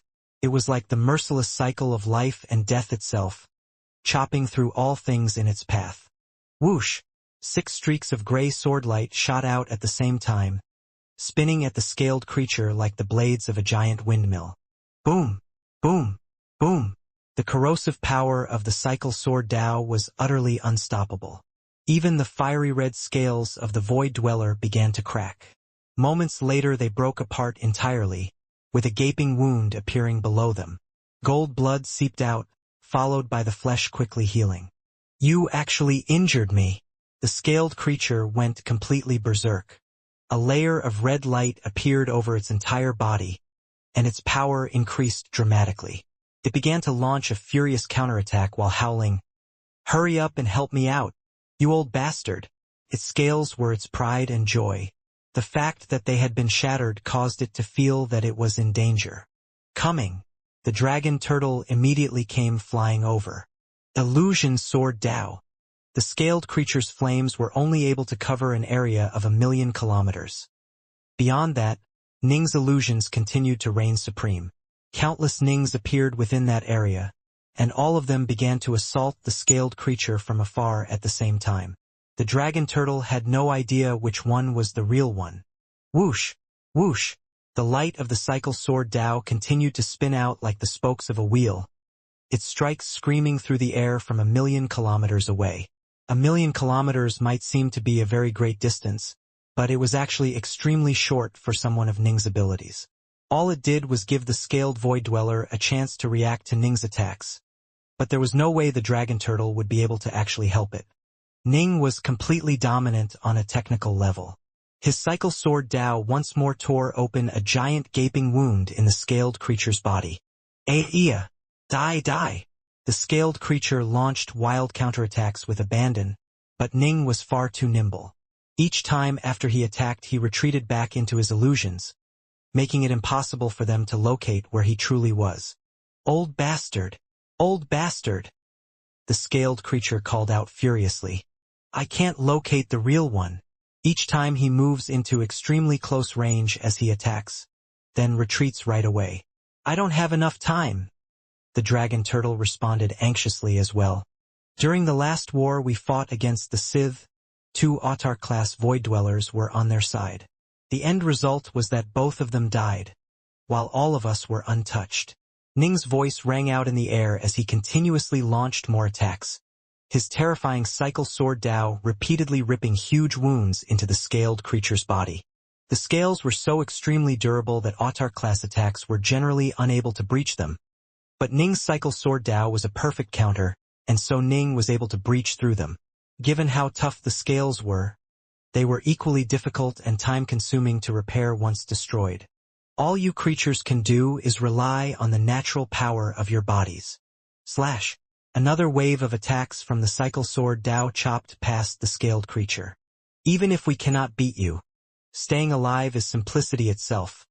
And once we find your weaknesses, you are dead.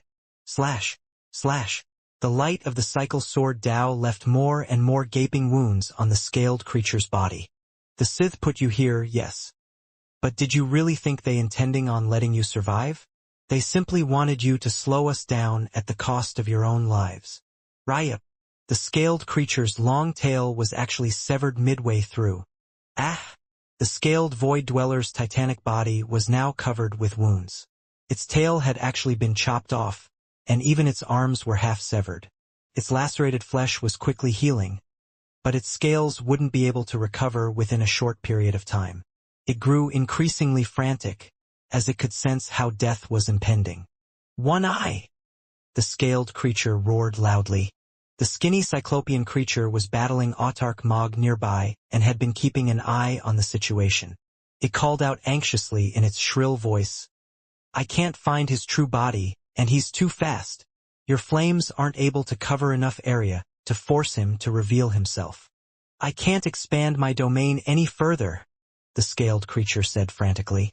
It had created this flaming domain from its own power, and it wasn't easy for him to strengthen those flames to a level where it could simultaneously suppress both Ning's Sword Dao domain, as well as Ning's Heartworld projection. It could only maintain enough power to do both up to a distance of 1,000,000 kilometers. This was the creature's maximum limit.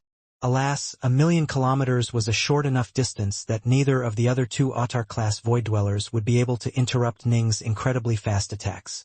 Damn! Stop that! Both the Autark-class creatures were turning frantic.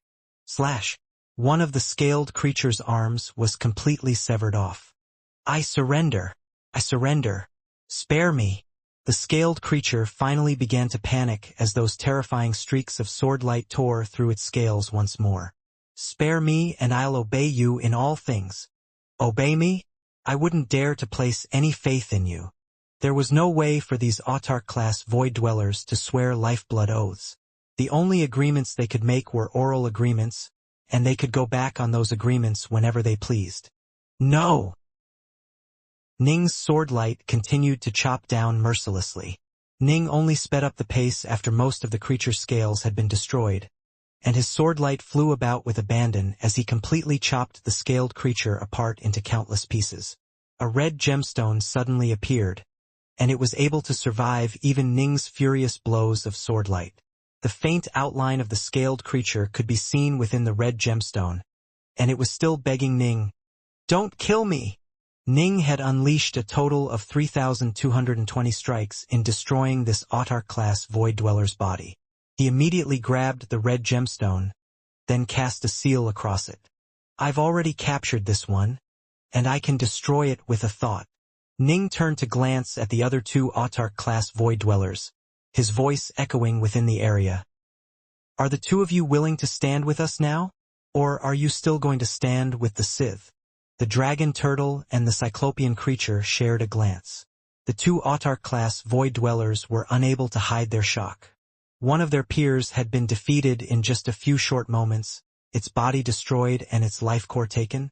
"If you keep fighting against us, the only result will be that you both die," Autark Mog said. "Stand with us. Once we deal with this behemoth hive, you'll gain your freedom.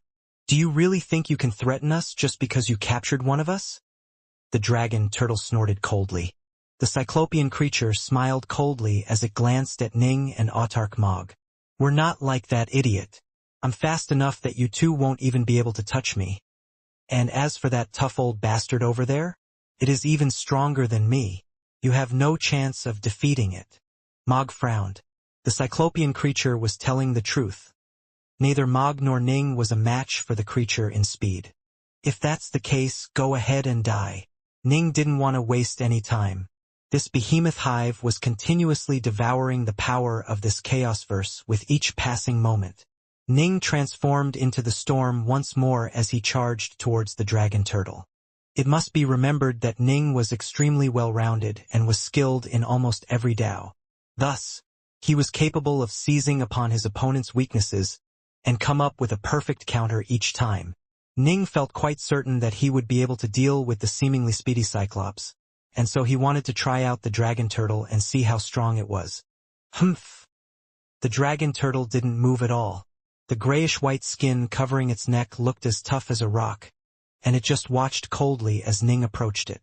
Invisible waves of energy began to manifest in the area around the dragon turtle, pushing back against the Sword Dao domain and the Heart Force projection alike. Kill! An absolutely dazzling streak of light shot out like a flaming meteor that was crashing to Earth. This was Ning's terrifying sword light, and it was chopping straight at the dragon turtle. Hiss! The dragon turtle's draconian head reared up, hissing like a viper and moving with serpentine speed as it chomped upwards, with space being continuously destroyed and recreated within its maw. Boom! The sharp sword light came crashing down against the ears of that draconian head. Ning and the dragon turtle began a furious battle against each other, with Ning putting the terrifying might of his sword Dao on full display. He alternated between using overwhelming power to shut down the dragon turtle's savagery and using unpredictable sword arts to launch deadly stabs. He launched 1,000 ferocious attacks in succession that came crashing down like waves, used the deadly corrosive power of his cycle sword Dao, and even used all of the various elemental Daos of his 5 elements sword Dao. Ning had completely suppressed the dragon turtle and was raining down blows upon it. He's that powerful? The distant cyclopean creature was rather shocked. Dark North really has become the strongest of us 7. Autarch Mog mused silently. I'm only superior to him in the Dao of space. In all else, he is better. He's simply skilled into many different Daos. Gwar! The dragon turtle was enraged by the beating it was taken. It furiously tried to fight back, but it continued to be completely dominated. In terms of actual power, the dragon turtle was the strongest of the 3 Autarch-class void dwellers. Its deceptively simple bites were actually strengthened by an incredible innate ability that made those bites more powerful than even Ning's most powerful strikes. It was all-enveloping and compressed space itself, making it impossible for most enemies to dodge this attack. Alas, Ning was at such a high level of insight that he was able to dissolve the attack with ease. Ning, however, was feeling quite frustrated as well. Its body is completely flawless and impregnable.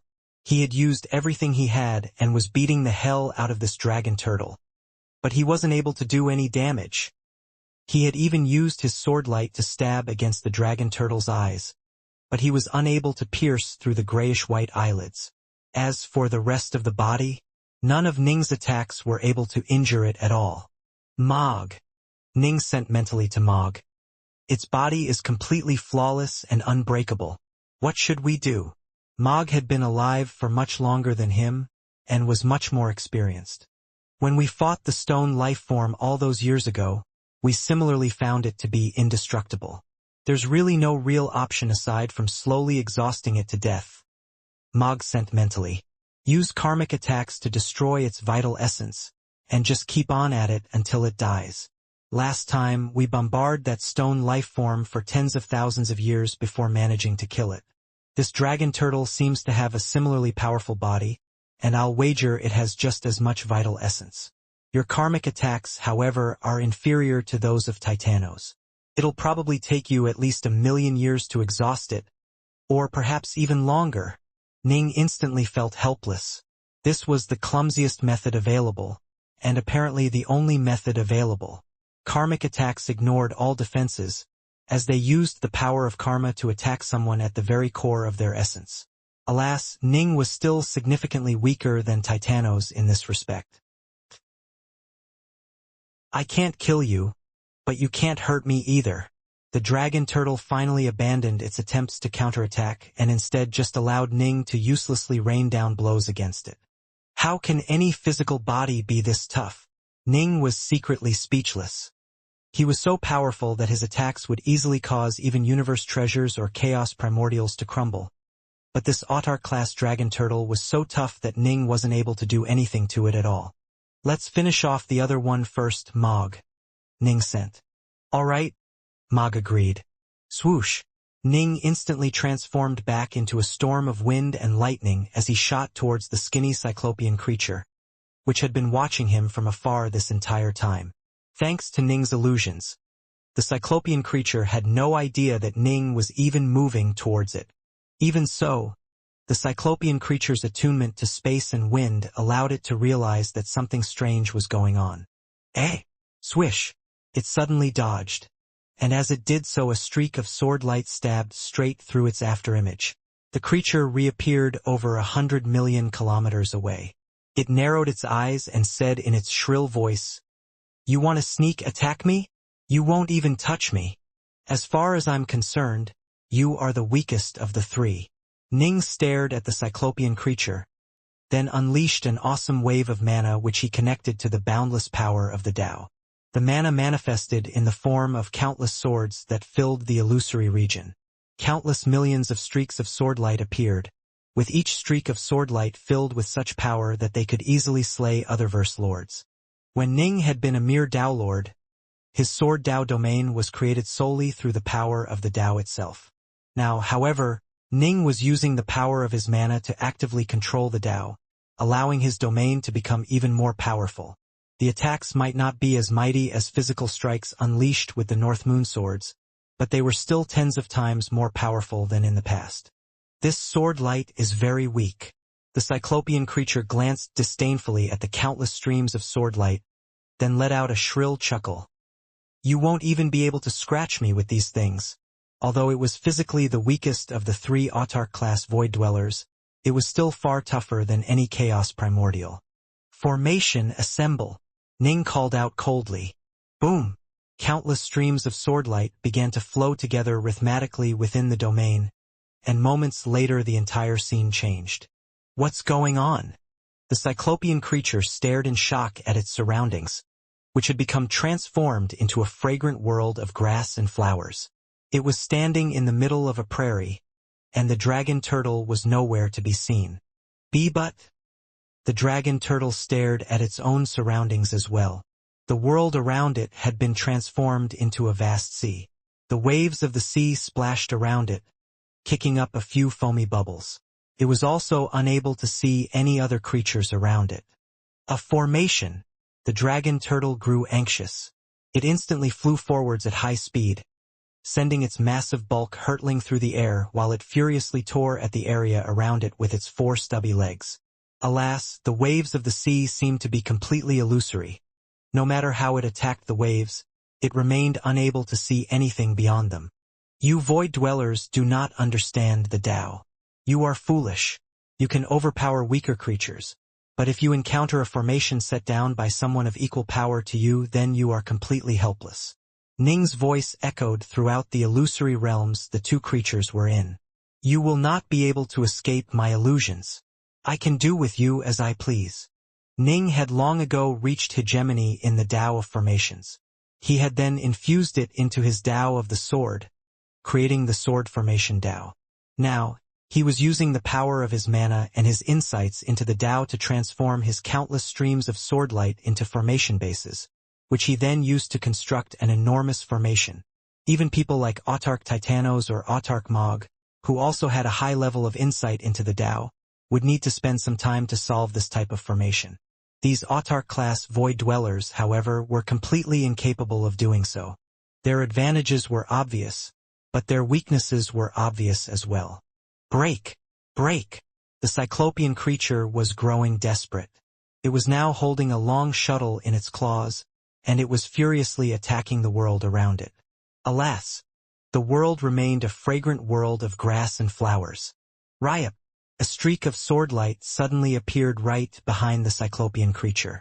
It had appeared without any warning, and it instantly tore through the creature's fur and stabbed into its body. Then, the sword light began to spin. Slash! An enormous gaping wound instantly appeared, followed by golden blood fountaining outwards. The cyclopean creature frantically pulled back and tried to defend against any new attacks. Do you think your speed will be of any use to you within my formations? I can approach you without a sound. A few more attacks and you'll be as good as dead. Ning's voice echoed out within the plains once more. The other two had tougher bodies to deal with, but you'll be easy to handle. What should I do? Old bastard? Old bastard! The cyclopean creature screamed frantically. Keep screaming. Scream as loud as you want. It won't hear you. Ning's voice rang out once more. The beautiful world of flowers was like a nightmare which had completely enveloped the void dweller. No, this is just a formation. I can break it. I can break it. The cyclopean creature could sense its doom impending, and the sensation was driving it mad. It brandished the shuttle, furiously striking at all directions with it. Slash! Slash! Space was churned apart into tiny little pieces by his blows, but the overall environment remained that of a fragrant world of grass and flowers. Ji Ning's formation wouldn't be so easily defeated. Break! Break! The cyclopean creature yelled hoarsely. In the past, it had never viewed formations as something to be afraid of. This was because it had long ago grown accustomed to bursting through formations with its overwhelming power.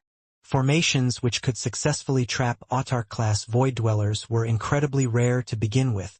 This one in particular was ensuring that it was not able to put its speed to good effect at all. Poor bastard. He ended up running into you, Dark North. Autarch Mog shook his head as he watched from afar, then sent mentally to Ning.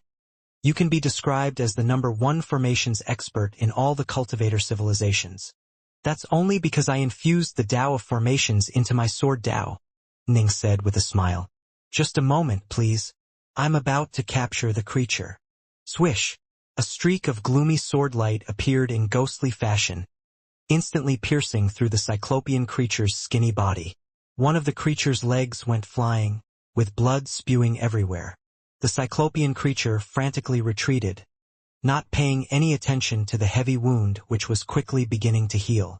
The severed leg was regrowing as well. You won't be able to last. You autarch-class creatures have very powerful bodies, but that also makes it extremely hard for you to truly heal. Swordlight flashed again. Ning's attacks were coming from every single direction.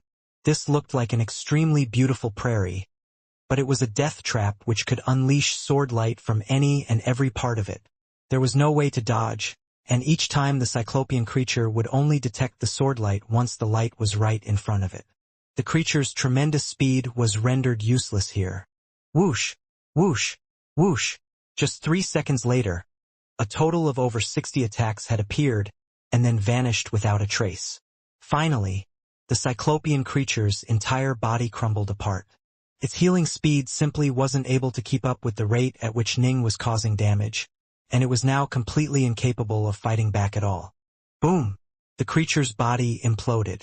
Ning reached out with his sword light to tug free a white and glossy pearl from the corpse, and it quickly flew over to Ning.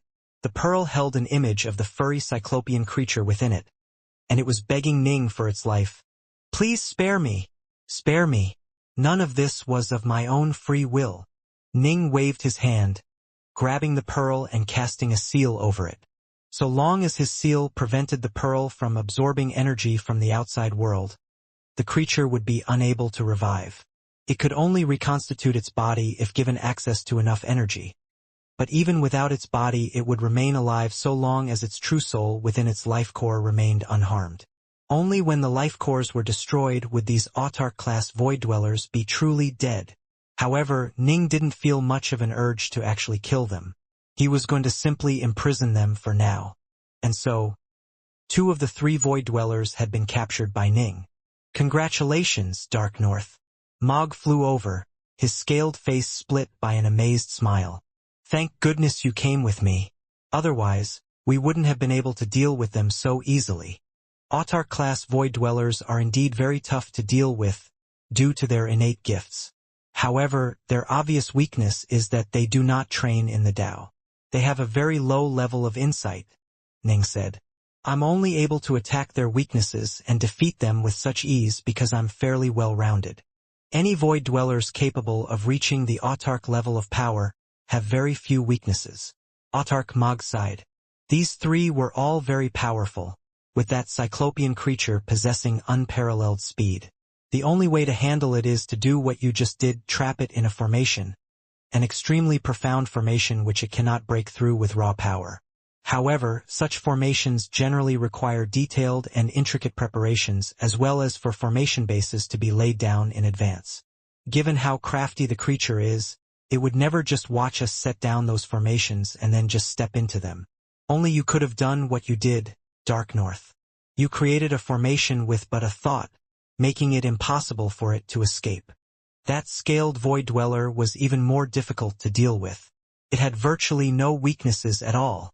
Thankfully, your sword arts were able to breach its armor of scales. I'm truly impressed that you were able to capture both of them. As for this last one, it seems to be completely invulnerable, Autark Mog said. Ning sighed. I really don't have any idea what I'm supposed to do with this last one. He was very well-rounded, true, but Autark-class void dwellers were simply too difficult to handle. The cyclopean creature had an obvious weakness, which was why Ning was confident in his ability to deal with it. Ning hadn't been sure if he could handle the other two, and so he had to probe them in battle first. He had discovered that his cycle sword Dao was capable of breaking the scaled creature's armor, but there was nothing Ning could do which affected the dragon turtle. Ning and Mog both moved to the place where the dragon turtle was located, then stared at it. The dragon turtle simply sat there, silently inspecting its surroundings. It was trapped within an illusory formation, but it showed no signs of fear whatsoever. So what should we do? Ning pondered. If we can't kill it in a short period of time, we should just leave it there for now, Autark Mog said. Let's go locate the core mechanisms controlling this behemoth hive first. We need to destroy this hive as soon as possible. If it comes to bother us again, use your formations to trap it. If need be, I'll personally tie it down. That's all we can do. Ning nodded. Let's go. Let's go. Ning quickly led Mog in advancing to the critical point he had discovered earlier while analyzing the functionings of this behemoth hive. As they left, the illusory formation Ning had established quickly dissipated. There was no way to maintain it from afar. This was a formation which Ning had to use all his power to cast and maintain, a powerful Autark-class formation which used up an enormous amount of energy. Ning had used his mana to guide the limitless power of the Sword Dao in setting up this formation. Now that Ning was gone, it would be very difficult to use mere formation-based type treasures to supply the necessary amount of energy. It must be remembered that not even Sith Apocalypse-class formations were as mighty as this one. Thus, it would take Ning an extremely long period of time and many precious materials to create a physical variant. Far longer than Ning would need to simply use his Karma Sword Dao to attrition the dragon turtle to death. Two of my old friends are gone. Just like that. The dragon turtle sighed to itself. These autarks who train in their Dao really are hard to deal with. But it is our own fault for being caught by the Sith. We really were given no choices at all. Who the hell would want to fight against these cultivators anyhow? Eh? The dragon turtle stared at its surroundings in surprise. The illusory realm around it had vanished, revealing ordinary spacetime. They left. The dragon turtle grew anxious. They're still heading for the core regions. I have to stop them. Swoosh. The dragon turtle immediately warped through spacetime in pursuit. This behemoth hive was in reality an intricately designed superweapon, and it was filled with many separate spacetime continuums. One of them was merely 300 meters in size, and it held a man who was seated in the lotus position, his long unbound hair. This man's hair was black on one side and white on the other. He looked quite strange and mysterious. His eyes looked like a series of concentric circles, and his gaze was as deep as a bottomless abyss.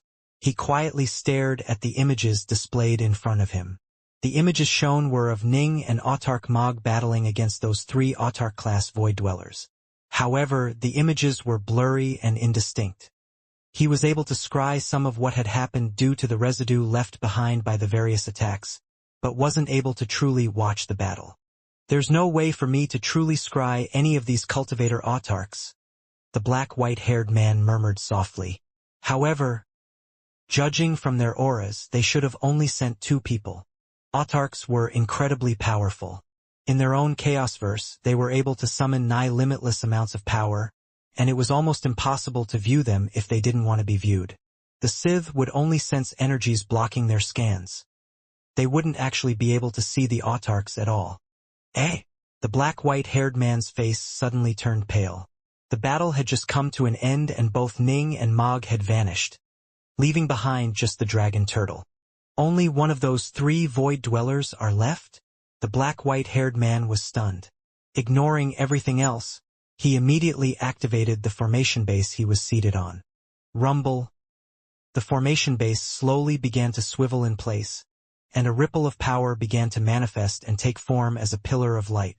Slowly, the pillar of light resolved into a humanoid figure. It was a balding, barefoot, loose-robed man of great stature and size who had a kind, sympathetic smile on his face. His eyes were absolutely mesmerizing, and those who saw him would feel the unconscious desire to submit to him. Almighty Iyer. The black white-haired man bowed respectfully. How are things, Anitya? Iyer asked. The cultivators have entered our super weapon, the Annihilation Hive, but there are only 2 of them. Their auras are vast, preventing me from seeing them clearly. However, 2 of the 3 Autarch-class void dwellers we imprisoned within the Annihilation Hive have already died. Only the defensively impregnable Howler beast we captured remains alive. The black white-haired man said respectfully. Iyer frowned slightly. Only 2 of them came? The loss of 2 void dwellers was a minor matter, but he was very disappointed that only 2 of the cultivators had entered the Annihilation Hive. If 5 or 6 had come in, the Sith could have seized this opportunity to immediately launch the final war. Just follow the plan, Iyer instructed. If those 2 void dwellers died, they died. As long as the Howler beast is still alive, our plans remain unaffected. Understood. The black white-haired man said obediently. Feel free to contact me if anything major happens. Iyer's lips crooked upwards in a smile. I've spent countless eons and paid an enormous price in order to create the Annihilation Hive. It won't be easy for them to defeat it. And if they just send in 2 autarchs, their chances are absolutely nil. If they send in more autarchs, they might be able to eventually figure out a way to destroy it. But in doing so, they'll have lost the battle to us before it even began. The creation of the Annihilation Hive was Iyer's greatest accomplishment. He was extremely confident in its prowess. This place was filled with countless space-time bubbles of varying size, and they could be seen everywhere. Ji Ning continued to examine the inner workings of the entire hive as he advanced, moving closer and closer to the critical point. After roughly an hour, they finally reached the spot. The central nexus point for the entire behemoth hive is located right up ahead. Ning let out a sigh of relief. Ning had been focusing his full attention on inspecting the path before him, which had been rather tiring. The central nexus? Autarch Mog stared from afar as well. Both of them carefully inspected the distant, empty region in front of them. At the very center of this empty region was a beautiful vortex of astral clouds. The astral clouds swirled in a vortex-like manner around the very center. These astral clouds were composed of countless specks of light and seemed almost illusory in nature. Ning and Autarch Mog had such incredible visual acuity that they were able to see through almost anything, so long as there wasn't a complete seal that blocked out all sight. The two were able to gaze past the astral clouds and thus see the black tower at the very center. The tower had to be 10,000 kilometers tall. The vast black tower was covered with swirls of strange power, which caused the vortex of astral clouds to appear around it. More than that, it also caused countless ripples of spacetime to rise and fall in the area around it, and it resonated with the entire realmverse-sized hive. It was the source of that terrifying swallowing power which was draining away all forms of energy from the outside world. Not even the prime essences of the Chaosverse were able to recover the energy lost. It was easy for autarchs to enter this place, but if they tried to leave they would also suffer from that powerful devouring force. There was no way they could possibly escape. This has to be the most central nexus point of the entire behemoth hive. Ning's gaze was able to see through the vortex of astral clouds and into the black tower within it. This tower was shaped like a pyramid, and it was completely pitch black in color. You moved quite fast, cultivator leaders. A deep, rumbling voice suddenly rang out. Ning and Mog turned to stare off into the distance. Within the astral vortex, there was an enormous entity which was lying in wait. It was the dragon turtle. Ning had to slowly find the path to this location, while the dragon turtle already knew the routes and so took the fastest path here. It had arrived long ago. In accordance with the agreement I made with the Sith, I will not allow you to damage this place, the dragon turtle rumbled. However, I'll wager that you aren't even strong enough to get here. Oh! Ning and Mog exchanged a glance. Attack! They didn't hesitate at all. Ning manifested 3 heads and 6 arms, while Mog manifested 6 arms. Both charged straight towards the dazzlingly beautiful vortex of astral clouds without hesitation. Boom! The vortex of astral clouds continued to spin in place, causing countless streams of light around it to twist and bend as it crushed all in its path. What a powerful obstructive force! Ning and Mog were respectively covered by layers of sword light and dimensional membranes as they continued to fight through the clouds. Bang! Bang! Bang! They smashed through one layer of astral clouds after another. Ning was able to see that there appeared to be a total of 106 layers of these astral clouds, all assembled in that vortex formation. The power here is tremendous. Even chaos primordials would be crushed into tiny bits if they came here. Ning and Mog began to decelerate as they moved to defend themselves. Open! Ning shot out a streak of sword light. Slash! It swept out like a wave, tearing a tunnel through the astral clouds and pushing the specks of light aside. Whoosh! Ning and Mog flew forwards at high speeds, using their sword light and saber light to continuously carve a path forward for themselves. In the blink of an eye, they flew past the 35th layer. The pressure here is ridiculously strong. Ning's face was grim. The spinning astral clouds were like millstones grinding away at them. If they didn't manage to successfully defend themselves, they would be crushed to pieces. Both had avatar bodies, but this pressure was still enough to crush them to death. They had to use their sword arts and Tao Birth essence, respectively, to clear a path through the vortex. But both of them could sense how taxing it had become. The dragon turtle is right past the 50th layer. Ning sent mentally, his voice tinged with helplessness. I didn't imagine that he would be spot on. It'll be very hard for us to reach the 50th layer. Even if we do manage to somehow fight our way there, we'd be constantly in danger of succumbing to the crushing power of the vortex. There's no way we'd be able to deal with the dragon turtle as well. Agreed. We can't advance any further. If we do, we won't have enough power left to fight against the dragon turtle. We might end up dying there. Autarch Mog came to the same conclusion. Although they found the 35th layer somewhat taxing, they would still be able to unleash 80% of their full power while reserving the rest to keep the power of the vortex in check. There was no need for them to fear the dragon turtle. But if they actually forced themselves to the 50th layer, they probably would have less than 10% of their power available for fighting. The dragon turtle would completely dominate them, and they could very well die. The pressure here really is terrifying. I can't believe the two of us working together aren't even able to make it to the 50th layer. Autarch Mog began to feel anxious. But the black tower at the center of this vortex is the central nexus of this entire hive. That's over 100 layers down. We can't even approach it, much less destroy it. We aren't even close to being able to succeed. What should we do? I agree. Ning's head hurt as well. Their bodies weren't tough enough to resist the crushing pressure of the vortex. They had to beat the pressure back with their attacks.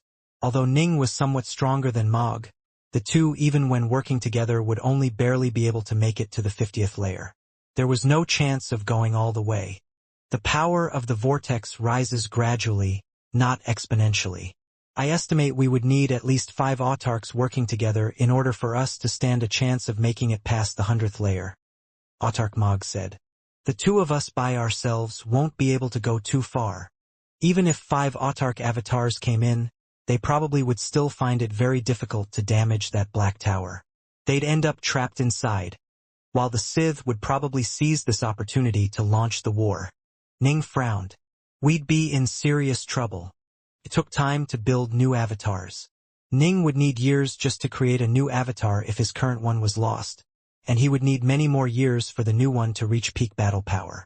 Once the war began, the Autarchs simply wouldn't have the time needed to create and strengthen new avatars. Wasting even 4 or 5 days on this process would result in the situation quickly turning grim. Then what should we do? Autarch Mog understood the problem as well. We absolutely have to destroy this hive. If we don't, then it'll drain away more energy while becoming more powerful. Given enough time, it'll weaken the Chaosverse so much that the Sith will be able to take control over it. We'll be finished then. Ning felt anxious as well. If nearly half of their Autarch-level combatants were trapped here, they would probably lose the war. But if they didn't send in more Autarchs, this hive would continue to drain away energy from the Chaosverse, which would still ultimately result in defeat. Let's try and think of another option, Autarch Mog said. There are no other options. Ning shook his head. I've been analyzing the formations inside this hive the entire time. It has just a single nexus point, the black tower inside that vortex of astral clouds. If we want to destroy the hive, we'll either need to destroy its nexus or have enough power to blast the entire thing apart. Ning shook his head. Destroying the entire hive is impossible. It is too powerful. Nothing we can do would even shake it. Ning and Mog continued to ponder the question of what they had to do. As for the massive, impregnable dragon turtle, it simply waited within the 50th layer. The crushing power of the astral clouds was unable to injure it in the slightest. It lifted up its draconian head, then let out a boom shout. "Ha ha! I told you, you won't even be able to make it to me, much less wreck the nexus." It wanted to lure Ning and Mog closer. They'd have to deal with ever greater amounts of pressure, giving the Void Dweller a better chance at killing them. Ning and Mog glanced sideways at the dragon turtle, not even bothering to answer it. The two did rather envy its defensive powers, though. They could at most fight to the 50th layer, but the dragon turtle was able to reach that layer with ease by completely ignoring the crushing weight of the vortex. Its body was simply ridiculous. No wonder Ning hadn't been able to do anything to the creature at all. Let's calm down first and come up with a plan. We'll have Titanos try and help us come up with something as well. Let's figure out a way to charge past the astral clouds, Ning said. I agree. Let's calm down and think. We'll definitely think of something. Mog tamped down his own nervousness as well. They quickly spread word to the other 5 Autarchs, and all 6 of them began to try and devise a way of passing through the vortex of astral clouds. An ancient temple was hovering above an island located within the outer perimeter of the Scythelans. There were 6 figures seated in the lotus position within this ancient temple. They were Autarch Titanos, Autarch Mog, Autarch Stonerule, Autarch Skyfeeder, Autarch Bolin, and Autarch Akome. They were here either in person or in avatar form, and they were all seated meditating. In front of Autarch Mog, there was an illusory image which displayed what was happening within the Annihilation Hive. The insides of the hive are completely filled with countless space-time bubbles which are linked together in an extremely complicated formation. Autarch Mog pointed at the images and explained, "There is a vortex at the very center of the hive, and it holds a total of 106 layers of astral clouds which surround a black tower. The black tower is the energy wellspring for the entire hive. That's essentially what we've managed to discover thus far. Try and help us come up with an idea, everyone." Got it. The other 5 Autarchs all nodded slowly. Time flowed on. Autarch Skyfeeder's avatar kept time accelerated at a rate of 500x for the Autarchs, buying them time to slave away at this problem. The Annihilation Hive was constantly devouring energy. After all, the more time they took, the more harm would be done to the Chaosverse. No, that won't work. Anything else? We have to reach the Nexus and destroy the Black Tower if we wish to break the hive apart. But 100 layers of astral clouds? It's too hard. The autarchs pondered continuously. Every so often one of them would voice a suggestion, but the others would quickly point out the flaws. Time passed, one day after another. The autarch spent more than 3 years painstakingly analyzing the problem. Thankfully, the 500x temporal acceleration meant that only 2 days went past in the outside world. What a marvelously constructed weapon! Autarch Titanos stared at the illusory images in front of him.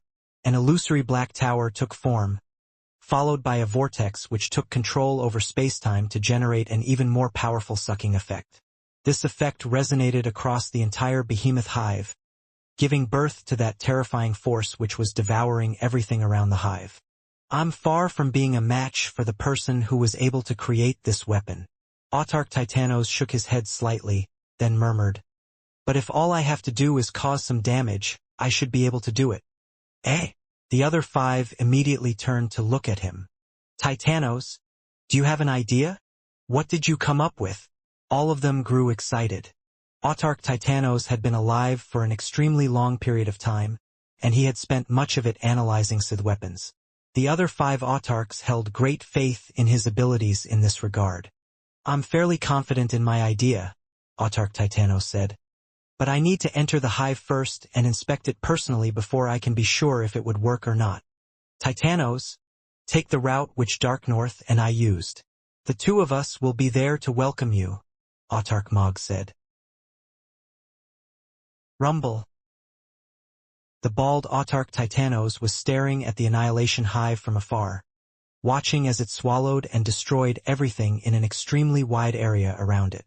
Time quickly began to accelerate around him until it reached 100x the rate of normal time. He then waved his finger, causing a black cauldron which was 300 meters long to appear next to him. He then tossed many precious ingredients into the black cauldron. Just 6 days later, a streak of light shot out from inside the black cauldron. It was a white-robed avatar of Autarch Titanos. Go on. This freshly created avatar of Autarch Titanos had just 20% of his true body's strength. He quickly flew towards the distant Annihilation Hive. For now, he was just going to use this weak new avatar for exploring the Annihilation Hive. As for his first avatar in the Scythelans, it would begin to weaken now that Autarch Titanos was focusing his energies on maintaining the second avatar. But the weakening was a gradual process. If he didn't spend too much time maintaining the second avatar and quickly abandoned it to turn his efforts back to his first avatar, the first avatar would quickly reach peak power once more. The white-robed Titanos dove into the tunnel which Ning and Mog had entered, flying into the hive. The tunnel was unfathomably dark and deep. "Titanos!" 2 figures hailed him from afar. "Dark North, Mog." The white-robed Titanos revealed a smile. "This new avatar of yours is really puny," Mog's avatar said teasingly. "You'd probably get wiped out in an instant if you got into a fight with those Autarch-class Void Dwellers. It's just a temporary body. We're in a rush for time, so I just used a quick and dirty method to get this thing up and running," the white-robed Titanos said. The 3 continued to fly forwards as they chatted together. Ning led the way, warping through spacetime and moving them towards the vortex of astral clouds. "How beautiful!" Autarch Titanos stared at the astral clouds from afar, an amazed look on his face. He then turned to look at the countless spacetime bubbles off in the distance. "Impressive. Truly impressive. Now that I had the chance to witness these things operating in person, I feel even more admiration towards the Sith who set this all up. It had to have been the Sith Lord of Chaos who personally created this thing. This place's creator is far more talented than I am. The more accomplished one was in understanding how complicated artifacts and weapons were fashioned. The more one would understand just how incredible this Annihilation Hive was." "Do you have any ideas?" Ning asked. "Creation is hard, but destruction is much easier." The white-robed Titanos smiled. "I came up with an idea after quite a long period of pondering, and I'm sure it'll be effective." "What's the method?" Both Ning and Mog were excited. "Don't rush me. I need to make some further improvements." The white-robed Titanos stared intently at the vortex of astral clouds, scrutinizing how it functioned while pondering how to improve his technique further. Of course, it was Autarch Titano's true body in the outside world which was doing most of the real work. 6 hours went past. Ning and Mog had been waiting this entire time, and finally they saw a smile appear on the white-robed Titano's face. I finally completed it. Dark North, I'll teach you the technique. You use it. Why don't you teach me instead? Autarch Mog's avatar teased. You are too weak when it comes to the Tao of formations. You wouldn't be able to learn it even if I tried to teach you. The white-robed Titanos glanced sideways at Mog, then looked at Ning. Dark North, you are every bit my equal when it comes to formations. The only reason why you weren't able to come up with this idea is because you aren't very experienced in the creation of weapons and artifacts. Take a look at this. The white-robed Titanos gently waved a finger, causing an illusion of the Black Tower to appear before him. This Black Tower is the nexus of the entire hive, right? Ning and Mog both nodded. This much they both knew. It is also the energy wellspring for the entire hive, the white-robed Titanos said. But merely providing power doesn't mean that much. Its real value lies in how it applies that power.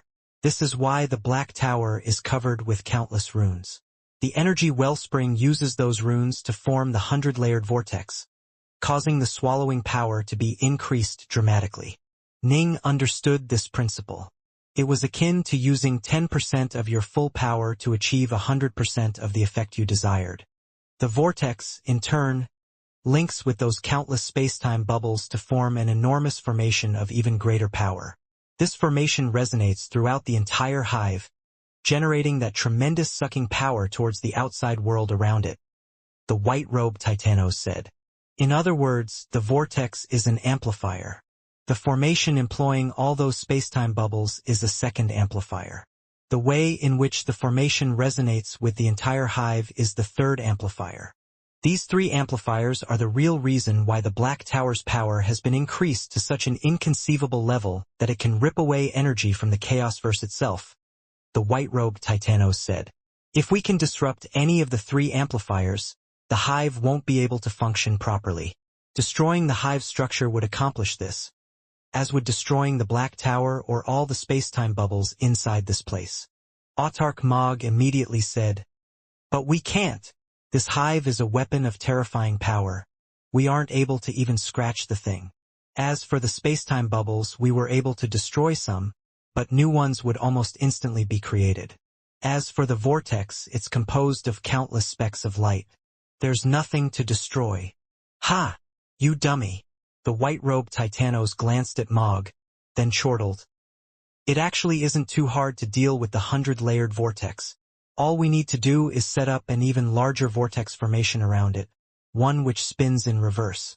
My reverse vortex formation simply needs to weaken the power of the astral cloud's vortex. In doing so, it'll dramatically weaken the effect the hive has on the outside world. Once this happens, it probably won't be strong enough to plunder energy from the Chaosverse by force."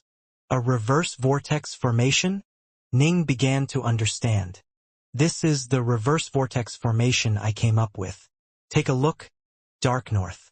The white-robed Titanos waved a finger, causing an illusory reverse vortex to suddenly appear around the illusory astral vortex in front of him. This was an inwards-focused formation that pushed back against the astral vortex, weakening its power.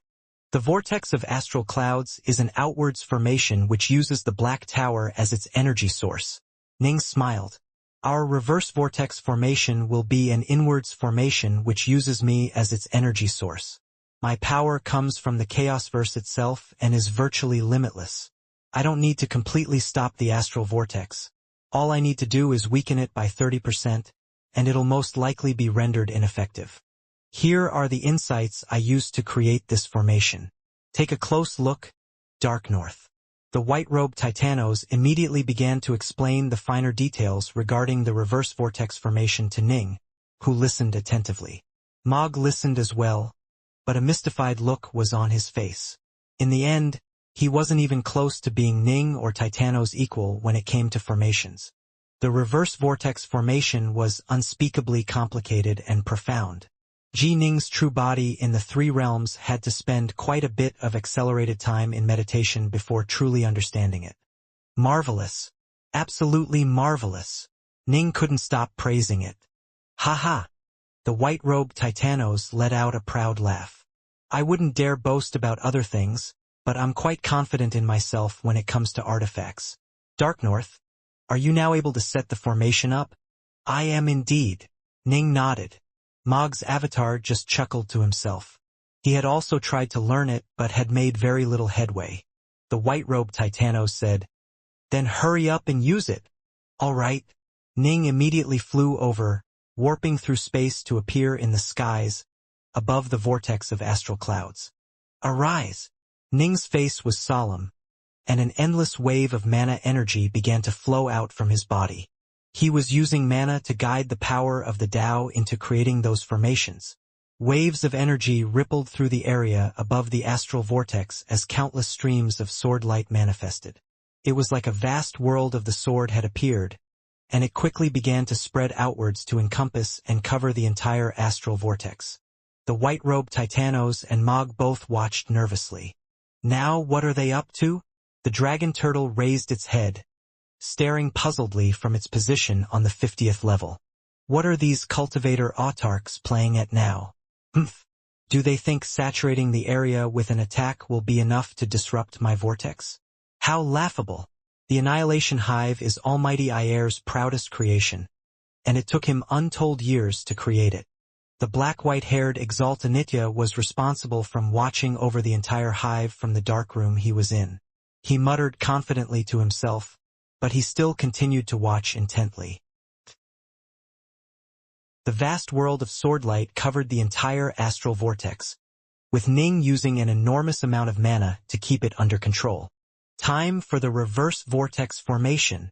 Ning immediately willed the countless streaks of swordlight to become grains of sand that began to revolve around him. They first took shape at the outer perimeter, then began to spin inwards. The power of the astral vortex was weakest at the outside, and it was also easiest for the grains of swordlight to infiltrate the outer perimeter. As the enormous vortex of swordlight continued to spin, more grains of swordlight began to take form and seep inwards.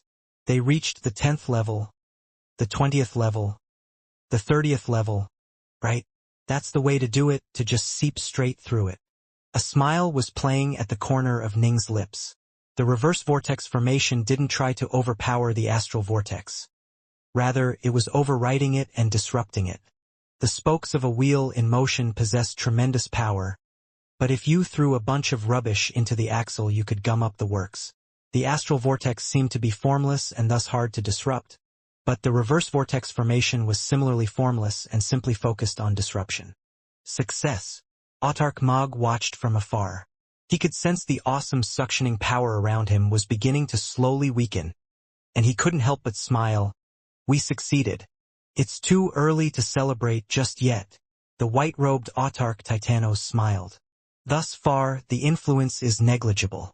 The behemoth hive is continuing to swallow energy away from our chaosverse. Meanwhile, the dragon turtle stared in amazement at the sight above it. What in the world? The vortex of swordlight was continuously expanding in size, spreading out in concentric circles that continuously overlapped the astral clouds. By now, they had nearly penetrated all the way to the 50th level. Rumble. The swordlight continued to gently reach deeper and deeper into the astral clouds, moving past the 60th level, the 70th level. The grains of swordlight were incorporeal. The power of the astral clouds continually ground away at them and destroyed them. But the reverse vortex formation created even more. Ning's mana energy was truly boundless, and he continued to pour it all into the formation. As more and more grains of swordlight poured into the vortex, it caused the power of the vortex to grow weaker and weaker. The outside world. The countless tunnels dotting the surface of the realm-verse-sized hive were continuing to suck in the energy of the chaosverse. The prime essences were doing their best to halt the process, but they were unable to do so. This was why that enormous vortex of silver light had appeared in the area around it. But gradually, the sucking power of the hive began to weaken. The weakening continued until it reached the point where the prime essences of the chaosverse were finally able to completely halt the process. The silver vortex outside the hive immediately began to dissipate. Everything went back to normal. The Annihilation Hive's countless tunnels continued to strenuously pull at the surrounding world, but it wasn't able to swallow so much as a single scrap of energy, no matter how hard it tried. Within the hive, Ning was continuing to maintain the reverse vortex formation. Whoosh, whoosh, the avatars of Titanos and Mog flew to the area above the astral vortex, moving close to Ning. Dark north. The devouring process outside has come to a complete halt. The white-robed Titanos was all smiles. Although the astral vortex still has 60% of its full power, that's not enough to overpower the prime essences of the Chaosverse. It isn't able to take any more energy away. Haha. Ning started to laugh. After I've finished infiltrating the entire astral vortex, it'll become even weaker. Just a short while later, the reverse vortex formation finally finished seeping through the final layer of the astral vortex. In fact, the grains of sword light even brushed against the giant black tower. The entire astral vortex was still spinning, but it was now being heavily disrupted and had at most 50% of its original power. This wasn't nearly enough power for it to continue absorbing energy from the outside world. Swoosh! Ning, Mog, and Titanos all quickly flew downwards. Now that the power of the vortex had been so dramatically weakened, passage was much easier as well. You actually solved the vortex. The dragon turtle continued to wait on the 50th level, its booming voice filled with disbelief. That's the power of the Tao, the white-robed Titanos said. You do not train in the Tao. You would never understand. Ning chuckled. We've already solved this vortex, which means the sucking power of the entire hive has just been dramatically weakened. I imagine it is no longer powerful enough to prevent you from leaving. I strongly recommend that you leave right away. We'll send you outside our Chaosverse, at which point you can flee and find a hiding place far away from here. Don't let yourself be caught by the Sith again, and stay away from our war. Leave. The dragon turtle was startled. Freedom? Release? Emancipation? It was filled with such joy that it was rather dazed. All right. The dragon turtle finally let out yet another rumble. And what of my two friends? They'll stay with us for now. We'll release them once this war is over, Ning said. It was unlikely that these Autarch-class void dwellers would be caught a second time, but it wasn't completely out of the question. The only reason why Ning was willing to let the dragon turtle leave their Chaosverse was because he really had no way of killing it. He wanted to reduce the number of variables which could affect the war. Fair enough. The dragon turtle made no further objections. In the end, gaining freedom for itself was already a blessing. Once you leave, one of our fellows will come and guide you out, Ning said. Then I'm off. The dragon turtle shot off eagerly. Now that the astral vortex was nearly 50% weaker than before, its remaining amount of power, while still incredible, was unable to steal more energy away from the Chaosverse. As for the dragon turtle, this time it was able to fight past the sucking power and continue to fly outwards. I see it. I see it. That's the exit. The dragon turtle flew out of the exit, absolutely delighted. It then turned to look at the enormous hive which it had just exited, as well as the mighty cultivator leader who stood far away from it, Autarch Titanos. Follow me. I'll send you outside our Chaosverse, Autarch Titanos said. Now that the vortex had been dealt with, the Annihilation Hive was no longer a threat, and there was no need for him to continue watching over it. The dragon turtle followed him obediently, and the two quickly warped away.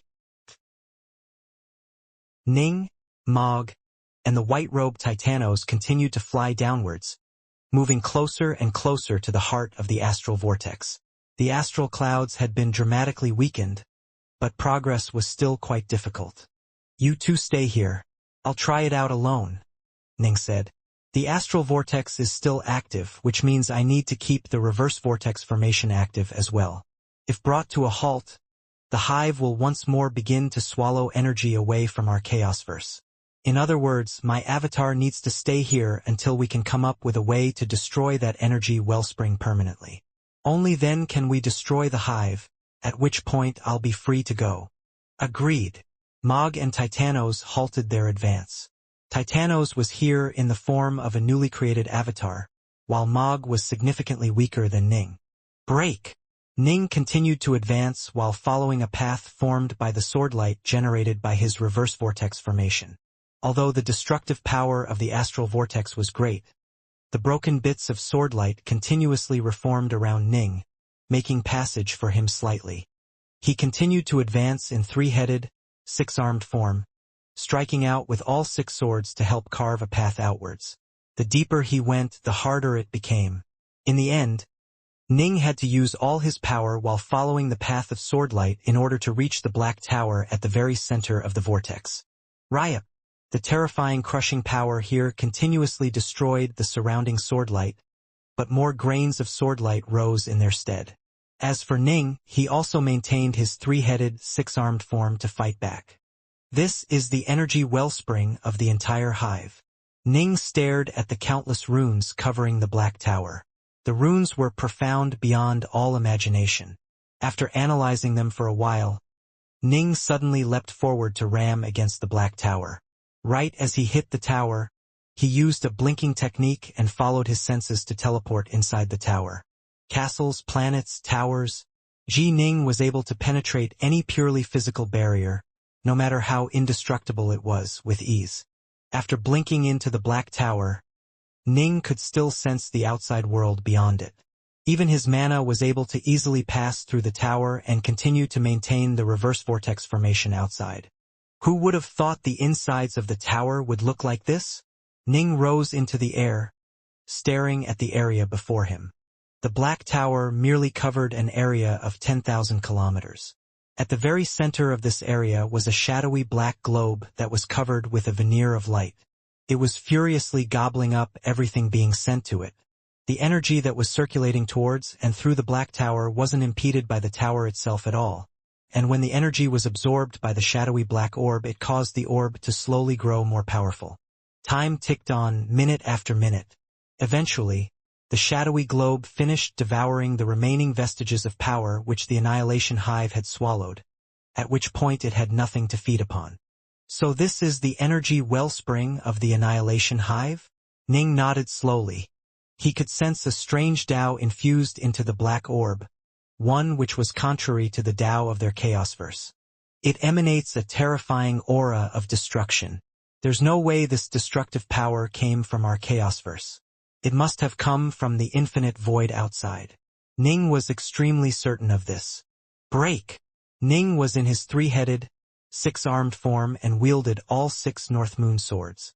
Swordlight flashed in a dazzling manner, as though six rainbows suddenly had shot out and simultaneously chopped down upon the Black Tower. It was the Black Tower which was allowing this engine of destruction to manifest the great vortex in the outside world. If Ning could destroy the tower, the whirlpool itself would instantly disintegrate. Boom! A series of loud explosions rang out. Ning's swordlight was powerful and dominating, but it only managed to cause the tower to tremble. No actual damage was done. Ning switched from one sword art to another, trying them all. He tested a soft and corrosive style, a blazing and concentrated style, and a mixture of many other styles as well. None of his many sword arts, however, were able to do a thing to the Black Tower. The Black Tower is absolutely invulnerable. That means I'll have to turn my attention to the energy wellspring. Ning frowned as he turned to look at the sphere of annihilation. It was a dark, shadowy, illusory thing that continued to strive to devour the outside world. Ning had the feeling that the destructive Tao it contained was extremely odd, and he had the feeling that breaking it would be extremely difficult. I'll give it a shot. Once more, Ning struck out with his swords. Whoosh! The North Moon swords expanded to become over 1,000 meters long as they furiously chopped down towards the shadowy black orb. Bam! When the swords chopped down on the black orb, they instantly sensed a power pushing back against them. The surface of the shadowy black orb trembled and changed slightly, but once Ning withdrew his swords it quickly went back to normal. Break! Break! Break! Ning tried out multiple sword arts, sending countless streams of swordlight crashing down upon the shadowy black orb.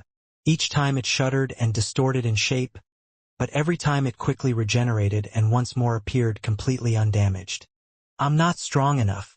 This sphere of annihilation is completely capable of enduring the force of my sword arts. I can't truly damage it at all. I can only make it collapse once my attacks surpass its limits. Ning shook his head. The Sith Lord of Chaos truly is incredible. He's able to manipulate this sphere of annihilation as though it was a mere bauble and even figured out how to teleport it into our Chaosverse. I, however, am not able to budge it in the slightest, much less damage it. If he wasn't able to break the sphere of annihilation, the only thing he could do was keep his avatar here and maintain the reverse vortex formation indefinitely. The Tao within this sphere of annihilation is truly inscrutable. Ning glanced at the shadowy black sphere, seemingly capable of devouring all things, then once more reached out with his senses to try and understand the laws it contained. This Tao is completely different from the Taos of our Chaosverse. Perhaps I'll be able to study its Tao and create a brand new sword Tao from it. Ning suddenly was inspired by it. He had once created an annihilation sword Tao during his 6 million chaos cycles in training. That Tao was a purely destructive Tao, but this sphere of annihilation was different. Instead of simply destroying, it devoured everything around it. The 5 elements, yin and yang, darkness and light. It could swallow literally everything the Chaosverse held, then use it to strengthen itself. This was a strange yet terrifyingly powerful Tao. Ning had the feeling that if he could figure out how to infuse it into his own sword Tao, it would probably produce an extremely powerful sword Tao that would be of great benefit to him. The Black Tower was impregnable, while the sphere of annihilation was similarly invulnerable. The autarchs had no ideas either, and so Ning was forced to leave his avatar here. It was better for them to keep an autarch-class combatant tied up here than to allow the Annihilation Hive to continue its devouring rampage. Ning's avatar spent all of its time staring at the sphere of annihilation, attuning to the powerful destructive forces within it. In a dark part of the Chaosverse, Autarch Titanos and the Dragon Turtle suddenly appeared out of nowhere and appeared here. All the various different space-time continuums are interlaced together here.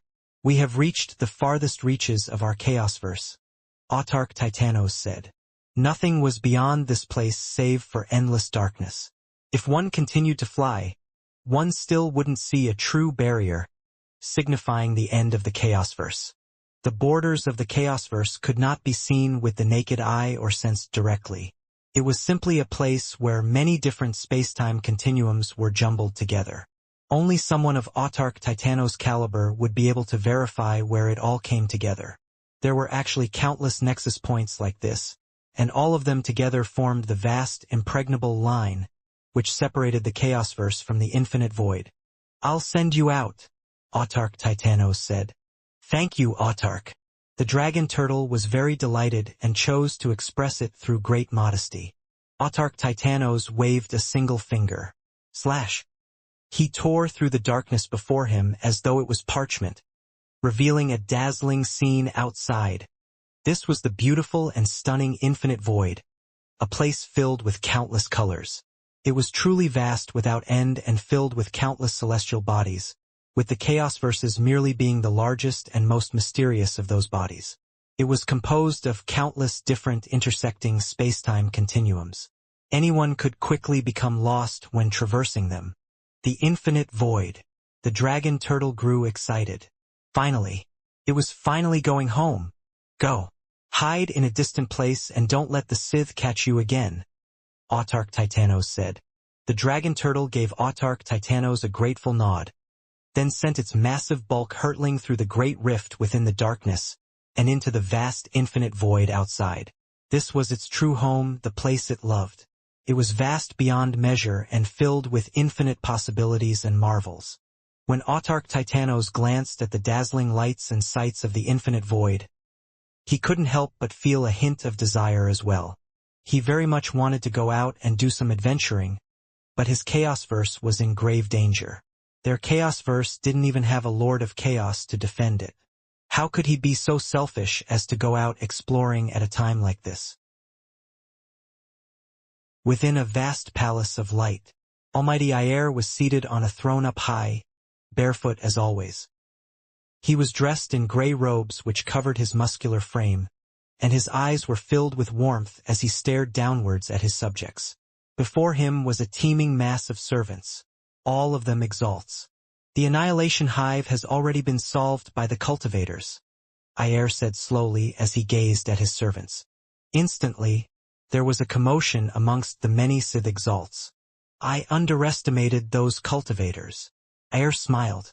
I had thought that I might be able to gain victory through the annihilation hive alone.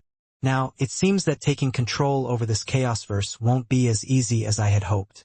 Very well then, since the simplest method has failed, let us go to war. Let the final war begin. All of the exalts raised their heads to stare at the almighty Ayer. They felt nervousness, anticipation, excitement, and fear. Had it finally begun? The final war? Last time was just a trial run. This time we'll fight for real. The local cultivators have managed to produce a complete eternal Omega Sword Dao, which means they are going to become increasingly powerful. Eventually, they'll give birth to Omega Emperors. The longer we wait, the slimmer our chances shall become. There's no way out. Let the final battle begin. If we win, you shall all gain your freedom and receive countless gifts from me for having aided me, Ayer said. If we fail, all of you shall fall. By now, Ayer's smile had vanished. A terrifying, shocking light began to emit from his eyes. All of the exalts below him could sense his terrifying will and resolve. Now go. The final war starts now, Ayer commanded. Understood. Frenzied looks appeared in the eyes of all the exalts. Fear was meaningless at a time like this. All they could do was prepare to fight. If they won, they would have everything they could ever dream of. And in fact, the new Chaos Lord Ayer would give them more than they could even imagine. All of the exalts departed, leaving Ayer seated by himself atop his throne within the Palace of Light. Ayer was smiling again. He murmured softly to himself, Cultivators, I already know every trick you possess. You, however, have no idea what I am capable of. The war starts today. I wonder, cultivators, how long will you be able to hold out for?